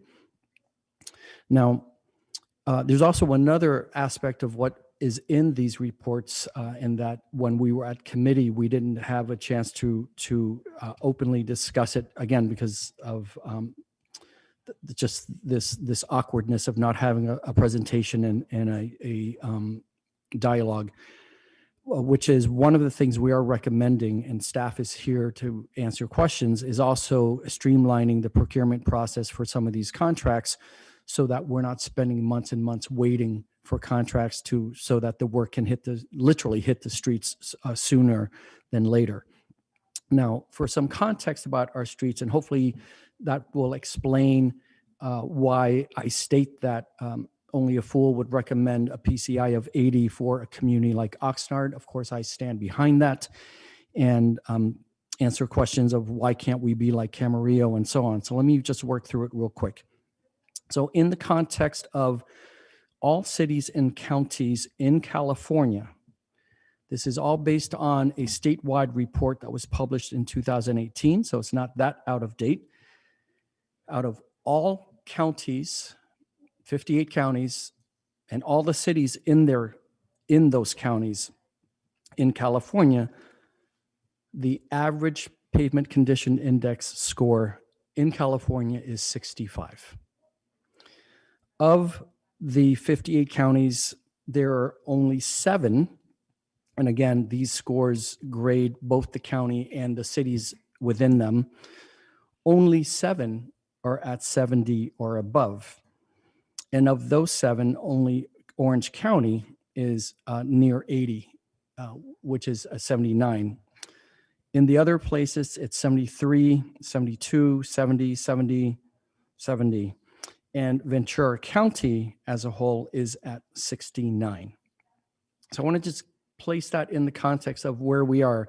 And that's not to say that we should be happy with where we are. It's just putting us in a context, right? So I'm not saying, hey, everyone is at 65, so our goal should be to stay at 65. No, we need to have a decent, reasonable, logical, pragmatic goal that both provides the best roads possible for our community and our businesses and our visitors, but that also leaves us funding for the balance of what we need to do in the city. Our public speaker spoke as if all we do here is maintain roads. We have a lot of other items that we have to cover, a lot of other services and programs that we have to provide. If it was as simple as just doing the roads, then I would recommend a PCI of 90, but it isn't that straightforward or that simple. So how did we all get here in Oxnard, but also in the rest of California? So between 1990, or I should say since 1990, the state's population has risen by about 30%. It was the population was roughly 30 million in 1990, and we're now at approximately 39 million. And what this means, of course, with the population increase is also the increase in traffic, housing, wear and tear on roads, as well as construction of new roads. So that's one aspect. Another aspect is during that time, California being on the progressive edge of many things environmental and other social issues, we've also had to update every time we go to do renovations or work for ADA compliance. We have water discharge permit compliance. We also have new traffic sign retro reflectivity standards where we have to change out the signs. In our efforts in California to when we have an opportunity to redesign for complete streets, we have various challenges there. And then with regard to California's progressive and aggressive greenhouse gas emissions reduction policies, we've made a concerted effort to convert many of our large vehicles to compressed natural gas, electric buses, electric vehicles, which those things are great for the environment. However, those kinds of vehicles are much, much heavier than gasoline vehicles. So as a result of that, they also cause premature pavement failure, and that increases our requirements. And then, of course, what we all love and enjoy, most of us, if we admit it, but really does cause a toll on our roads, is this thing called Amazon and the advent of near instantaneous deliveries to our front doors. So if you go back 20 years, we did not have fleets and fleets and fleets of trucks and vans and various size automobiles coming and going across our city streets, and particularly across our residential streets. That adds to the wear and tear. Now, when it comes to just again, the context of how the roads have gone so bad across the state, and when we're wanting to work on complete streets, especially reflecting back on the earlier comments tonight about bicycle safety, when you want to do that, it actually costs even more money than regular street maintenance. And when you want to add bike lanes, is not always as simple as laying down a stripe. There's a lot of work that goes into it. All cities and communities are underfunded. When you want to go from what we have now, and mind you, our city is quite older in California, and our original streets here were designed for automobiles and automobiles first and automobiles only. So when you now want to add bike lanes and add, better crosswalks and better ADA ramps and so on, besides for funding in many areas, it's a physical challenge. You have right-of-way issues where we simply don't have enough space and land that is public land. There can be existing infrastructure in the way, be it built by humans or trees, for example. So there are a lot of challenges when we want to evolve and have complete streets, which I believe we do as a community and as a society. So that kind of lays the groundwork for where we've been. So when you think about that context and the history of it and the present challenges we have, you really have to think hard about where we go from here. Now, that leads me back specifically to the Oxnard context. We have many, many other needs besides road maintenance here. We have many other needs across this community. So part of the challenge for the administration, as well as for you, the city council or policymakers, is to balance what those needs are. And that really comes down to balancing out when it comes to roads, when it comes to trees and medians and rec programs and senior programs and public safety and economic development and redevelopment and homeless and affordable housing. You have to balance out, how do we basically divvy up the pie, right? So there's the overall context. And that's why I would never recommend at this juncture in this city's ongoing evolving life and history, that I would never recommend 80 right now. And I can make it as simplistic as, do you want very good roads, which is what we are recommending, and also the ability, as an example, to have an aquatic center, something we do not have in this community and have never had. Juxtapose that with, do you want to have great roads and no aquatic center? Now, it's a simplistic way of looking at it, but when you balance the budget across all the needs in our community, that's really what you're doing. Now, one of the public speakers commented, well, you know, if you do this, it's only a difference of 5.6 million a year. Well, as you will see in the upcoming budget, 5.6 million a year can provide a lot of other services and programs for our community. So why is it that Camarillo can do such a great job with roads and it's a challenge for us? Well, a couple of really straightforward reasons. Number one, as I've stated, we are a much older city, so our roads were designed originally to different standards. Camarillo has a population of just approximately 69,000 people. We have a population of approximately 210,000 people. So right there, you just think of the amount of vehicle traffic and the wear and tear. Camarillo is approximately 20 square miles in terms of land, and we are approximately 27. Camarillo has 491 lane miles of roads, newer roads, I should say, designed to newer standards to maintain. We have just over 1,000 lane miles of roads to maintain. So there's some physical differences for you. Now, in terms of revenue, you know, talking about Camarillo gets the same, has a lower sales tax rate than we do, which currently is true.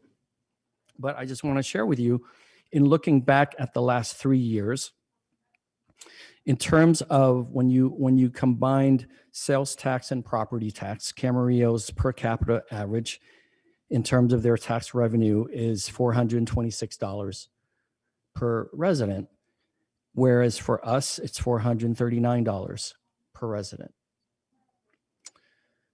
So there's, again, a rather simple way to look at it and to understand the differences. Hats off to Camarillo for their per capita tax revenue and what they're able to do. My job here is to make recommendations to all of you as the policymakers to best achieve what we can, given our resources, our current context, the history of how we got here, and the best way to go forward. So with that, I'm going to stop there and see if you have questions, or staff are all here to answer any questions you may have. Thank you. Mr. City Manager, council members, I'm going to add a little bit to what the city manager just mentioned. And he's right, Camarillo is a much, much newer city than the city of Oxnard. And at 70,000 compared to Oxnard Oxnard is probably almost about 3 times the size of Camarillo. And also Thousand Oaks, we're probably potentially maybe close to half as big as the city of Thousand Oaks. And as you mentioned, the Oxnard was incorporated approximately maybe 120 years ago. We're a full service city compared to a contract city, where we provide from police, fire, public works, recreation, and all the full service city services that our residents are used to. And again, we were looking at with the Public Works Committee, looking at a potential CPI funding, a potential CPI of 70. So with that in mind, council members, any questions, concerns on this item? Okay, Councilman Perrello. Yeah, as the chair of the Public Works Committee, the Public Works Committee unanimously approved 70. Some of the comments from the public, I appreciate anybody that comes up and speaks in the public, but the disingenuous comments are not appreciated. That's enough said on that matter. I appreciate the fact that people have limited funds. Everyone should have the opportunity to work with limited funds.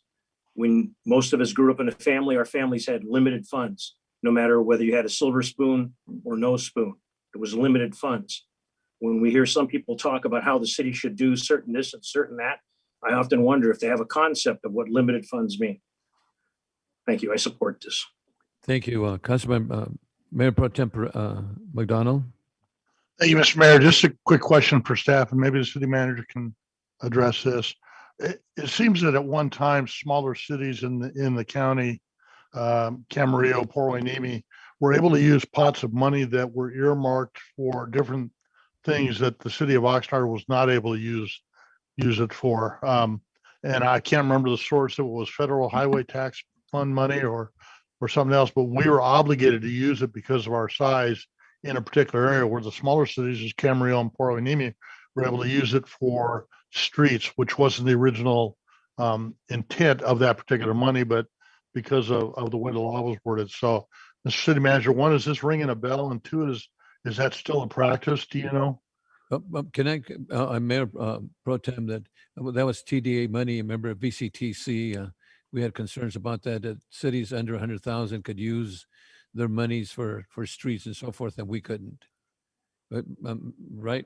That was a big discussion in VCTC, Ventura Transportation Commission. I remember having the discussion. I just couldn't remember which fund it came out of. But so the smaller cities like Moore Park, Camarillo, and Port Hueneme have an extra pot of money that they can use that we as a bigger city can't use. So I think a lot of people do not understand that. Yeah, because under 100,000 population, you're correct. Yeah. Okay. Our next is Madrigal, followed by Tehran.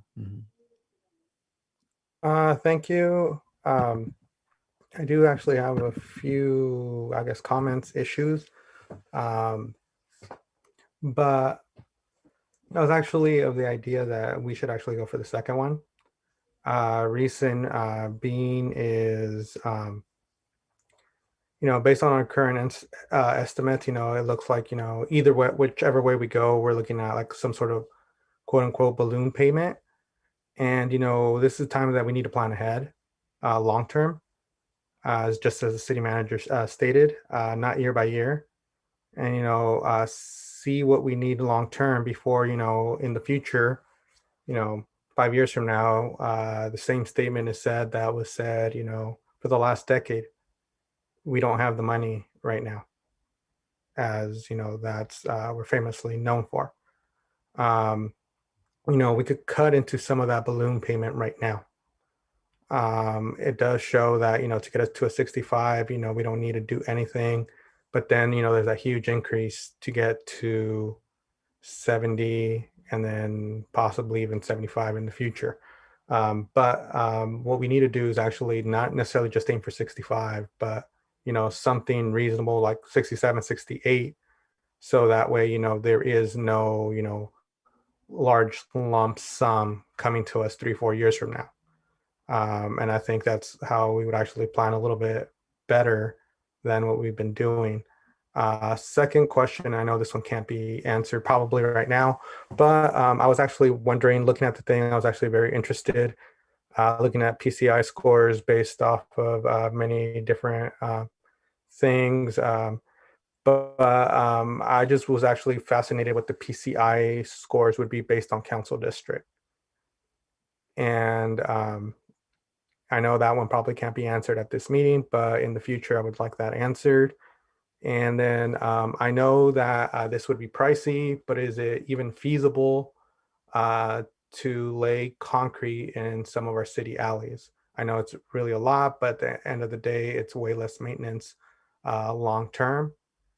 And then I guess that's just about it. Thank you. Councilman Teran? Actually, my questions were I'm never really sorry. I'm sorry. Go. City Manager? Go ahead. Our city engineer can answer. Tatiana? Yes.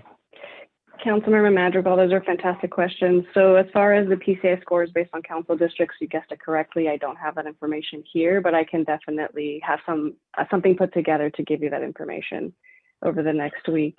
As far as the concreting of the alleyways, that's exactly the direction that we intend on going. And the reason being is that concreting our alleyways would actually give us a design life of 35 years. So we technically shouldn't have to go back and address any of these alleys for the next 35 years once we lay the concrete down. And so that's something that we are planning on doing with this funding, whatever we receive and whatever we can put towards our alleyways. Does that answer all your questions, council member? Yes, thank you very much. Okay, thank you. Councilman Teran? Thank you, Mayor. Thank you for the presentation, Ms. Arnaud, and thank you for the comments already to the city manager. I have two questions and then a comment. The first question is, I'm looking at the presentation now, specifically slide 11. And for the benefit of the public, can you explain, Ms. Arnaud, when we have on that column reach PCI 70 by September 30th, 2024, that was a recommendation, as I recall, from the Measure O Oversight Committee, as well as from the Public Works Committee. That's right. And so can you explain exactly what that entails, especially the bottom row where it says net benefit from Measure O, where how much Measure O would we have to spend and how much would we have left over if we reached for, or we were trying to attain a PCI of 70 by that date? Great question, Councilmember Tran. So to explain that chart a little bit, basically what we're showing is that there is a gap, right, to reach 70, 75, and 80.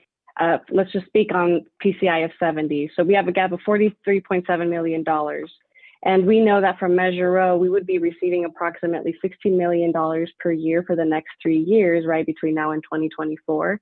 And so basically what we're saying is that $43.7 million of that Measure O funding over the next 3 years would go straight into the streets. And somebody mentioned it earlier, right? General fund, Measure O, Measure E, they're technically all the same pot of money. It's a general fund fund type. So you can look at this either which way, but the point being that if we go to PCI of 70, there's no investment needed from the general fund on top of the funds that come from Measure O, and we actually end up with $4.3 million in excess of the Measure O dollars that can be then invested in those services that Measure O was already providing for the community. Thank you for that. And my second question, looking at the posted YouTube video, I see there are 36 views. And so I'm just, if you could explain, it was brought up, why aren't we aiming for 75? Why aren't we aiming for 80? Well, Measure M does not allow the public to see that presentation live tonight. So would you mind just explaining what the gap is? You mentioned the gap right now is 43.7 million over the next 3 years to get to a 70 PCI. Well, if we wanted to reach for 75 by 2026 and 80 by 2028, what are the respective gaps that we have to fill in order to reach those? How much money would we need to do? Again, I apologize for this, it's because nobody can see the chart in front of them. So would you mind just explaining those two figures? Yeah, absolutely, no problem. So I'll repeat 70. To reach 70 PCI by September 30th of 2024, we have a gap of $43.7 million. Now, to reach that 75 PCI by 2026, we have a gap of $116.1 million. And finally, to reach the PCI of 80 by 2028, so 7 years from now, we find ourselves with a gap of $190.6 million. And if I want to keep going down that table for you, that means that all of Measure O, so all $112 million anticipated for Measure O, goes to streets and streets only. And on top of that, the general fund has to invest an additional $78.6 million over the next 7 years to be able to achieve that 80 PCI. What's not shown in this table, and I have to mention, is the actual efforts that it would take staff to get to that 80 PCI is something that we're concerned with as well by 2028. Now, our city manager mentioned the on-calls that we're pursuing to help expedite the resurfacing of our streets and alleys. However, that is something that we would still have to contend with and consider. If you go to slide 12 of that same presentation, I put in there, right, that I need an additional 5 employees to be able to achieve that. And now, you know, it takes a lot of time, energy, and effort to hire good project managers and engineers to help us with this. So we would be basically at the mercy of being able to actually find all those individuals to assist us with this 80 PCI, if that's where we were to go. Yeah, Mr. City Manager, he can add, City Manager wants to add a couple of comments. Just on this very item. quick follow-up comment, Council Member. With regard to the cost projections in the out years, we do our best to make those forecasts, and there is, you know, some sort of CPI adjustment there, but looking into the future, we're also at the whim of the economy. And one example that really impacts us here, actually I can think of 2. One is whenever the price of petroleum skyrockets, the price of asphalt also skyrockets, right? That kind of follows. And I mentioned earlier, there may be a shortage of sand coming, and that's going to impact the cost of concrete. So just be aware that, you know, we do our best projections, but the best price charts that we have reflect this coming year. It can fluctuate in the out years, and that could go in either direction. Thank you. And if I could piggyback on that, actually, so it's not just the sand that's affecting our concrete pricing right now, it's all of the rolling blackouts that happen, especially through our hot summer months when everybody has their ACs full blast. That actually slows down the production of concrete substantially, and it becomes a supply and demand issue where now whatever concrete is available, the prices be mindful of as we, you know, move forward with these projects. Great. Thank you very much, Ms. Arnaud and Mr. City Manager, for that.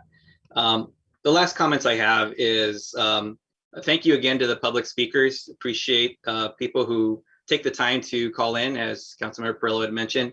There was some data that was quoted in there, and I'm not a city engineer, and this isn't a question for the city engineer, but it's more of a statement of quoting the cost of asphalt from 2015 or 2017, whatever it was. I'm not sure how accurate that is when we're looking at prices now in 2021. And so old staff reports are great historical archives to look at what was done and said in the past, but it's difficult to apply those in any meaningful way when we're talking about pricing now. The last thing I'll say is I'd like to tell you a story. So we're talking about there were speakers who mentioned aim for the high one, aim for 75, aim for PCI of 80. Well, you know, in order to get to that, that would be great. That would be really nice. But what needs to be done and sacrificed in order to get there? And the example I want to give to the general public and to my colleagues is that if I wanted to buy a new car, if I wanted a Lexus LS500, it's a beautiful car. It's one of the most reliable cars on the road. There's a long-term ownership that comes along with that for Lexus owners. It costs $76,000 for a 2021 model. That would only cost me over a 60-month loan, $1,266 a month. All right, well, I could theoretically afford that if I stopped buying clothes for my kids every single time they needed it, if I made it last as long as possible, if maybe I cut down on eating out, if maybe I cut down on my meds that I have to buy for my wife, maybe cutting out heat in the winter for every day, right? We could just put on blankets and sweaters. There's a lot of things I could certainly cut that I certainly need in order to have that really nice Lexus. It'd be really nice to have it, but I should probably be serving myself well and serving my family well and those who rely on me by living within my means and choosing something that is practical, that meets my needs. And living within our means, I hear many of the speakers who spoke tonight saying that about other issues, saying that we shouldn't be hiring more staff for things with Measure E or what any other means. We should be learning to live with the staff that we have and having them work on more efficiently on things. Yet Ms. Arnaud said we would need to hire 5 more FTEs in order to get to an 80 PCI and have project managers be able to manage that. Well, that contradicts what they're asking us to do. I've also heard people say, you know, we should really think about our 5-year priorities. Do we really need to look at an aquatic center? Do we really need an arts academy? Can I point out also those are specific to South Oxnard? Absolutely, we should be doing those things because they deserve those things. Our whole city deserves those things. But we absolutely need those things because, yes, they are nice, but they also serve a public good. Roads serve a public good, but a 70 PCI serves a public good just as well as an 80 will. Sure, maybe I'll save over the long term with that Lexus because it's reliability, but what did I have to sacrifice to get to that point, right? So I just wanted to mention that. I hope that it wasn't a labored analogy, but I appreciate the time, Mayor, and thank you, Ms. Arnaud, for answering the questions. Thank you, Council Member. In fact, Leslie Boxer wants to talk to you. Anyway, I'd just like to remind our council members that the Public Works and Transportation Committee actually voted 3-0 for identifying item number 2, the 70 PCI. And if we don't have any additional comments, I'd like to have a motion. I believe that Motion to approve, Mayor. that's item Second. number 2, 70 PCI. The maker of the motion. Basua. I'm sorry, I missed the Councilman Basua has made a motion to approve item number 2, 70 PCI. And was there a second by Perello? Yes. Second by Perello. Roll call, or I'm sorry, Tehran, do you have an additional question? Just a quick discussion now that we have the first and the second for the 70 PCI. And I don't know if Ms. Arnaud or the city manager would be able to answer this, but in moving tonight, making a motion for a 70 PCI, if we a year from now realize like, hey, we can hit a 72 based on, let's say these commodity prices come down, we're able to work more efficiently, or we get a large federal grant on some kind of roads. We have the flexibility to do that, right? But on the inverse, let's say costs skyrocket and we now have to aim for a 68 or a 69. Are we able to do either of those scenarios based on what we're doing here tonight?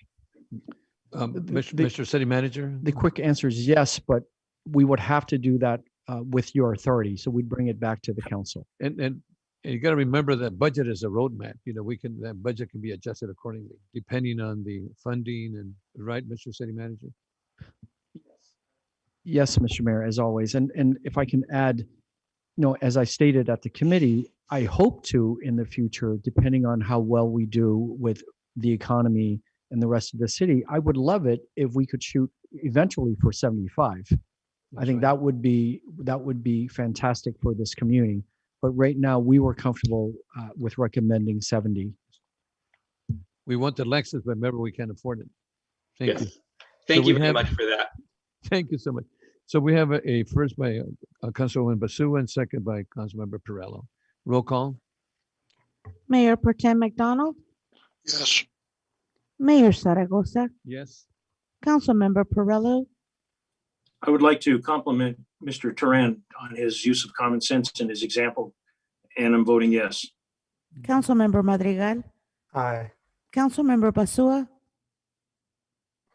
Aye. Councilmember Tehran, Yes. Councilmember Lopez. Yes. Thank you. Motion passes 7-0. Thank you, council members. Our next item is a public works item, and this is item number 5. It's a 5-year capital improvement program for fiscal year 2021 to 2026. The recommendations at the City Council, number one, approve and authorize a fiscal year 2021 project to be selected from the proposed 2021-26 City of Oxnard 5-year capital improvement program.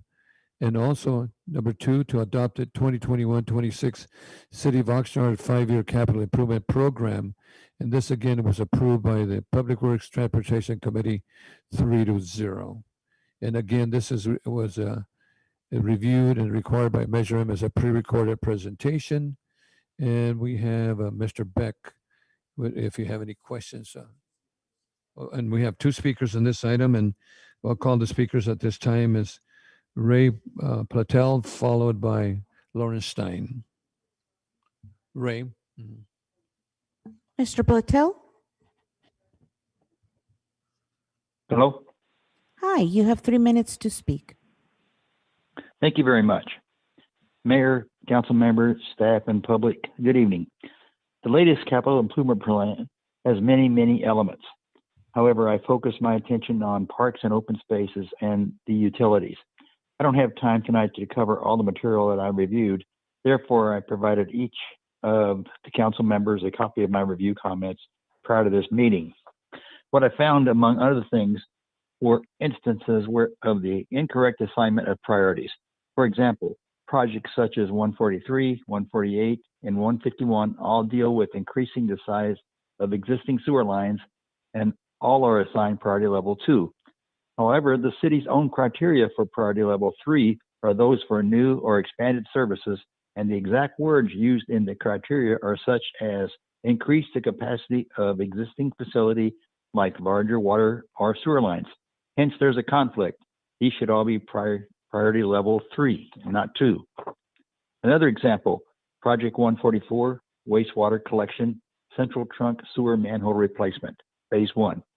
This project replaces 74 sewer manholes with a projected cost of $2.6 million for phase 1. But in the prior 5-year SIP, a similar item was listed, stating rehabilitate 74 sewer manholes for $1.41 million in 2018-19 and $0.81 million in 2021. Question is, did you not spend $2.22 million rehabilitating these 74 sewer manholes? If you didn't, where did that allocated money go? And if you did rehabilitate these manholes, why are you now replacing them starting at $2.6 million? And if you are replacing them now, why didn't you just replace them in the first place? You don't rebuild the engine in your automobile and then in a year or two later replace it with a new engine. This just doesn't make economic sense. A similar issue for Project 149 for the rehabilitation of sewer manholes on Harbor and Pleasant Valley, which according to the previous SIP should have been accomplished in 2019-20 for $300,000. Was this not done? If not, what happened with that budgeted dollars? These are just a few items that I've selected from my 5-page commentary. One other thing on page 22 of the latest SIP, examples of projects by funding source. Measure E with this anticipated $50 million annual revenue is not included. Why is this? Are you pretending Measure E doesn't exist to support some legal proceedings? Measure E could be used for any of those SIP projects, including the street pavement upgrades. The draft SIP was released in March of this year. Measure E was passed in November of last year. Where is Measure E on page 22? Thank you very much. Have a good night. Thank you. Lawrence Stein. Mr. Stein.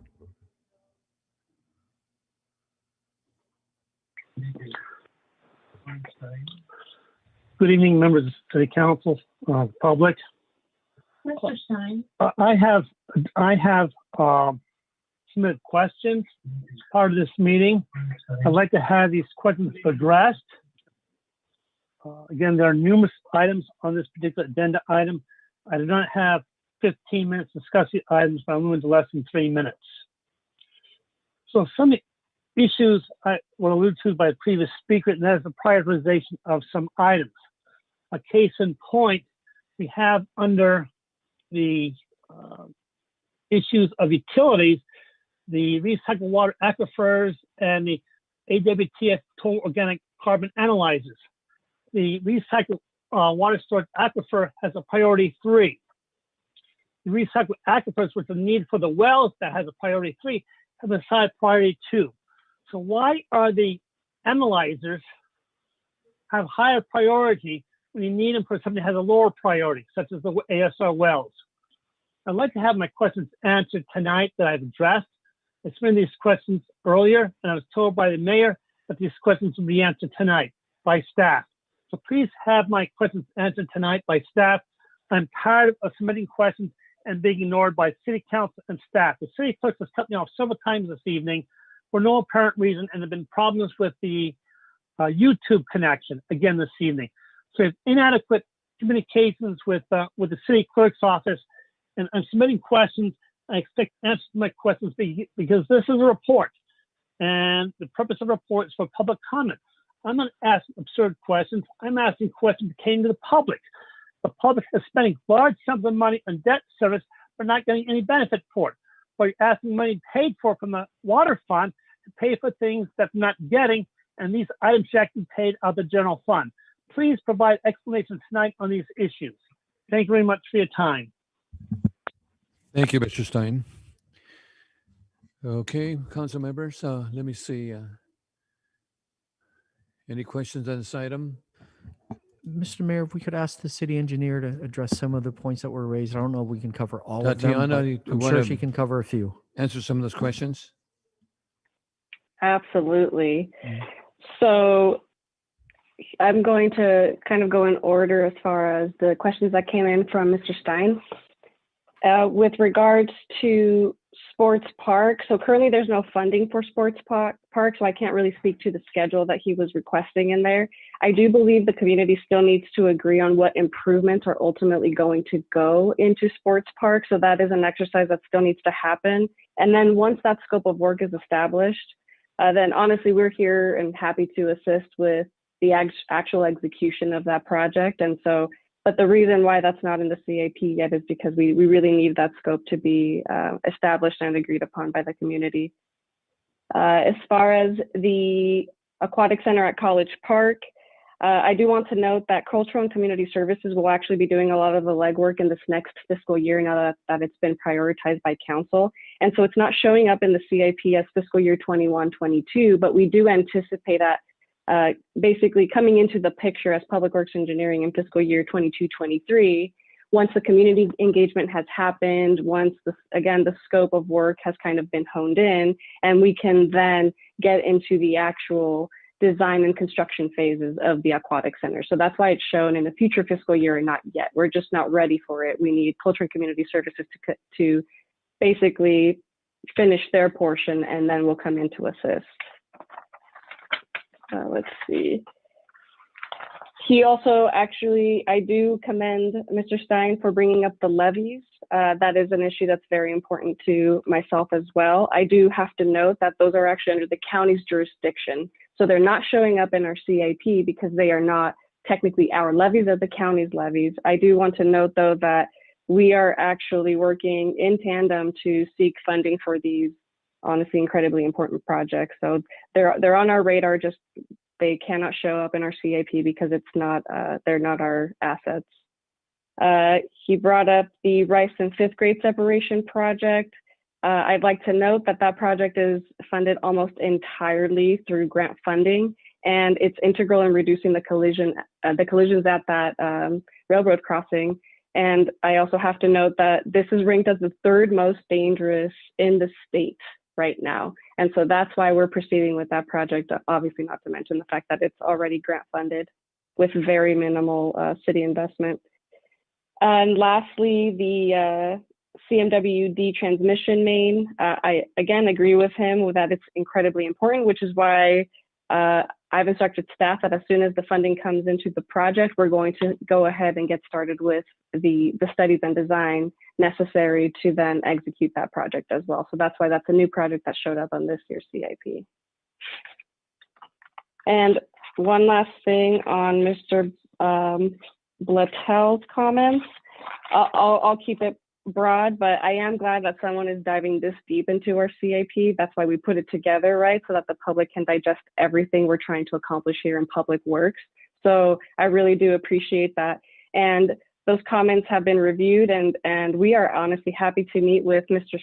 Mr. Blattel to address many of the questions he posed, which again were very good.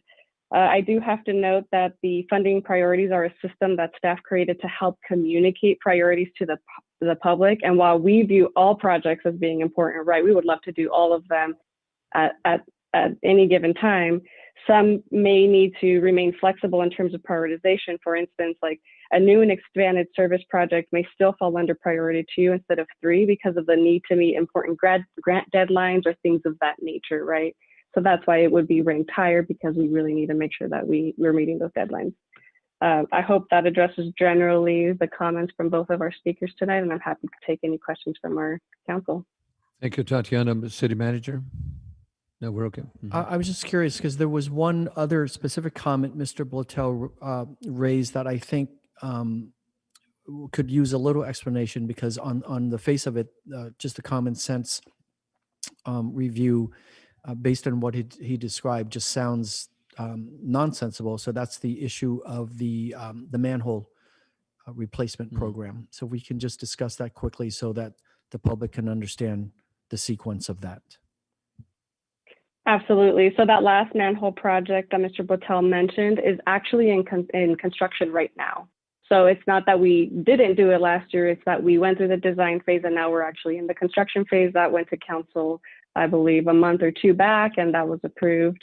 And we have now issued the notice to proceed, and that work is ongoing. As far as the other manhole project he mentioned, that we do not have an answer to that one quite yet. That's one that we are trying to make sure that all our ducks are in a row. But believe me, we wouldn't be doing what Mr. Blattel was inferring or basically saying that we would be doing. It would be manholes that have not been touched previously.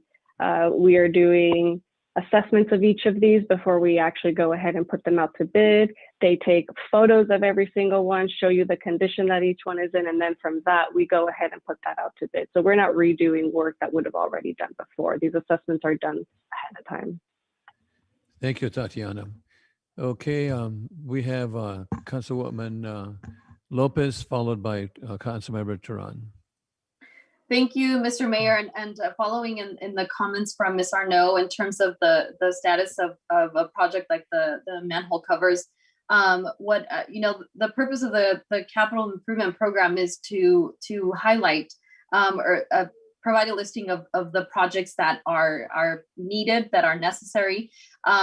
But what I wanted to point out in the presentation specifically, both in the slides that are part of the report, but also the presentation, the pre-recorded presentation, is not only that the presentation discusses the projects that we're looking at for 2021 in the next 5 years, but the accomplishments of the past year that I want to make sure that our public, our residents recognize that work is being done and there's different phases. So I just wanted to point that out. It starts on slide 20. So I just wanted to mention those because I think it's significant work. It's a lot of work for our staff, especially in our public works department, to accomplish this. And we need to celebrate those accomplishments, not only focus on the work that needs to get done and isn't getting done.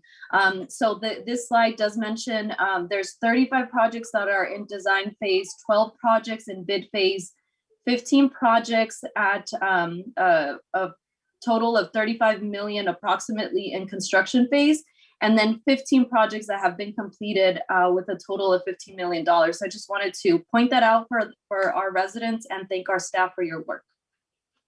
Thank you, Councilmember. Councilmember Turan. Thank you, Mayor, and thank you, Councilmember Lopez. That was definitely something I wanted to highlight, was the accomplishments, and I just want to echo then what she had brought up, that I believe our staff absolutely needs to be recognized and applauded for the accomplishments that we have mentioned in the presentation. One quick question I have, and I believe it's addressed in the document, but Ms. Arnaud, is it possible to provide to the public what is the prioritization process look like? How do we decide the priority level of the projects that are placed into the CIP? That's a great question. And you did mention that it is in our CIP, so that would be page 21. That kind of gives you what the basic priorities are. And so I'll go through those, and that'll hopefully help explain to the public how we do this. But basically, because there's more projects to be done than there's money to cover the cost for or staff time to perform the actual work, we have to prioritize these, right? And so there are a few different levels of this prioritization. The first being priority 1, health and safety. These are intended to, are needed or to maintain or improve human health or safety. Examples are like the Rice and 5th grade separation project that I was talking about. It's the 3rd most dangerous crossing in our state right now. And so obviously that gets prioritized as a number 1. Also certain projects that keep the wastewater treatment plant from malfunctioning are related to health, right? We don't want all of that sewage backing up into our streets. That would be bad. So those are the type of things that we would prioritize as number 1. Priority 2 is for asset preservation. So these are projects that are needed to maintain or protect our existing assets. So for instance, the cast iron pipe in La Colonia neighborhood, this would have been a priority 2 because it's an existing asset that is in dire need of replacement because of the age of the infrastructure and the fact that it's failing. And then funding priority number 3 is for new and expanded services. So these are typically for new projects, things that don't exist. So I think Mr. Botel mentioned, the upsizing of water lines, sewer lines, things of that nature. That's technically a new and expanded service. What would then potentially bring that priority 3 project that's just an upgrade up to 2 is if it's grant funded, has those kinds of deadlines. So then we might, it's a little fluid there. And I mean, it's a balancing of the competing needs, right? There's so many things to do that at some point we have to make sure that we assign some sort of number to it so that when push comes to shove, you have something in front of you as a tool to be able to use to make the hard decisions that you guys have to make up at that dais. Great. Thank you very much for that. Those are my questions, Mr. Mayor. Yeah, thank you so much. And again, Tatiana, and as Councilmember Teran Lopez mentioned earlier, I just want to commend you for the tremendous amount of work that you do, and really love your presentations, and you explained it very well. And one of the things that I want to share with you, that you thank all the people that work for you. And I just want to commend you, and Mr. Beck, for an outstanding work. And that's a tremendous amount of work. And people don't really understand that because it was mentioned before, they need to listen to the presentations. And unfortunately, people cannot listen to or do not listen to the presentation to find out the tremendous amount of work that you do. But I commend you and your staff for doing an excellent job. And I have Councilmember Madrigal. Thank you. I guess somehow, some way, my hand went down. Oh well. Real quickly, I do have a couple of things, questions. I went through the whole thing. I know there's priorities set, but due to the pandemic and then just recent news, like probably in the last month, but our IT network should be, I believe, moved up in priority list. Simply, we've seen how much we lack with Wi-Fi access in the city, certain parts of the city. I remember our first virtual meeting, it was a committee meeting, and Mayor at the time, Flynn, was talking about how slow the internet was, and little did he know that his internet speed was 3 times faster than the internet speed I have at home. That inequity was shown there. It's not a slight at Mayor Flynn. I just think even for himself, he thought that, the internet service in his part of the city was slow. And then he compares it to mine, and then it's like 3 times as slow. So that's something that not just necessarily for us on council, but for our residents for the last 10, 11 months, or even some colleges and universities and some of the public and some of the elementary schools are still doing Zoom. And, it's hard. They say that, what is it? The hotspot is provided. There's been a lot of deficiencies with the hotspots by a variety of the school districts, not just one. As we've seen, with gasoline issue in the eastern part of the country. how easy or how difficult things get, when an IT network gets hacked or infiltrated. So, that's one of the things, and I understand, looking back at this 4 years ago, there was a big push to, have a citywide, there was a citywide fiber plan. Has that died?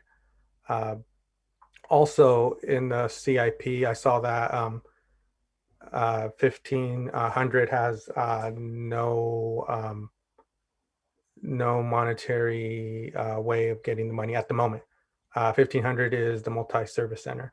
But I thought that when we approved the cannabis, that we were supposed to get some cannabis money for the multi-service center, or as better known, 1500. And just another thing, going over the parks, and how some parks, there was issues with lights. Another thing that I want to look at is actually the water fountains at some of the park. Specifically, if you go to Plaza Park or if you go to Seabridge, the water fountains look terrible. It's actually quite disgusting how bad they are. It's not necessarily about fixing the water fountains, because as everything with COVID, we shouldn't be using the water fountain to begin with. But what would it take to upgrade to have like water stations and those, so you could fill up like a water bottle instead of having to do a old water fountain. And then lastly, looking through the CIP book virtually, I did see that the city owns 116 buildings, and 59% of those buildings have some sort of leaks when it comes to the roof. So I know a lot of work is left to do, and I want to thank staff for doing this, simply because it shows how much work is left to do. Also, 49% of our buildings, only 49% of our buildings are in what is considered good condition. So there's a lot of work for us to do in the city. So thank you. Thank you, Councilmember. Tatiana, any, Yeah, so as far as the IT network goes, increasing internet speed for our residents is not something that we necessarily have control over at this time. I know that that's something that's discussed in the fiber master plan. So I can't speak to that, but as far as upgrading network equipment and things of that nature, some of that is in our CIP. And so should the council want to fund that for next fiscal year, that's at your pleasure. That would happen through the budget cycle, but obviously we'd update the CIP to reflect that fiscal year change. For the same thing for the 1500 building, it is shown in the outer years right now, as Councilmember Madrigal pointed out. But again, if the pleasure of the council is to move that up and fund it next fiscal year, that's something that, again, is at the pleasure of the council.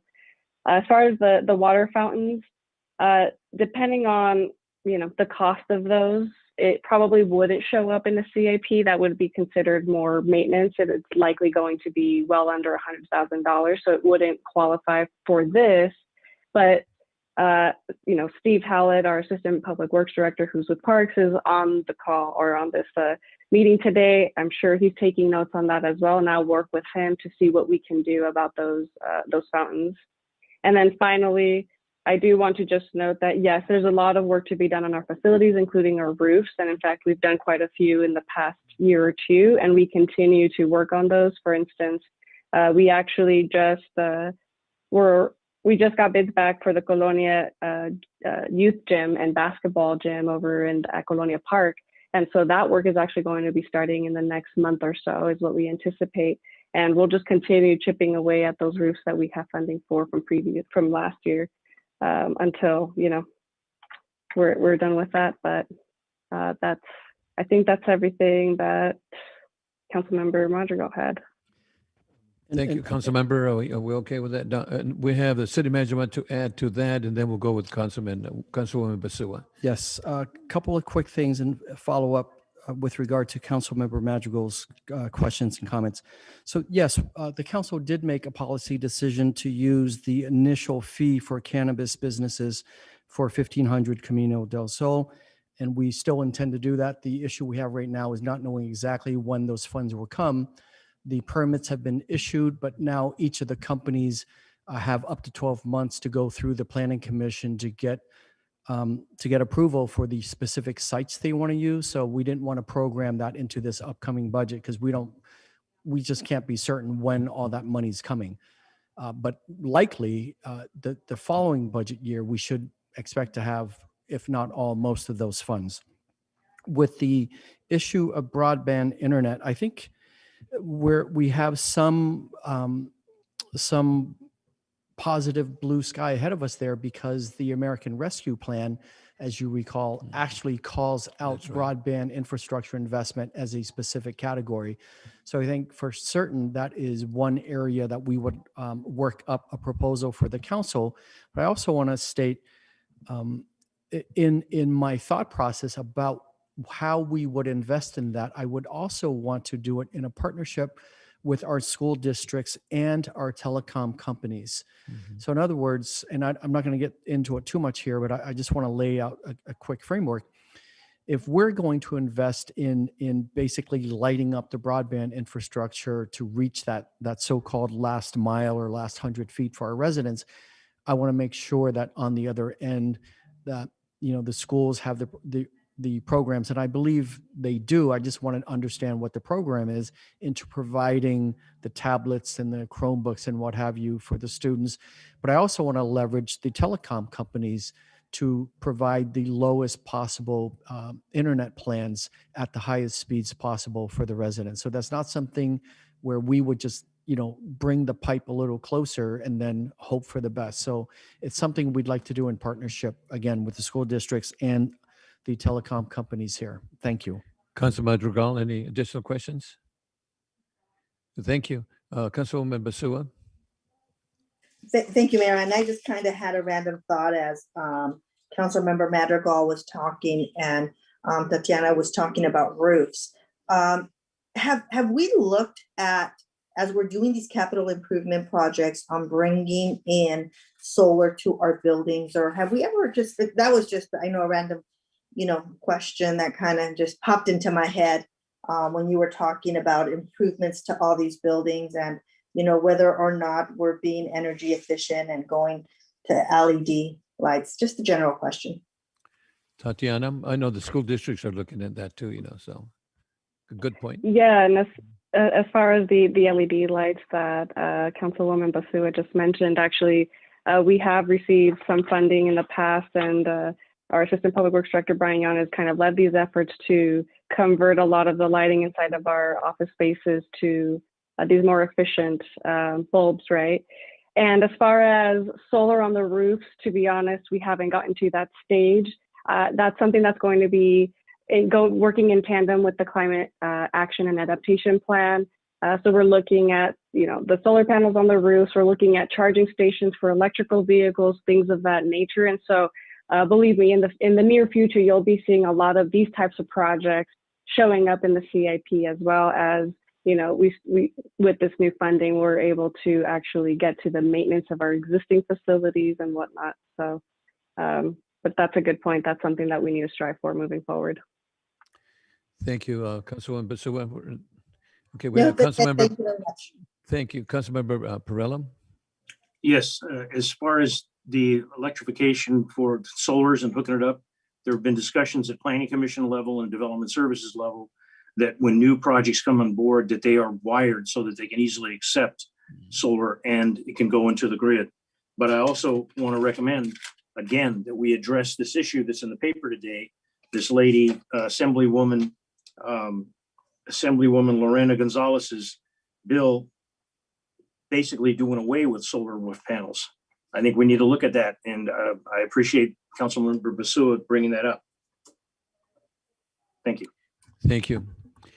Okay, council members, I just want to share with you that this item was approved by the Public Works Transportation Committee 3-0.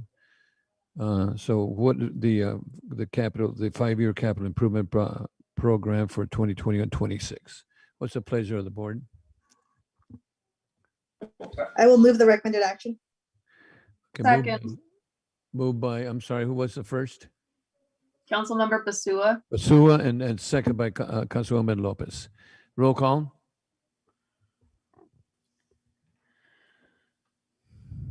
Councilmember Turan, Yes. Councilmember Basua, Yes. Mayor Zaragoza, Yes. Councilmember Lopez, Yes.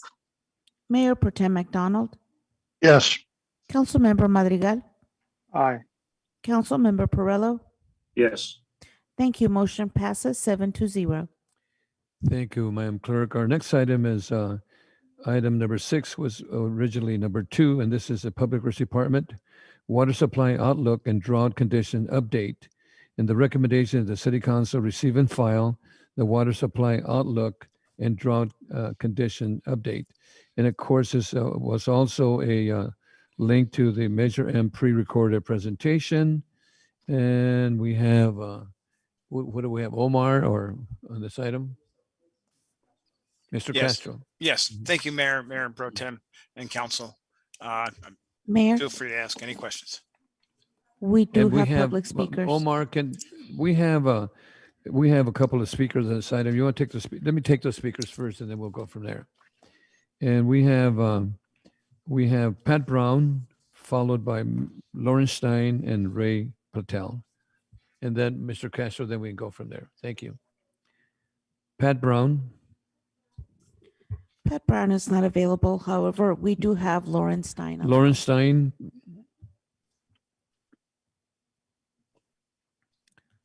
Followed by Ray Patel. Lauren Stein. Mr. Stein?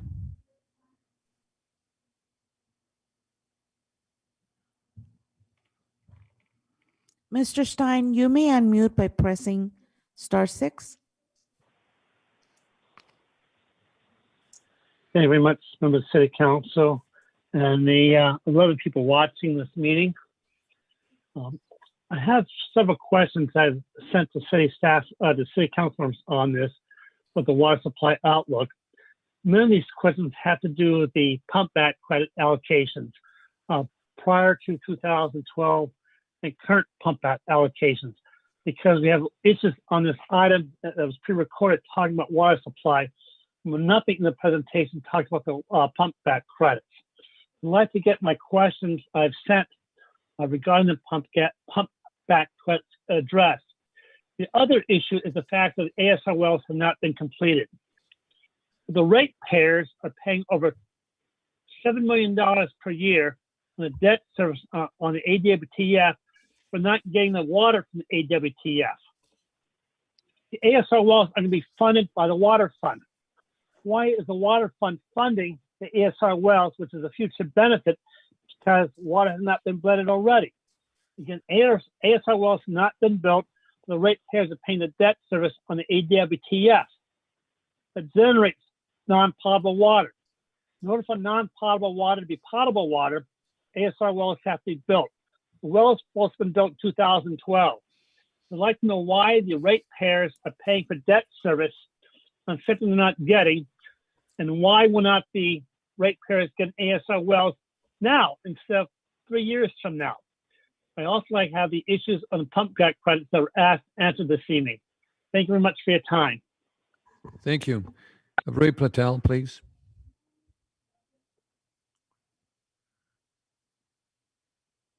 Hello. Mr. Platel, you have 3 minutes to speak. Thank you very much. First, I want to respond to the city manager, what he said before. I don't consider any of my comments nonsensical. Perhaps the city should do a better job describing what you're doing and what has been done.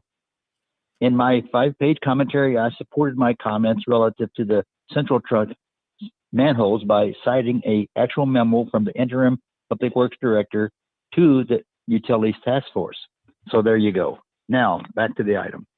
Regarding chart number 2 in the agenda report, I would anticipate residential water consumption within the next 5 to 10 years to increase by at least 10% or more.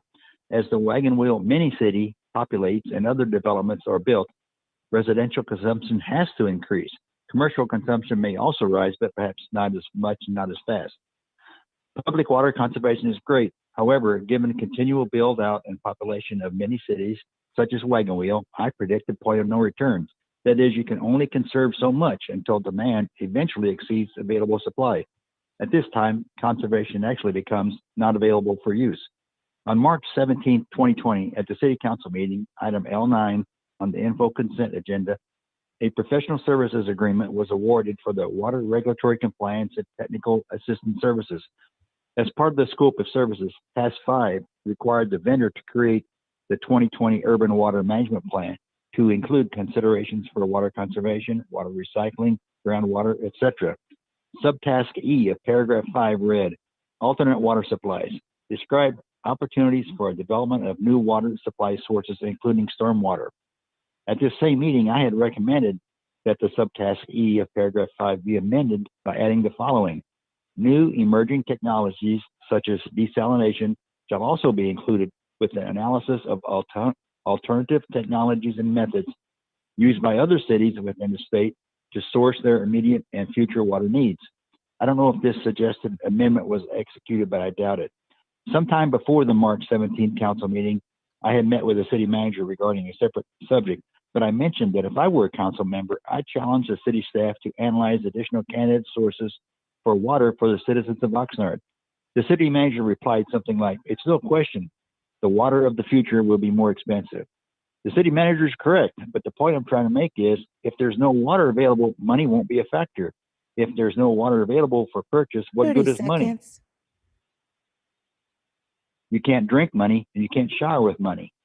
Many will counter that technologies such as desalination are expensive. However, I repeat, what good would money do if you don't have any water to purchase? I know Oxnard has a groundwater desalter as part of the GREAT program, but in its current capacity, I don't believe it can supply the future needs of Oxnard residents. Thank you very much.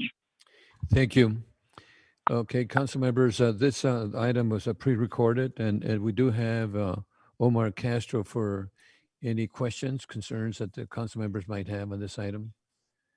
Okay, we have council member Madrigal.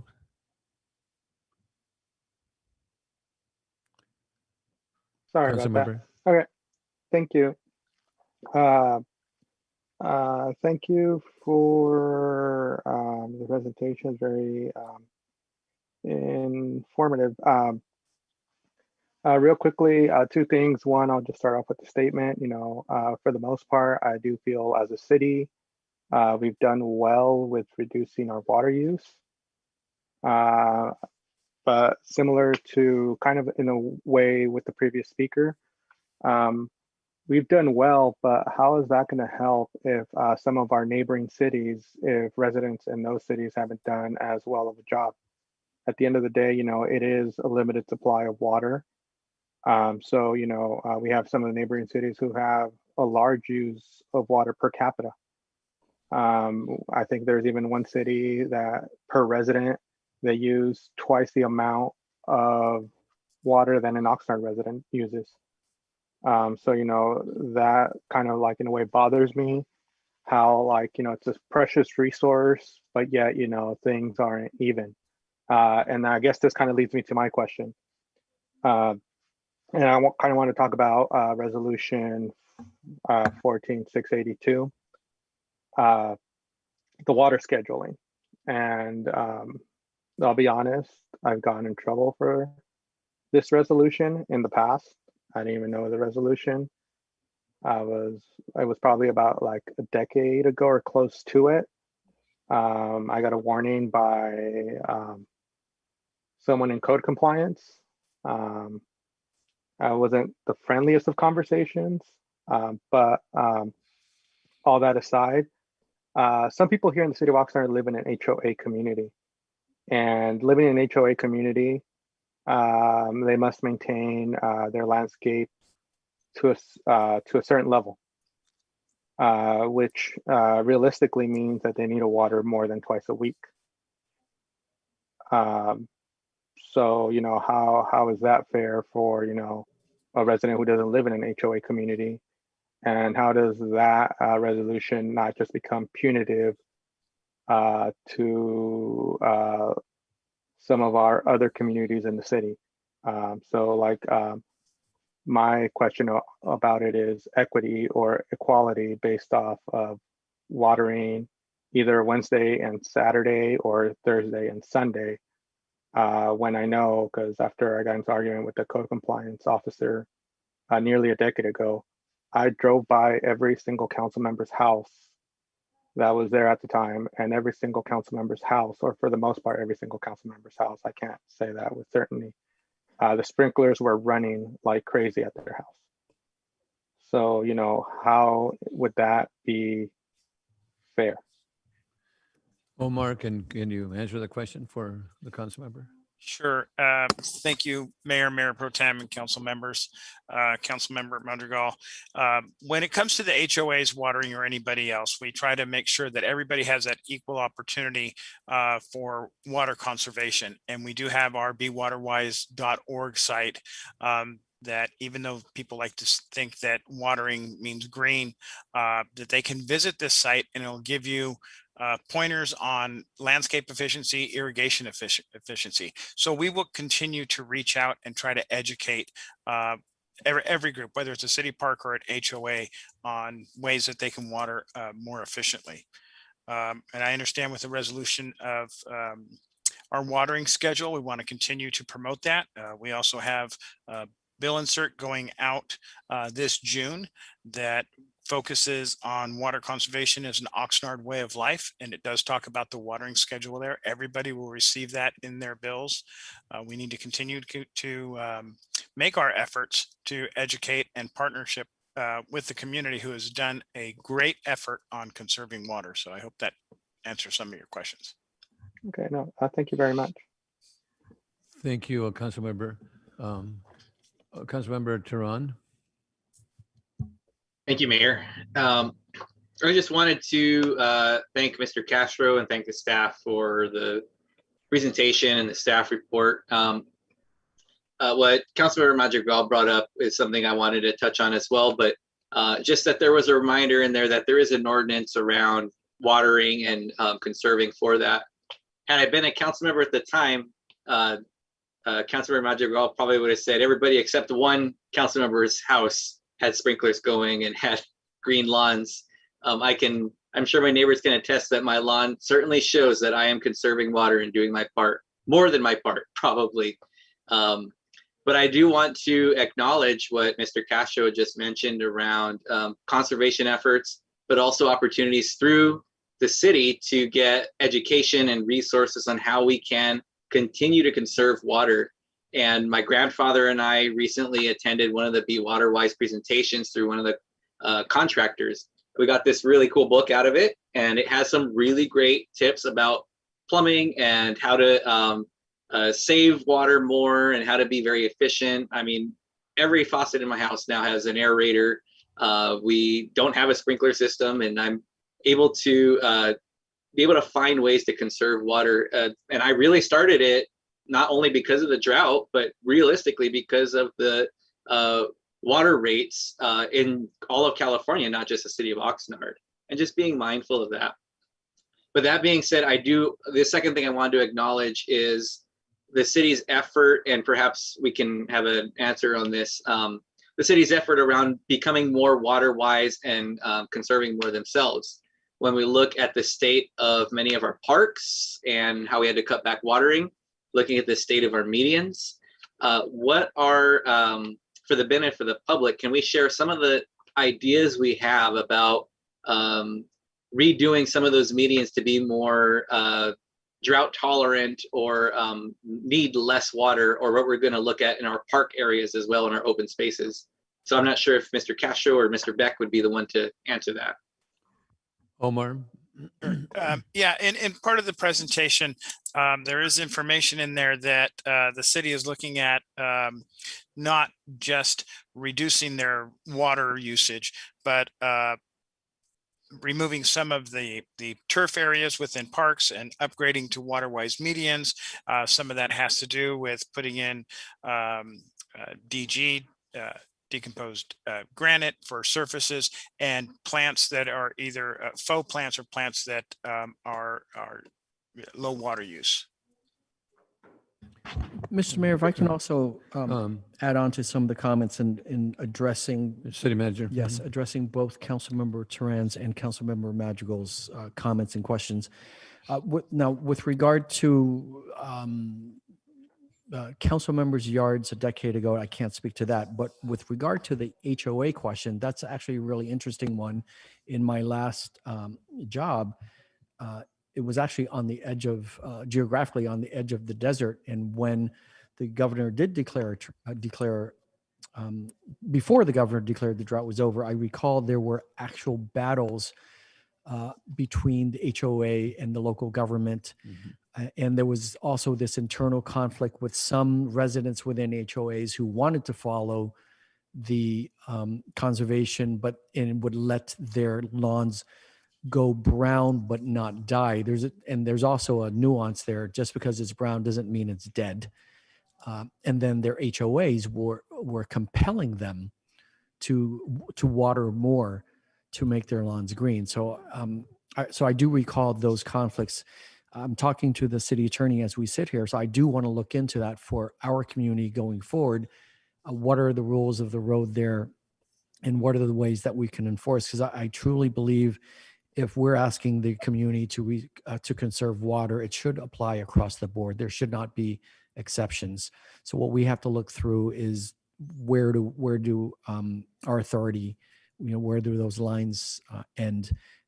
I believe that, if someone's a water customer, they're a water customer, and our mandates should apply. So we will follow up with that. On the comment from Councilmember Turan about more drought tolerant infrastructure for us, we are, and this is part of why I wanted the items to go in this order, because your next item that you're going to be making a vote on is what do we spend on, again, what I call the green stuff, trees, medians, parkways, and parks.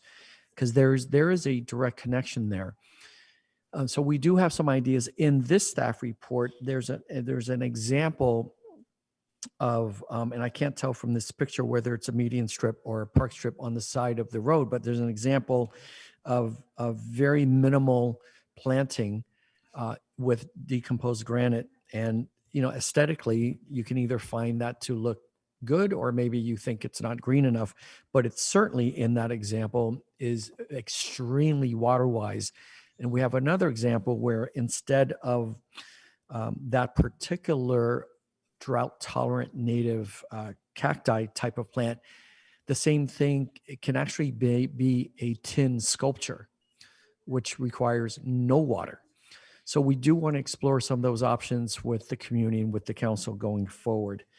But the other thing I want to point out again is we're getting the alarms sounded by the State Water Resources Control Board and the governor's office, but we should expect, given how little rain we've been getting in the next few years, the governor's office could ratchet it even tighter. So we just need to be prepared for that, and that impacts how green all of our parks can look on a day-to-day basis. So we'll talk about that a little bit more in the next item. Thank you. Councilmember Turan, that answer your questions? Yes, thank you. The last thing I'll say is I want to thank Mr. Blatel for his comments as well. The only thing I want to mention from that is he makes a really important point about, we don't live in a vacuum in the city of Oxnard. We can be as water conscious as we'd like. And as Councilor Madrigal had mentioned too, if our neighbors or other cities in the region are not doing that, what are our options? We can't shower with money, right? But I do want to point out that the ASR wells, the Aquifer Storage and Recovery, and the great program, like this is all meant long-term, thinking long-term, three-dimensionally. These things come online, they have success. We have our wastewater feeding into a what is going to be a potable water supply for us to use. And that in turn will hopefully make us somewhat more sustainable, if not self-sustainable as a city for our water supply. And I'm just thinking big picture here, optimistically, if we have a surplus of water created from that program, maybe there's a possibility that we're providing that to nearby cities who need it more, or I shouldn't say need it more, but aren't able to conserve or didn't think ahead of time. And just like the ant and the grasshopper, we're able to benefit from that and help out our neighboring communities, but also be able to be sustainable ourselves. And those are my comments. Thank you, Mayor. Yeah, Councilmember Varela. Thank you. It's a very good discussion on this and some important points. I hope to touch on several of them.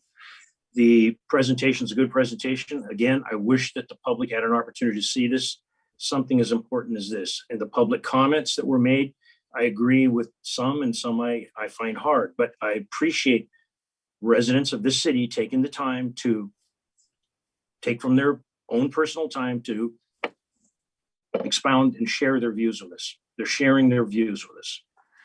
But a couple of things I'd like to bring to your attention. With respect to the water, I mentioned at the very beginning of this, the story that was in the newspaper about Santa Clara Wastewater wanting to expand and wanting to send the oil waste that they will contain and treat to the city of Oxnard sewer. And what happened in the past with materials getting in there that could have contaminated our recycled water facility. I hope we don't forget that. And I hope we back the management of this company, of this city that said, no dice. The second is we have ideas being passed around with respect to how are we going to get the water? What are we going to do? Right now, we have a deputy city manager, Ms. Cherie Klima, leads I think the appropriate word is leads the efforts at the Fox Canyon Groundwater Management, commonly called the GMA. The city of Oxnard is in litigation, potential litigation, however you want to say it, with the county with respect to the state's requirement to reduce the amount of water that's being pumped out of the ground. The city of Oxnard has a representative on the board that's a council member from Camarillo. I happen to be his alternate. That council member represents M&I, Municipal Industrial Users, for the city of Oxnard, Fort Wayne, Ventura, Moore Park, and Camarillo. Sometimes those cities don't seem to back the views that the city of Oxnard has. Ms. Klima, I hope that she could somehow, the city manager thinks it's worthwhile to bring up and put it on our presentation at a council meeting, some of the suggestions, because where are we going to get more water? Well, I'll go back in time. Mr. Stein, who's spoken multiple times tonight, he has spoken in the past about why don't we use the gray water? Why don't we use gray water to water our yards? At one time, that was an issue. At one time, it was a possibility. The county at one time offered kits and showed people how to do that. One of the issues with us, if we use the water that we use to wash clothes, to put into our yard to keep the plants alive, now we don't have any water going in the sewer system to treat so we can make quality reclaimed water to sell, drink, whatever we're going to do with it. The second thing is the suggestions that Ms. Klima has come up with, and others, the amount of water that goes into the Doris drain, the amount of water that goes into the drains coming out of Channel Islands. Anybody that takes an opportunity to drive closer to the ocean and sees the drains running into those see the drainage running into those channels, the Edison Canal, that water could be reclaimed. There is a price involved in this. Past public work directors, one particular, Mr. Ryberg, had suggested some things like that. There's opportunities for these things. The problem is the milk of human kindness is money. Where are you going to get the money to do these things? But the more expensive the water gets, we will have more people, members of the council have addressed this, in the same boat as have been in the past few years. Former council member Carmen Ramirez, current Board of Supervisor member, pushed for, and the board supported, an assistance for people that can't pay their utility bills. Right now, we are discussing potentially raising those fees because people can't pay the utility bills. And if you can't pay your utility bill, there's a discussion, do they shut the water off? And if they shut the water off, you can't inhabit the house. It's called red tag in a house. These things have to be addressed, but I think the council members would be well served to ask if they can get a presentation by Ms. Klima, what the views are. Now, maybe we can't share it because we're in, quote, potential litigation or litigation, but these are just as the counties and the city's negotiations over the harbor. These are hard spirited negotiations going on right now. And they are, the city of Oxnard is lacking, in my opinion, from other cities stepping up, because anything that the city of Oxnard is going to benefit with our reclaimed water, the rest of these cities are looking at, is there some way that you could help us out? The one that's in the paper, Ventura does not have another source of water. Oxnard, we've already been told by members of AG, members of other cities, well, don't worry about it, Oxnard. You can always buy more state water. You just have to pay more. The problem with that is we have residents that won't be able to pay the freight when we have to pay more for that water. The cost gets passed on. When people don't understand that, electeds and non-electeds, things happen and actions can be taken, including us not being able to pump 40% of the water that we're entitled to out of the ground. And I just want to clarify one thing. Since I've been on the council, I haven't had the sprinklers running in my front yard. I got neighbors that are going to attest to that. And I do appreciate this. And the water, granted, public speakers, where's the water? We can take a shower. Where's the water with this? You can't drink the money. That's right. But there are entities that will sell you water, just as there are for any commodity that's short, provided you can pay the bill. And that's where it goes. Water and money, two totally separate things. But we live in the Western United States. And when there's a discussion about what the mayor is going to do, or what the city manager is going to do, or what the county manager is going to do, or what the governor is going to do with respect to loosening, tightening rules of water, the one person we're not talking to is Mother Nature. She decides to not smile on us, we're in deep, you know what. Thank you, Mayor. Thank you so much. Ms. Klima, do you want to share anything?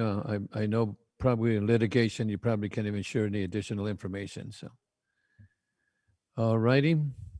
Yes.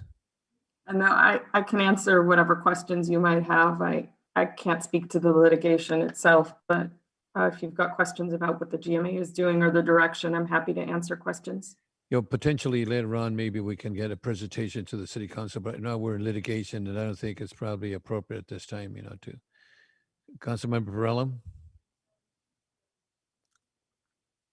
Councilmember?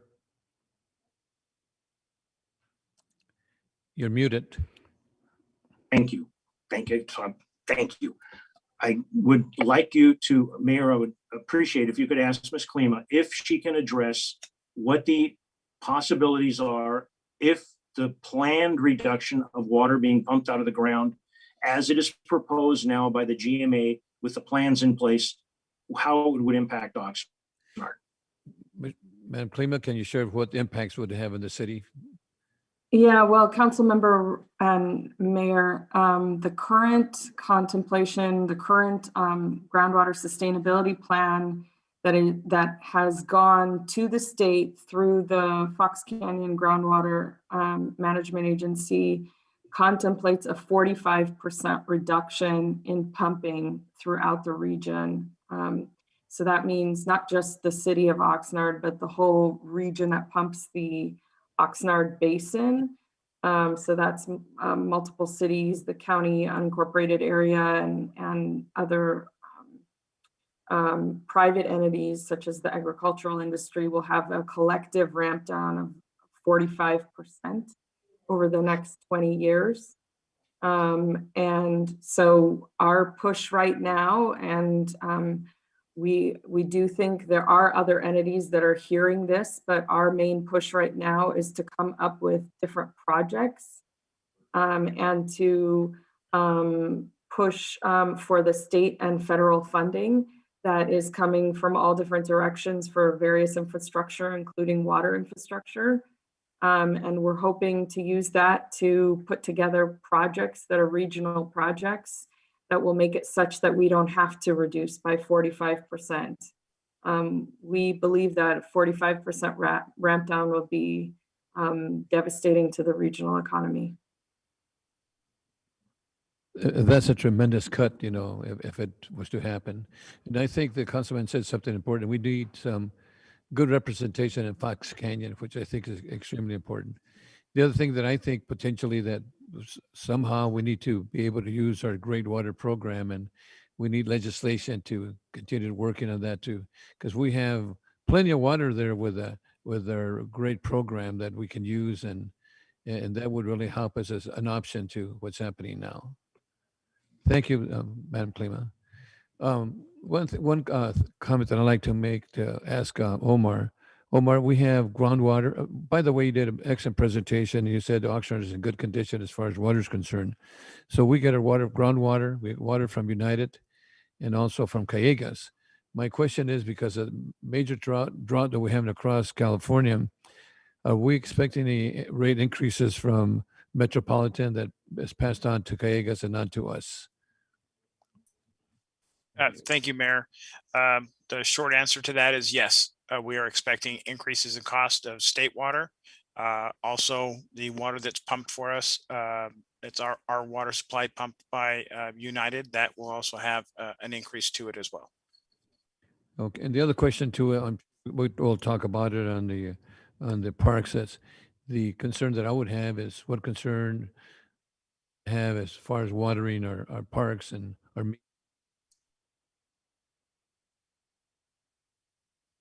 I'm sorry, can you hear me? My other concern is the water that we're going to need for our parks, for our mediums and our gateways to the city, which are really, really important to all of us and to myself. And also, how about the use of artificial grass, and the mediums and so forth? I know that we have that artificial lawn on Gonzalez Road from C Street all the way to Ventura Road. That's been there for years and years and still looks good. So we're looking at that too, Omar. Yes, Mayor, we are. Okay, council members, any additional questions on this item? And Mayor, I'd like to make one more point, if I Go can. ahead. So going back to what Mr. Patel said regarding the increase in water, we do have our urban water management plan that we're developing. That plan took a little bit longer because we were waiting for the state to give a guidance document. As we know that with COVID, everything seemed to slow down. But we'll be coming back to the community with our urban water management plan and our water shortage contingency plan, which outlines the future of Oxnard's water supply, and it ties into growth. We also use the factors of the GMA making their cutbacks.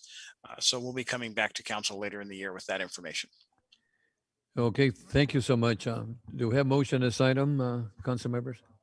It's just a receive and file then. Okay, so thank you so much, Omar, and thank you, council members.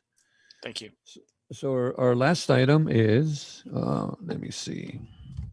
This is item number 7, and we're 8 minutes away from our time. So we're still okay from the 10 o'clock. Oh, okay. Okay, doke then. So Public Works, this is a Parks and Landscape Maintenance Update. Recommendation that City Council receive a report on the Parks and Landscape Maintenance Plan.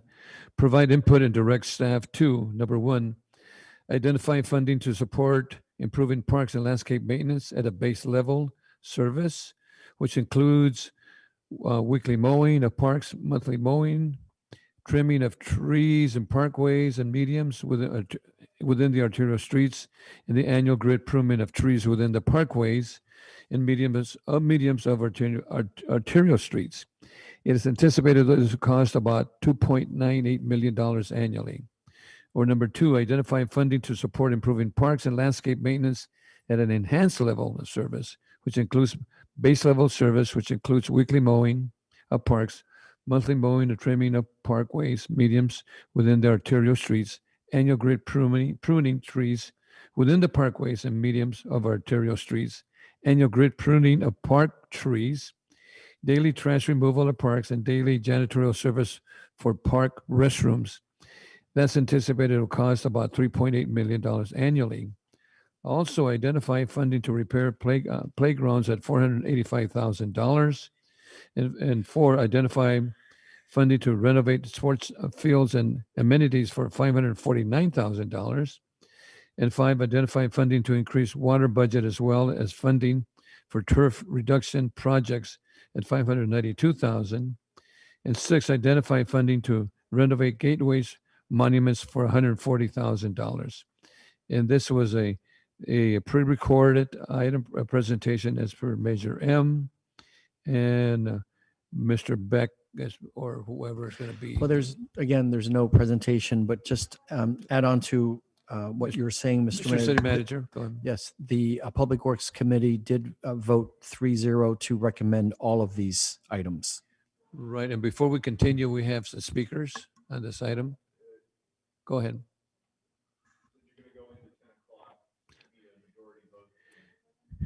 Okay, that's right. City Attorney says we're going to go past our 10 o'clock time certain items. So what is the pleasure of the board? Should we continue going past 10 o'clock? Yes. Okay. Motion by Perello Second, and second by Lopez. Lopez. Roll call. Councilmember Madrigal, Aye. Councilmember Lopez, Yes. Councilmember Turan, Yes. Mayor Pro Tem McDonald,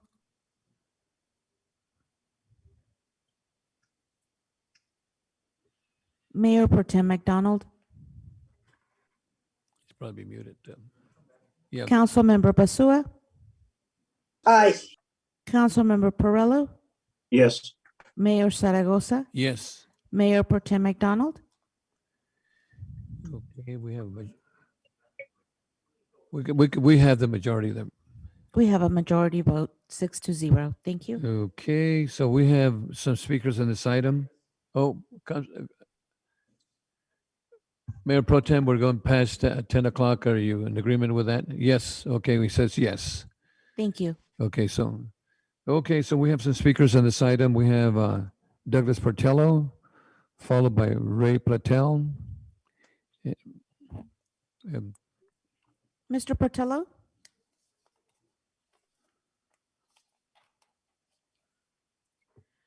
Mr. Portello?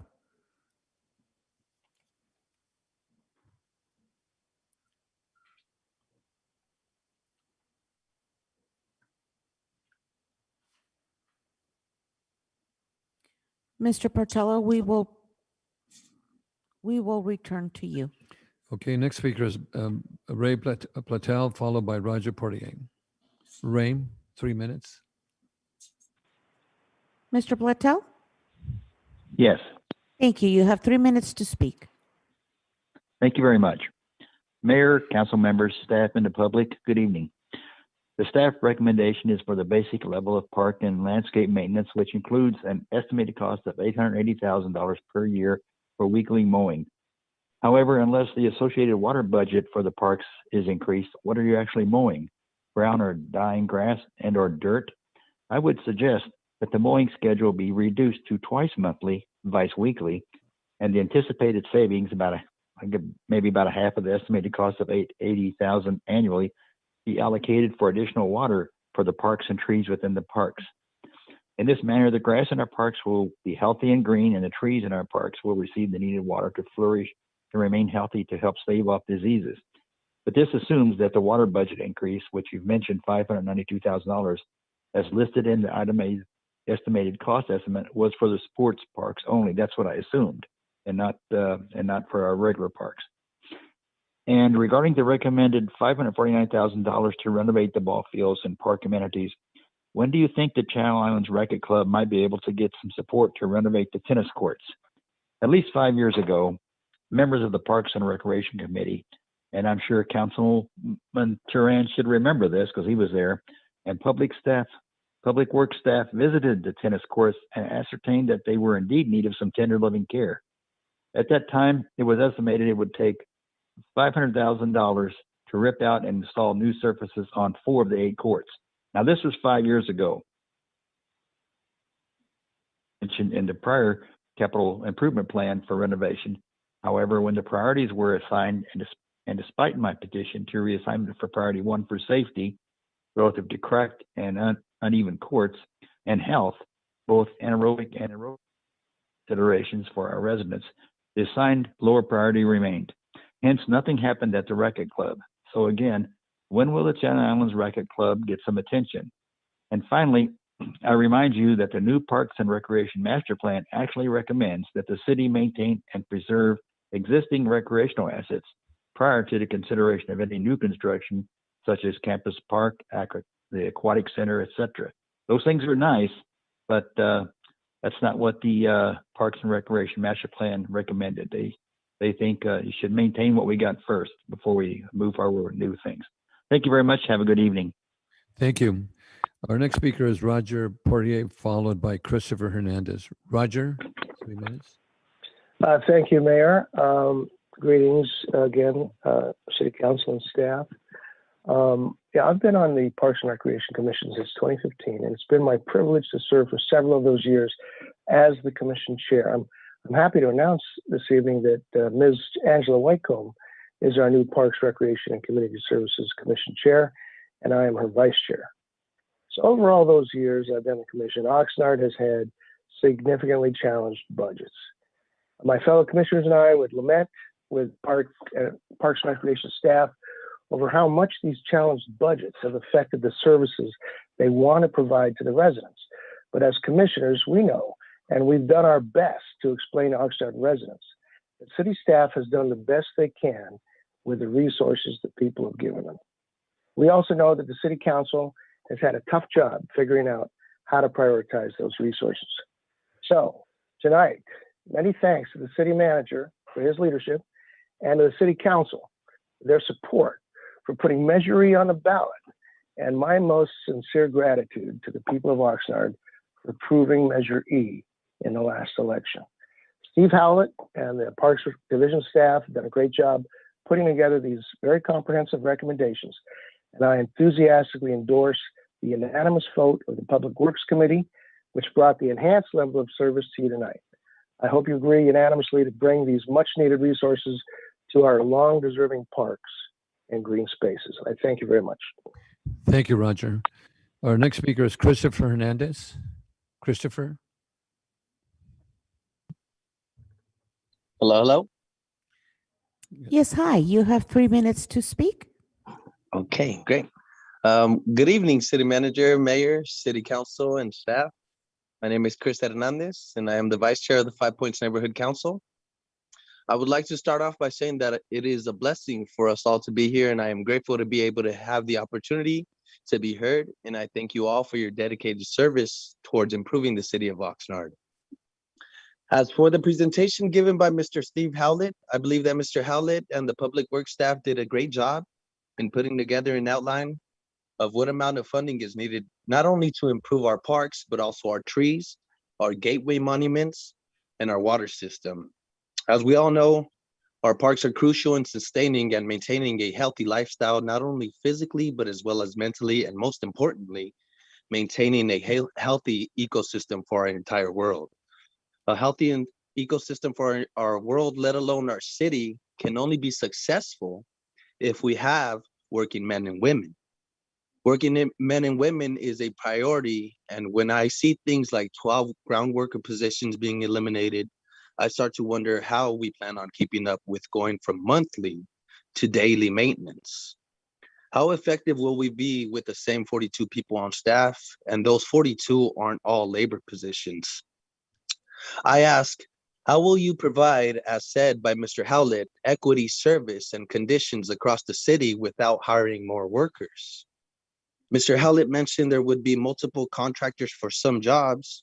I would like to know if instead of contracting out those jobs, why not open up another 12 or more positions to the Public Works Department? These are things that I hope that you consider when making your decisions and putting this together. And lastly, I would also like to know if the Parks and Recs Commission and Community Service Commission will have some type of input in what goes into planning here. In the end, I would also like to chime in on a couple of comments mentioned by that were said by Councilmember Madrigal during the water supply presentation, as to other neighboring cities use double the amount of water that we use here. I know we're all trying to conserve and all, but we do also deserve a little piece of greenery as well. So of course, whatever's cost most efficient works best and whatever's eco-friendliest. So, I do appreciate, the consideration of like cactuses and more water, friendlier plants being used. So thank you to all, and thank you for your time. Have a good night. Thank you, Chris. Okay, again, this was a pre-recorded presentation, council Mayor? members. Can we go Yes. back to our first Oh, he's on. caller is back on the line. Douglas Portello? Yes. Okay, 3 minutes. Hello? Hello? Yes, Mr. Partello, you have 3 minutes. Yeah, you really got to get that star six thing fixed. It's all interconnected, and I think our city manager was correct to kind of put this together. When you talk about water and you talk about parks and green things, and there's a lot of good points that were made. And even in previous meetings, Bert Borello mentioned about palm trees. Well, they're iconic and we like them, but does that really provide shade to cool down our city? I think when we plan these things, we have to also look historically that Southern California was a desert, and we've shipped in water to greenify things. And now water's getting more and more precious. We can live with a lot of things that we have now not having, but water is not one of them. And those places where we want to use water are getting stretched thinner and thinner. Now, I put in artificial grass in my own home, and I didn't do it so I would save money on my water bill. It's working out that way because my water bill used to be about $200, and now it's about $100. But I did it because we're living in a drought, and I don't see that drought getting any better. And now we're talking about climate change, which I'm glad for. I'm glad we're having those discussions. I participated in that survey, and I encourage everyone to do that. I encourage more citizens to get involved and speak. Now, often they don't like what I have to say, but I say it because I love my city, and I feel like I have something to say, and I really want you to listen. So when you're planning this, I would ask you first to postpone a vote on this until a future meeting. I think Councilmember Basura made a very good point, and it just came to her mind about solar. There's investments we can make. And I think now we're looking at things that is the Lexus. I've never owned a Lexus. I've always owned a Toyota, not a Camry, but a Corolla. And right now we got a Yugo, and it's leaking oil, and it's leaking transmission fluid. And I think here we're talking about some Lexuses now. We want an aquatic center, we want racket clubs, we want all those things, but we can't have it all. I think our city manager was correct in the previous meeting that we have to take this in bite-sized chunks. And we have to think carefully on how we're going to make a plan moving forward. Now, this may be the perfect time because not watering the plants, and I know this firsthand because I've been out there volunteering and sprucing up the public space landscaping in my neighborhood and other places. So we got to think about drought resistance and making that investment and not doing these extra things. The extra things we can use private, nonprofit, citizen involvement and get those things. But let's take care of the basic things first. Thank you for your time. Thank you. Council members, I'd like to share some, my recommendations here to start off with. My recommendation would be to support the enhanced level service number 2 that staff is recommending for $3,805,000. Because if you look at the itemized estimated table that they put together, we're looking at a difference of $825,000, which includes the following: $200,000 for daily trash removal. It's really important for the beautification of our city and also for the cleanliness and health and safety for our community, which I think is important. $325,000 for pruning our trees within the parks. That is very, very important too. So that our parks are maintained so that people can enjoy and our residents and visitors can look at it. It was shared from other cities. You look at Camarillo, you look at Thousand Oaks, you look at Ventura, they got beautiful trees and so forth. And I think we need those trees here to be nicely pruned and beautiful parks. $300,000 to clean our parks' restrooms in a daily basis for safety of our children and their families. How many times do we have our children, our families, our mothers, our dads, our seniors that go to the park and they want to drink some water, some soda, and whatever, and they need to go to the bathrooms. To me, that's extremely important. So I believe that the enhanced level is much more prudent a level of service and funding as opposed to the level of base service alone. And of course, council members, this falls under strategic priorities, the quality of life, public safety. And I believe that this is one of our priorities. And I also support the items 3, 4, 5, and 6 of this item. And I know that we're going into a drought, and maybe we could look at drought tolerant items that we can use for our medians and our gateways. We can use artificial turf. And as you look over on Gonzalez Road between C and Ventura Road, there was turf that was put there by prior city councils. And you can still see how that artificial turf is still great, and it looks fantastic. So I support the enhanced enhanced level of service number 2. And we have I'm not sure who was first. Was it Councilmember Tehran and followed by Councilwoman Basua? Thank you, Mayor. I'm willing to let Councilmember Basoa go first. Okay, Councilwoman Basua. Thank you, Councilmember Tehran. I greatly, greatly appreciate it. I do have a few comments regarding this presentation. And I have a question for staff. I know somebody mentioned, one of our speakers mentioned that our parks don't need to be mowed every week and we should be able to do 2 weeks. But I do know this. I know that during the summer, our grass grows. And we do have a lot more usage of our parks at that time. And during the winter, our parks, the grass doesn't grow as fast as in the summer. And I was wondering if staff took that into consideration when asking that the parks get mowed on a weekly basis. Is it going to be adjusted based on seasons? That's my first question to staff. But staff members, can you answer the question? Yes, I'll take that question. Thank you, Councilmember Basua. Yes, it is our recommendation to continue mowing the grass weekly.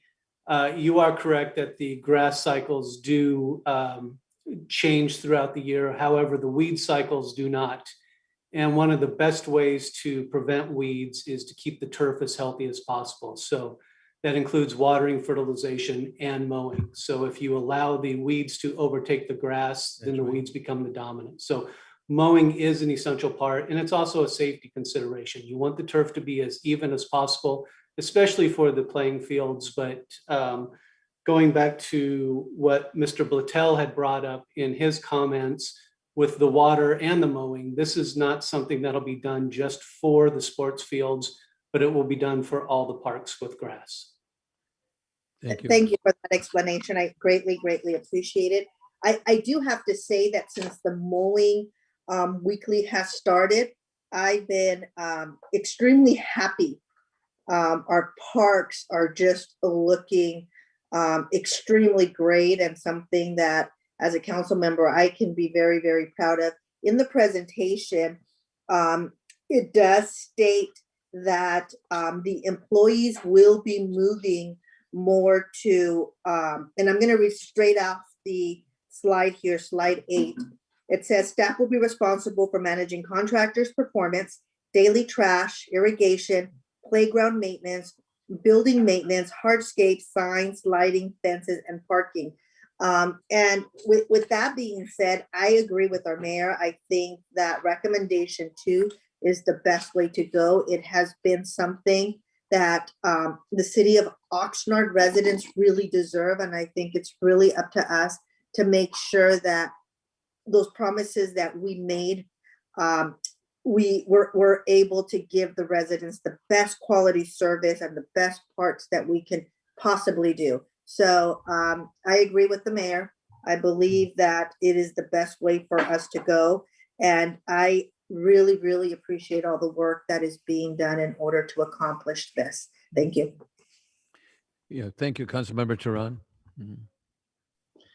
And thank you, Mayor. I have to thank the speakers also. I appreciate their input and what they had to say this evening. As a former Parks and Recreation Community Services Commissioner, having served under or with former Chair Poirier, now Vice Chair Poirier, he made some really important points. And I just want to say, as a former commissioner, having this item before us is, it's a great moment for me to know that we're actually in a place where we can even have this conversation, where when I started serving back at the end of 2017, things looked a lot different and the horizon looked even worse. And so the base level of service that we looked at, I just, based on what we've seen so far, especially with the item that the mayor brought forward not too long ago about weekly mowing in our parks between now and the end of the fiscal year, just overwhelming support from the public and from the committee that went to, and also from this council to have that move forward. And so that just kind of unanimous, overwhelming support of that leads me to believe that this base level absolutely has the support and has my support right now. When we looked at the enhanced level of services, I was thinking back on the previous item that we had about the PCI and reaching for 80. And I think there's a very distinct difference between what we have in front of us here and reaching for an 80 PCI, because the PCI 65, 70, those will be functional roads. Many of our parks and our playgrounds are not functional right now as they currently stand. And our roads, even in their current condition, as bad as some of them may be, we can still drive on them. There are playgrounds that cannot be used by children as we speak right now. And I just fielded a concern from a member of the public about Fremont Top Park and a missing panel that created a fall hazard, and some equipment that had been was either missing pieces or there were questions about it. At South Bank Park, there were exposed concrete footers because the FIBAR had receded so much that it was now unsafe for children to play there because they may fall and hurt themselves on the cement, right? So this, along with slide 9, which is indicative of many parks, unfortunately, or playgrounds in our city, our children, our residents all deserve to have this equipment be functional and serve them well. And that, to me, that's not the Lexus. This is just getting back on the road, just getting back into a car, getting back with the ability to utilize this equipment. That being said, the sports fields, we've had our sports community very patient with the city, understanding when I was on Parks and Rec, there was not much that could be done for the many needs that their fields had. And I am very happy to see that there is the ability to look for a way to address the many concerns they've been bringing up for many fiscal years now. For that and all the other reasons that have been stated as well, I absolutely support the base level, and for the benefit of our families, of our residents, I absolutely support the enhanced level of service as well. Thank you, Mr. Mayor. Thank you. The city manager wants to share a couple of words, and I want to share that exactly about mowing on a weekly basis. Measure E, that's why a lot of people voted for that, and I'm getting a lot of compliments on that too. We have our city manager, and then we'll go to Perello, and then Councilman Oscar Mazzagan. Thank you, Mr. Mayor. I just want to follow up on the public comment by Mr. Portello, and I actually very much appreciated his comments on this topic. I just would like to explain for the councilman, for him, why our approach is different from what he was recommending, which was to delay this decision point because of the various other issues we've discussed. And I just want to explain at this juncture, there's actually no advantage in delaying this particular decision point. And it's really because we have to address a staggering backlog of deferred maintenance at our parks. And some of that includes, as council members have discussed, existing hazardous conditions, one of the council members shared with me that in one of our parks, a bathroom had burned down a couple years ago and has been since that time just fenced off. So it's really about, again, at this juncture, trying to get on the backlog of deferred maintenance, and also addressing some of the hazardous conditions. And that also includes some of our trees. We have a urban arborist who's independent from both the city and from all of our contractors that we're hiring to provide for us an updated report on the conditions of our tree inventory, but also an update on what going forward, what trees should be proper for use here in our city in terms of what are native, what are drought tolerant, what trees provide the best canopies for shade, what trees are easier to maintain, and so on. And I'd hate to jump on the bandwagon because I love the way palm trees look, especially in the tropics. I can't stand palm trees in urban settings because they provide no good and cost a lot of money to update, to maintain. However, back to Mr. Patello's points, in the next iteration of this, we will be discussing going forward strategies for better drought tolerant infrastructure, better programs for maintenance and watering and so on. So we will get to that. But at this point, there is no advantage in not making this decision tonight. Thank you. Thank you, City Manager. Councilman Perrello, followed by Madrigal. Thank you, Mayor. I appreciate all the comments from the people that have spoken tonight. And I want to thank Mr. Poirier for his service on Parks and Rec. As the chair of the Parks and Rec Commission, when this committee was approved unanimously, it was 2, 3, 4, 5, and 6 that were approved unanimously. All of those except number 1. Just the concerns that I have. If we look at slide number 9, which Councilman Turan has addressed, I would suggest, I'm not telling anybody what to do, but I have seen it happen in other places. If we look at those photographs, we'll see the plywood and the slides are missing. And one of the common things that knuckleheads, and that's what they're called, knuckleheads, do is they go underneath a plastic slide with a lighter and set it on fire.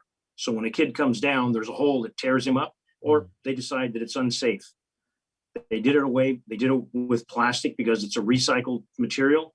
It's great for the environment, but they didn't take into effect knuckleheads. It used to be metal slides, and then people are concerned, well, the metal slides are a little hot and maybe they would be too hot for kids. Versus having to replace them, I would suggest we consider doing something other than where it's easily vandalized. And again, with the vandalism, most of these things don't happen in the daylight hours. They happen at nighttime. And when we're talking about trees and trimming, there are residential areas and there are parks. Eastwood Park is one of the best ones for lights. Fantastic. The areas that have parks, when they have lights and the trees have grown to a situation where they block out the illumination of the ground, a lot of things happen in the shadows. The other thing that I'd like to address, I completely agree. We shouldn't plant another palm tree. We should consider possibly, even when we get more financially available to do things, take some of the palm trees out.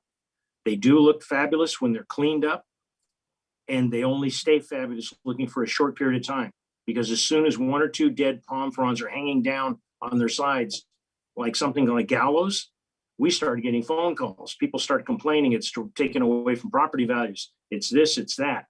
And we are not able to address those things without specialized equipment, and it's all expensive. There are other trees that would add, aside from the aesthetics, in the cooling of a community. And was been mentioned by one of the public speakers, environmentally, cooling the community with all the concrete and asphalt is a good deal.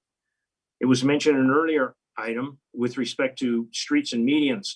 There are a lot of medians that could be filled in with stamped concrete or crushed granite or something that would be much less cost effective in the long run to take care of, whether it be cleaning them up, trimming them, irrigating them. And those are my comments. I do think that the public speaker, Mr. Blattel, who mentioned the issue of the tennis courts. I think we should listen very closely to that. I did have an opportunity to go to the park in, I can't think of the name of the street now, but it's a fire station off Channel Islands Boulevard. There is a tennis court down there. It looked much nicer condition than the one we have off Hobson. And I have been taken there by Mr. Terrell Harrison, who showed me the tennis court several years back. I can't imagine that it's gotten better. And one of the issues with that tennis court, I could see the liability to the city if somebody breaks an ankle. And I think we need to, I'm not saying how to move it, where to move the money, but I hope to God that we're not here next year and Mr. Blattell can come and say, we didn't do anything this year. So those are my comments. I support this. Thank you, Councilmember Madrigal. Thank you. Real quickly, all the enhancements look nice. And yes, they are well deserved for our community. And this is kind of like one of those issues that, are needed, but we need to see also the long-term picture. I'm all in favor for all of the amenities, but at the same time, while we are, I'm guessing, I can't, speak for everyone else, but it looks like we're all in favor. What are we taking away? Because at the end of the day, if we want to be responsible, and I think we all do, we are gonna, give all these amenities to the parks, which are very well needed. But at the same time, what are we going to be taking away from some other department or something else? We have to see the ramifications of our decisions, and we have to see all of our options. Because at the end of the day, then, we're 5-6 years down the road, we're in the same place that we were 2 years ago. Some of our parks, to be honestly, they're in a horrendous state. Our playgrounds, as has been mentioned, are in dire need. And I'm not just even talking about the broken ones. Some of the ones that are supposedly not on the list to be replaced look horrible. For years since I've been here, I know the Rose Park neighborhood has been complaining about Thompson Park playground. It looks horrible. They've taken police chiefs, they've taken city managers at Thompson Park. It looks horrible. We need to, necessarily invest in new playgrounds. We need something a little bit newer, something a little bit that's going to be more durable. Because then, a slide breaks and then it takes forever to get fixed. The first thing I ever asked a city manager in this city, it took 9 months to replace a slide. And, that's atrocious simply because of things at the time that there wasn't parts, so on and so forth. So, at the end of the day, we need to, when we do change playgrounds, we need to do something a little bit more, that's going to be something more durable and something that's going to be long lasting, not something that even if it doesn't break, the sun's going to fade it away. And then our fields are in very poor shape. It is actually kind of sad. And then as far as trees go, well, as the city manager mentioned, it's not only about the trimming of the trees, but also removing some trees and then also seeing what's best. I did share with the city manager a few months back, I had two people, one of them who owns a tree business, who said that we were planting the wrong trees on Rose Avenue. We were planting them the wrong season. We planted new trees and they were dead within 3 months. And then, we had an employee from the city of Thousand Oaks who didn't want to necessarily get involved, but just let me know that, the trees on Rose were terrible and that they were going to die soon simply because they were all infested. It just happens that he lives in the city of Oxnard. And then, and then my last thing with this is, how often are we going to see like a progress report reported to the council concerning our parks and our landscape maintenance throughout the city once it looks like that we're going to approve this? Okay. Mr. City Manager. Mhm. Yes. So if I can start with some of the comments, questions going backwards, I think ideally maybe we can do every 6 months. Also, though, I certainly hope that as we proceed with this work, it will also be visible to everyone, not just the council, but the community. With regards to the trees, you're talking about whether we were planting wrong trees or trees were infested. That's part of why I've directed staff to hire the urban arborist to give us that update on the condition of our tree inventory, but also recommendations going forward. With regard to what are we giving up, that's addressed on the financial impact section of the report, where we kind of lay out for everyone. Once you go across all of these big ticket items, we're looking at, I don't know, right now, when this was published, we thought it was about $12.7 million left for the balance of the budget in terms of new revenues from Measure E. I think we're down to about 10.7 now. But these are, again, balancing out various decisions on how to divvy up the pie. So the reason staff's recommending this is my perception is these are the obvious things that this community needs sooner than later, and on balance all the things that the other departments need, we can provide those slowly on a going forward basis. And there's also an aspect of how much can this organization reabsorb in any given year. So we're doing our best to balance out what the budget requests are across the board. Thank you. Thank you, Mr. City Manager. I like to make some comments here, and I'm going to make a motion. I believe, that our community voted Measure E for many of the services that we need. And I believe that we need to be proud of our city, how our city looks when people come into the gateways of the city, when they look at our mediums, when they look at the entrances of our neighborhoods, when they look at our parks. And I think it's important that we have those amenities that we can be proud of.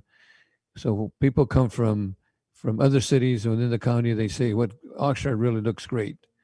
If, for example, if you go over in the city of Hueneme, you go down Ventura Road and you go past Channel Islands, you can see the difference of how Hueneme is so proud of their mediums and so forth. If you go from Oxnard to Las Posas to Camarillo, you can see how beautiful the mediums look. And the same way with Thousand Oaks and so forth. So I think we deserve that here in the city of Oxnard. And so I really believe that, and people voted for Measure E for a lot of those reasons. And before I make my motion, we have Councilmember Perello. He'd like to share a couple of words. So that's all I have to say now.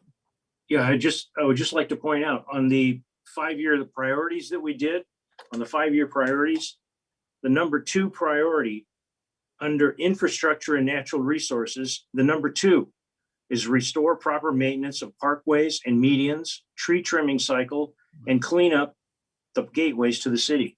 That was what the majority of council voted in that section, and they made it number 2. That's why I believe we don't have much choice on this one.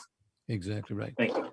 Thank you, Councilmember. So I'd like to make a motion at this time, and I'd like to make a motion that we approve item number 2, 3, 4, 5, and 6 of staff's recommendation. I'll second that.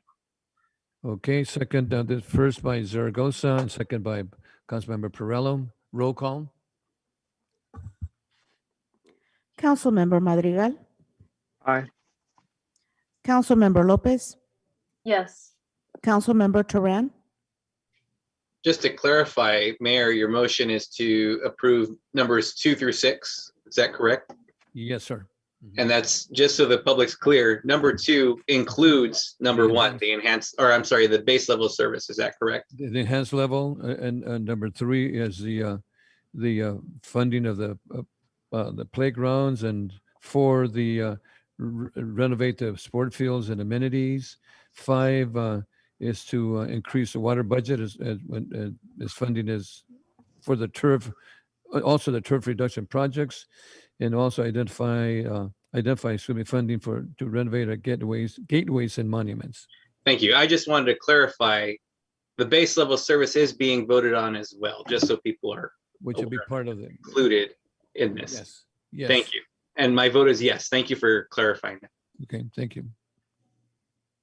Mayor Pro Tem McDonald, Yes.